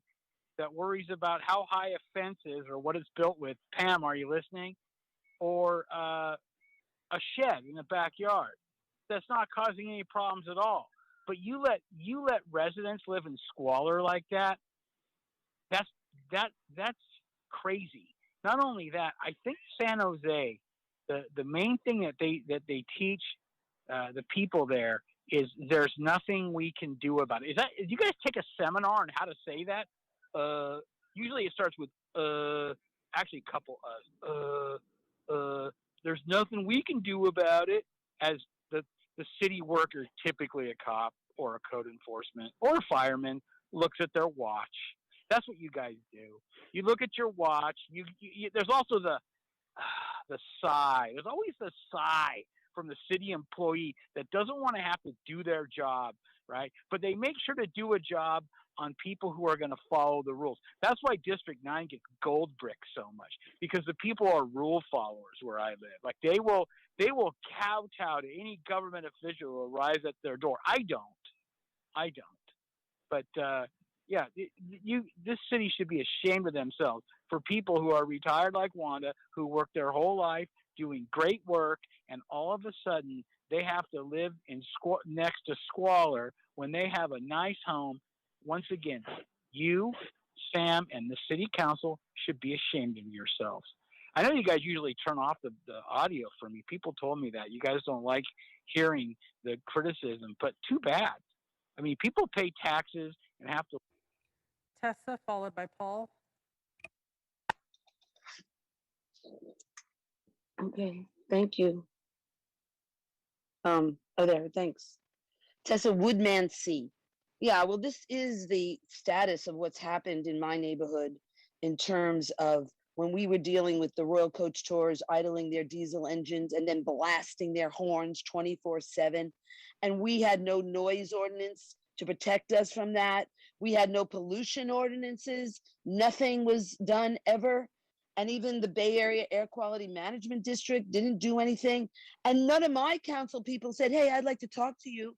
Oh, wait a second, that's true. Ken Yeager did say, you know, seek mediation with the lawbreaker, Royal Coach Tours, the diesel operator, and the harasser, you know, and then wouldn't even talk to me about the diesel pollution, was Ken Yeager. And then also the same thing with Pierre Luigi Oliverio and Deb Davis. Almost lost my life trying to talk to her. She would ignore me all the time.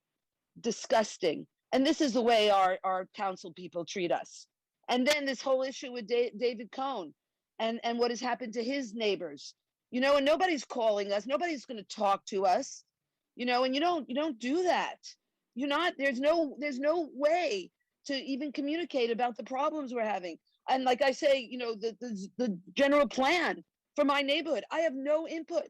We can't even spend the $30,000, have the developer spend $30,000 to say a general plan change, because the only general plan change you'll approve is what's in the general plan. That's circular thinking. That's an echo chamber. You won't even allow that. And this is wrong, but this all goes for nothing because there's no response from you guys. And that's why I'm trying to contact these people who protested at, you know, Dave Cohn, because they're frustrated, you know, that they don't get any response for the community. And this is what we're dealing with, and it's not healthy. And you're creating a problem in our community by not responding to. Paul, followed by Thomas Doherty. Yes, Paul Soto from the Horseshoe. In the Aztec pantheon, the religious philosophies, there's a concept of Tezcatlipoca. And Tezcatlipoca is the smoking mirror, meaning that for a human being to be whole, he needs to see himself reflected back to him so that he can see, I am alive. How? Because there is another me in you. And so, and this concept was actually used as a device that Bram Stoker used it as a particular device. Because anytime Dracula looked in the mirror, he couldn't see himself reflected. Why? Because he did not have a spirit. Now, with that said, as Councilwoman Arenas was speaking, I saw myself reflected. Tezcatlipoca, the concept meaning that when I'm looking at the world, I see myself reflected. And I don't get that a whole lot. I don't get that a whole lot. But when it happened, I've experienced, I don't have to tell you my experience. You know what my experience is. And my experience is not unique.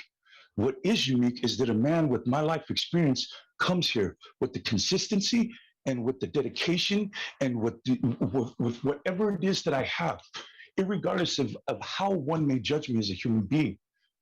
I'm still committed, and there's no one that can take that from me. And people know why I'm committed, because of the sound, the voice, the ability to exercise power for a Chicano has never, ever, ever existed in the city. And so when Tezcatlipoca occurs within the context of city government, yeah, that's going to affect me. That is going to affect me. And I'm glad that I still have, despite what's happened, the capacity to be a sentient, empathic human being. Thank you. Thomas, followed by Alma.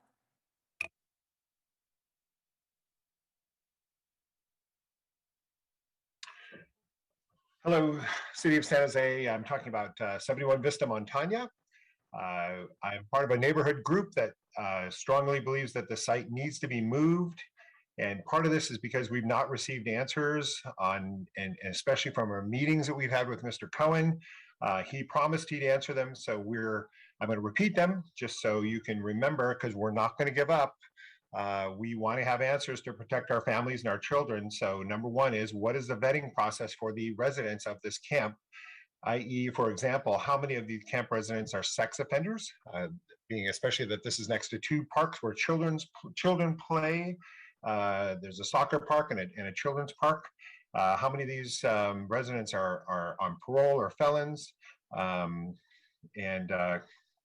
Shoot, can't read my writing here.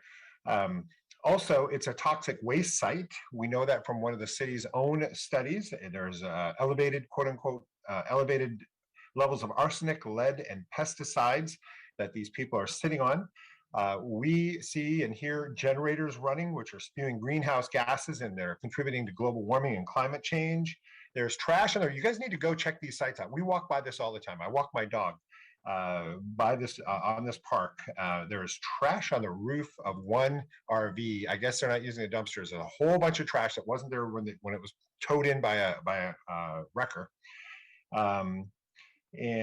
Also, I saw a drunk guy in the park. I think he was smoking a joint. It smelled like marijuana, looked like marijuana, and he had an open container of beer next to him. How fun is that, huh? Just to let you guys know, we're not giving up. We're going to ride this as long as we can. We're going to get the media, however we can do it. Our goal is to get the camp moved away from our beautiful, safe neighborhood, which is in danger. Thank you. Alma, followed by Hoda. Yes, good afternoon, council members and Mayor Liccardo and council member Perales. I'm here for the lot of 71 Vista Montana. There are many issues there, as Tom's just specified, and we don't want our neighborhood to look like Wanda's neighborhood. And it's starting to, within less than 2 weeks, we've had many issues, starting off with that there's actually a real huge fire hazard just waiting to erupt with the trash that's being accumulated in that lot. This is a very real concern. Several of the trees on that property are dead. And if you think you can control a fire ignited by an ember that takes hold of any one of those trees, you are sadly mistaken. Look what happened with the Caldor fire. Due to the winds which we currently have, it wouldn't take much, and it would be more than possible for the residents to have their homes catch fire via their roofs. Your small fire extinguishers that are on site would not be able to stop the embers from flying over the fence onto the homes or the park. That's right next door. Children's Park is right next door to this lot. That is something very real and something you apparently don't care about. Secondly, it's affecting quality of life for the children of this community. Many parents don't want their children playing there anymore. You council members only care more about the money that was given to you rather than the thousands of constituents who signed the petition. Why do the homeless have more rights than we do? You put a target on our neighborhood and your security doesn't cover the outside fenced area where all the issues are arising. Do your job. I wish Kathy Wantanami was our council member, as she cares more about us than David Cohen does, and also you.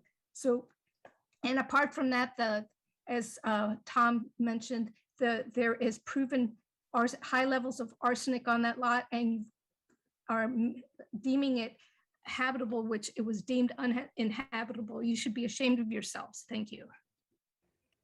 Hoda, followed by Blair. Hi, can you hear me? So this is Hoda. I'm also speaking on behalf of the 71 Vista Montana site. I would add my voice to my neighbors. It's been 20 days and we haven't gotten answers to any of our questions. Mr. Mayor mentioned during the meeting a few times about community engagement. We need that now, please, because it's not happening. In addition to that, we've been given conflicting info. We've been informed that your focus is the good of the citizens, yet this is a lose-lose situation. It's a loss of money for the city. It's disrupting it's a loss of money for the city. It's disrupting the community here, the children, the park that we're speaking about is 2 feet away from the site. You're also destabilizing these unfortunate group of people as you confirm that they will be moved again in 9 months. And as my colleague mentioned, it's been confirmed that the site is contaminated with arsenic, so it can't really be in their interest to stay there.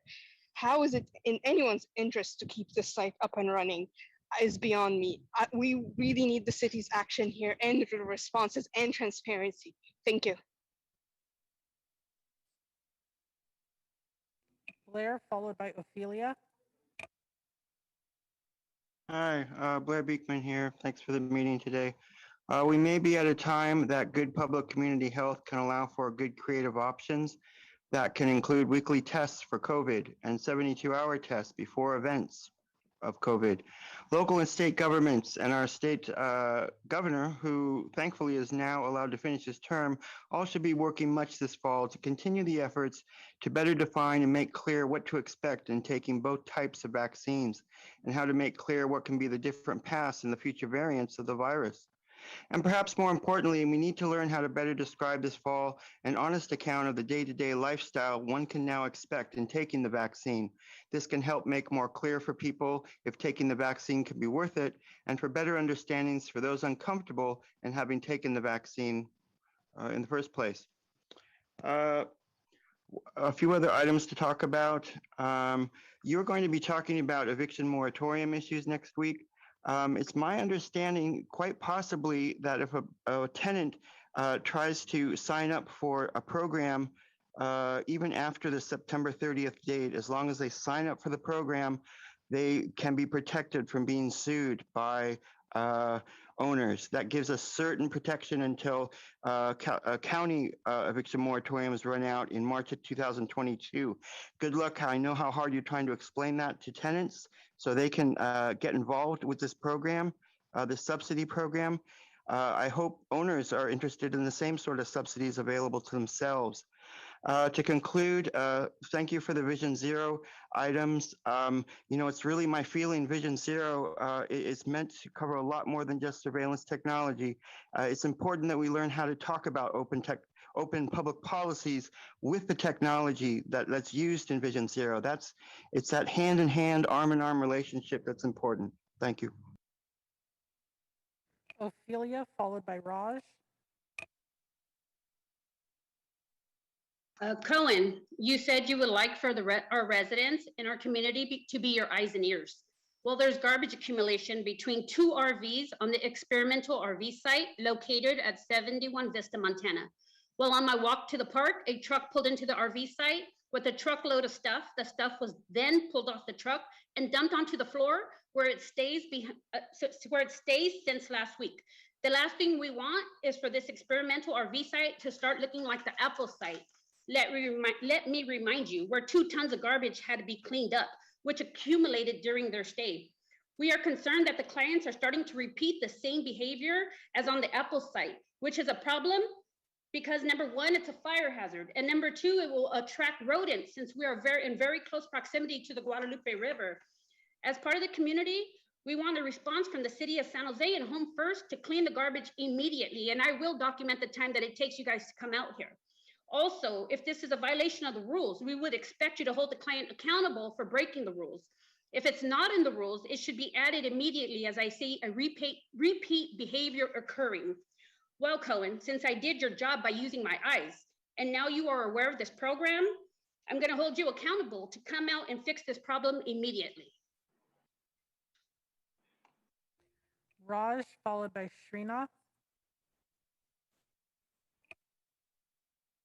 Hey, this is regarding the 71 Vista Montana safe RV parking site. Last week, Mayor Liccardo said you're building a homeless shelter 5 blocks away from his home. It's not far, like 2 blocks away from or 2 feet away from where this place is next to the park. It's 5 blocks away, right? And our parking site is 2 feet away from our playground. And there is tons of bags of trash, which is already on top of the RVs, which is visible from outside. I urge you guys to ask yourselves whom you are helping here. I'm not looking out for us to live in a neighborhood, such as parents like me who are now scared about what they will encounter or near the park, like the needle we found, and also additional fire hazard, which is like 2 feet away from our houses. This is not helping homeless people who are still living outside, not indoors, in broken down cars. Not on all RVs, which is what we were told before. And as other people mentioned, there is high levels of arsenic levels too, and with the porta potties. Most of the people who are not even choosing to spend the night here, so that 400K or 500K, what you have been trying to spend for 9 months, is a land worth of $29 million, is a very expensive parking lot. And you guys did a very good planning. San Jose City and the mayor, you guys did a very good planning in there. So unfortunately, like what has happened in the Seven Trees RV site, it's underutilized, and then it's still drawing homeless people. So was there any background checks has been done before even choosing this site? I think you did some hasty decision. Want this to be moved out from this location soon. That's our request from everybody. Srinath, followed by Bharat. Good evening, Mayor Liccardo and the council. Thank you very much for listening to me. And I'll speak about 71 Vista, Montana. Last Tuesday, I had raised some concerns regarding the way this whole project was carried about. There is a lack of transparency. We don't know how the code of conduct is being enforced. Our reports seem to have fallen to deaf ears, and our reports of possible violation of conduct have fallen to deaf ears. I also want to emphasize on Tom's earlier statement on how do you determine who the resident should be. Please note that I have little kids, just like a lot of other neighbors who play in the nearby park.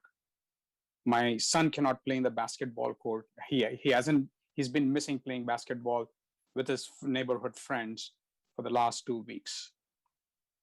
What would you do if you were in my shoes? I also want to emphasize that we've been requesting quite a bit about communications. There's absolutely no, we have been getting no communication. The residents in general haven't been receiving any communications from Council Member Cohen or his staff regarding how the code of conduct is being enforced and what are the timetables. I will urge you, please do not become case studies at your alma mater, Harvard or California, Berkeley, for bad governance. I urge you to please take action. Please be transparent. Please be open. Please don't hide anything from us. We put our trust in you and elected you. Please keep up that trust. Thank you. Bharat, followed by Roland. Roland is my last hand. Hi, can you hear me? Hello? Yes. Yeah. Okay. Great. Yeah. Hi. I'd like to speak about a lot of. I would like to speak about a lot of items, but I don't have the time, so I'm going to just focus on three topics. It's not going to be on safety because there's arsenic. It's not going to be on other things, but I'm going to speak on three topics. First is communication. Communication from the city has not been up to any standard, right? We've not been communicated. There's been emails to a few residents, but there's no global, no communication for the entire neighborhood. So communication has totally broken down. That is something that needs to be addressed. And this is important because moving forward, there are going to be quite a lot of things that are going to be done here. So number two is the oversight. There's a lot of questions about the site. Who are the residents here? And we found out that there's someone else not from the original site from Orchard Parkway, it's someone else. But when we speak to the city, they said, no, it has to be from that site. So even within the city, there's lack of coordination and lack of oversight. So that's actually pretty sad to know because it's a small city and small departments could work things together in a very good way. And the last one I want to essentially say is we are all from this neighborhood has been built for a long time by various immigrants. And I would like to close by quoting a verse from Tirukkural, which is a Tamil classic that's more than 2,300 years old. The quote says, Selvatul Selvam, Sevicelvam, Achelvam, Selvatul Elam Thalai. What this really means is there's great power in listening. Over the last week and this week, you've heard council member and mayor from several of us. Is short-term gain really worth the long-term damage to the health and health of homeless, contractors, and also the safety of kids? Please reconsider and listen to all the things that we've been speaking about. Thank you. Roland?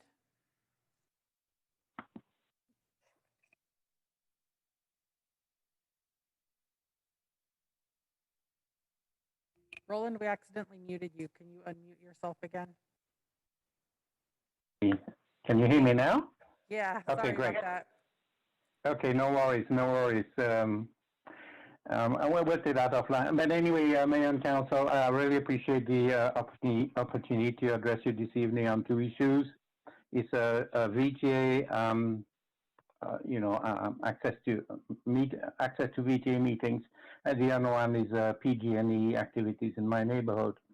On the VTA, I did bring up this issue during open forum last week. The issue is bringing it north of 300 people into a single room at the convention center and not providing an option for basically engaging in a meeting virtually. My medical condition makes it impossible for me to attend this meeting, so I will not attend it. The other thing I want to bring your attention, I just came off the BOT CWG. The consultant in charge of public engagement is Kimley Holm. They're refusing to provide closed captioning. So I'm about to start a VTA with a violation of federal code that mandates equitable access to individuals with hearing impairments. Now, moving to PG&E, it was a scheduled shutdown, but where I live, we did not have any power between 9 a.m. and 2:30 p.m. this afternoon because they were replacing a transformer. And I'm asking the council to reach out to PG&E as follows. Is number one, ask them if there's any way that they could perform that kind of activity at night when people are asleep rather than during the day when they're trying to engage in meeting and do other works. Another thing I'd like you to look at is the potential of using a new backup, facility on San Ignacio and provide temporary power while the VTA disconnect the main line. Thank you. Another hand went up, so I have Young Yoon.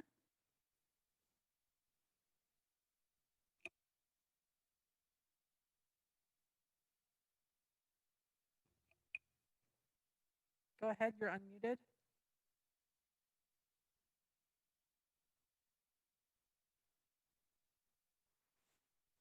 Okay, that person didn't unmute, so I'm going back to council. Thank you. That was last public speaker. So meeting is adjourned. Have a great evening, everyone.